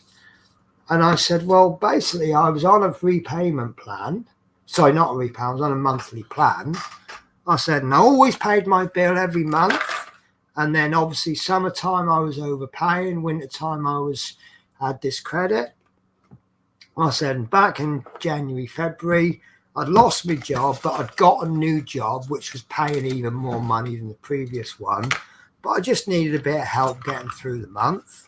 And I asked them if they'd mind if I didn't pay 1 month and then make it up over, like pay 1.5 times. And they said no. And if I didn't pay, I'd go on to a normal tariff, which would actually have tripled my bill. And I said, basically what they're saying is, if you've got money, you can have cheap gas and electric, but if you're a little bit poor, we'll make you pay more. Yeah. And he says that, and I said, that's why I waited for my contract to run out. And then I said I was going to go with the cheapest one I could find that wasn't Scottish Power, even if I paid more money. And I said, and I'm actually paying less money, which is a bonus, but I've just gone with that one time in 2 years. I asked for a little bit of help, and I was going to be punished for it. Yeah, exactly. That's what I don't like about these companies. They like to punish you. Yeah, but see, I mean, I was lucky that I had that fixed rate tariff, which I'd put in place before the caps were removed. So while everyone was paying like 300 quid a month, I was still paying about 50 quid a month. But that's the thing is with fixed rate deals, you generally find you're paying a little bit more today, but then you escape the price rises. Yeah. Likewise, a couple of months ago, they've actually dropped the price of electric. Now, if I'd have been on a fixed rate deal, I wouldn't have seen that price drop. No. So I think they're going to start offering fixed rate deals again now, because prices are a bit stabilising a bit. Hopefully. But you just have to be a bit careful with them. If you get a fixed rate deal when the prices are high, if they drop, you're going to be overpaying for your electric. But if you can catch them when they're low, but then if they're predicting prices to go up, they're not going to offer you fixed rate deals because they know they'll lose out. Yeah. I'm happy with who I've got now. It's a company I never even thought of and never heard of. It's really weird because I've got to pay £12 a month for a mobile phone contract in order to save 30 odd quid a month. It's a bit strange, but so now I've got 3 O2 mobile phone contracts.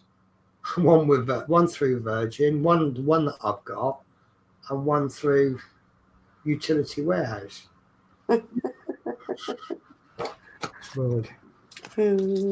They sent me a SIM card. I don't even know where it is. I didn't even put it in my phone. Oh God, my company does the same. Sends me SIM cards, and I'm like, what do I need all this for? I think I put it on the kitchen windowsill, and I think it's been scooped up with some rubbish and put in the bin. I'm just well, that £106 a month. That's gas, electric, and a mobile phone contract. Yeah, can't grumble at that, really. No, I'm not complaining. And then of course the bone. I mean, V uses electric now, but obviously the bonus is I'm not using anything for 6 weeks out of 10. Mm, Not only am I paying less for it, I'm not even using it. It's true. just I'm looking for a gas electric that will do no standing charge, but charge me a little bit more for the usage. I'll make on that one because I worked out with Scottish Power, if I generated a bill and then went away for 3 weeks, come back and have a shower, that shower's cost me 14 quid. Yeah. Because I paid 3 weeks worth of standing charges. Mm. And I'd probably use like 1 unit of gas. I'm gas on the water. So because of the standing charge, that shower's cost me 14 quid. Bloody hell. Obviously the next shower's cost me pennies, but I mean, that shower gets used a lot. The hot water doesn't get used much. I've just taught V to wash up with hot water. I'm really proud of myself now. Yes. We did washing up yesterday, and when he went, I just felt the plates and like, they're warm. Normally, he washes it all out with cold water, and I'm saying it cleans a lot better. What? You need warm water to do it properly. I know. I think this is his first place where he's responsible for himself. Yeah. He's been living with his parents. Then when he's moved out, he's been living with his sister. And he's got 3 nieces and nephews. So his sister probably does everything. Yeah. Cooks for him and everything and does all his washing. And I think, because I have to ask my friends this, because I'm like, am I doing it wrong? But I expect him to help clean the communal areas. Obviously, he's fully responsible for his bedroom, and he's fully responsible for the mess he makes in the kitchen. But I ask him to clean all of the kitchen occasionally, and the hallway and the bathroom and the living room. And I have to, because he don't seem to, it's almost like, it's not my house, I don't have to do it. Yeah. But he contributes towards the mess that accumulates in the hallway and the bathroom so he should do some of the cleaning. And you want to go to bed, don't you? Well, I'm getting there. Do you know what? We're just sitting here, just having a gossip, aren't we? And we're calling it a stream. Exactly. We're a stream ever. It's supposed to be a craft and chill. What have you? Well, you've done a lot more than me. I done a lot on Hulk, didn't I? Yeah, I showed you my variable power thingy-me-bobby thing, and that was it. And I showed you, took me a long time to show you the length. I still can't get over that,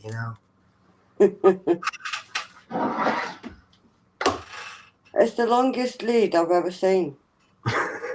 That can fit the other side of your room. That's how long it is. By the time you put that in the wall, or wherever you're putting it, right? Got to position it near a plug.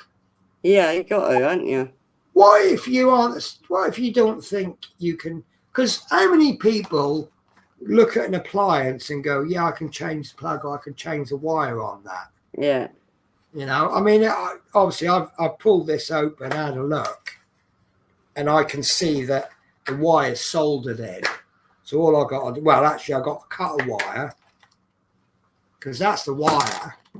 So what I'll do is I'll cut the wires there, and then I'll take that out. I'll put a new bit of wire in. I'll twist them together, pop a little bit of solder in, and I'll put some shrink wrap tubing on it. That'll be the simplest way to do it. All they've done is connected it with these. But some people wouldn't even take that cover off. No. So, so there'd be a lot of people who'd get this and they'd put up with the length of that. And now I would want to position that where I would want to position it. Yeah. These people, I guess, would position that within a foot of a plug socket. That's the longest lead I've ever seen in my life. You might want it up there, but because the plug socket's down there, they're going to position it there. Yeah. So you're not positioning it where you want it. Nope.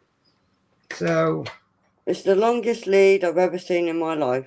there's absolutely no sarcasm there at all, is there? No, it'll fit the other side of your room, that lead. Well, it will do when I've finished. I've got 10 meters worth of cable now. I'll put it where I want. In fact, you know what? I might install it in the craft room and plug it in the bedroom. Yeah, exactly, see? But, Use the lead that it's with and it'll fit. yeah, but there was no mention of the plug cable length. You know, at least if it's said in the description, comes with a stupidly short cable. At least then you know, it's like I'm used to that with like when I look for USB cables because they do state how long the cable is. Yeah. And sometimes I just want a little cable, and sometimes I'm specifically looking for a half a mile cable. Oh, I twisted that. Oh no! Oh God! Don't Do you know break what? it. There is actually one thing I need. I need another one of these. It's got like a sticky out plastic bit there, which is clamp that too. I need a circle the other end. What I'm going to do is I'm going to cut a bit of board the size of my window, and then I'm going to open the window. I'm going to drill a hole in it and attach that to it. Open the window and then screw the bit of wood to. So I'll lose the window, but I'll have the air coming out. But Right. Okay. I'm pleased enough with the power of it. That's adequate. I mean, you see me blow my hair with it, haven't you? Could probably dry your hair with that. I'm leaning quite close to the plug because I can't. It don't even reach to the front of my desk. Are you sure? I thought it was long enough to. If I plug it in, right, it don't. Look at this. Where is it? It don't even reach to like that's how far I can get it. Like I can't. No, you're exaggerating. It can fit the other end. I can't not look. I can't even knock my cup of coffee off with it.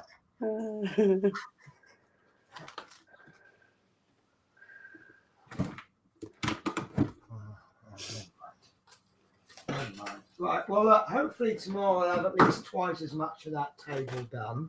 Hopefully. I think the best way to get those, I think I have to cut little 1-inch bits of wood and glue it. Screw it in. Yeah. I'll make the stand for the next bit. Definitely. Or I could just do uprights. I don't want to do too many uprights though because it reduces the size. Right, guys, I'm finishing now. So my short stream is almost 5 hours. No, we didn't do that long. We only did an hour. No. Well, that's what Mike would say. So who is still stupid enough to still be watching us? It's on the laptop. I'm one of them. I can't see who's. See, that's one thing I miss with StreamYard. I don't know if you can see it, but at the top there, it tells me how many's viewing. Now on stream, Joshua's still here. You're a dark. Yeah, Joshua's still there. Bless him. If you on StreamYard, if you hover there where it says 3, if you hover over it, it'll actually break down how many's watching on each. So you see how many's watching on Facebook and how many's on YouTube. Oh, okay. It don't do that on this. No, I've not noticed it on this. See, when you comment, I can see what you're commenting from, I think just that everyone who's commented has done it on YouTube. 'Cause Yeah, that's all I've seen at the moment. yeah, because you get a little symbol and it's all YouTube. But yeah. Right, so who else? Do your ending. Do my ending? Right, okay, well I'll let you say goodbye first then. Thank you, Penny, for the invite. Thank you all for joining, and I'll see you on the next one. So thank you everybody for watching. Thank you very much, Natasha, for joining us. Big You're thank welcome. you to Anfield Road Layout in the Loft for helping the show be great. And Mark. And thank you to Mark Fit. It's been a fun show, despite how, you know, I feel like I'm drunk. So do I. I've just been, I'm not physical. I'm embarrassingly weak. Now, I'm not a physical person. You know, I've been doing like an hour of woodwork and then I'm like, oh, I'm tired. I'm not a physical person. I'm one of these, I'll have a go, but I ain't got stamina for it. Right, I've been running around and this, that, and the other. I'm really happy to have a nice car working now. Got headlights to work and windscreen wipers that do actually clear my windscreen. But yeah, so thanks everybody for watching. I will get these schedules sorted out for the next streams, but I'll be honest with you, I'm not going to do that tonight. So how should I end the show? In a world where you can be anything, be anything. Take care, guys. Bye-bye.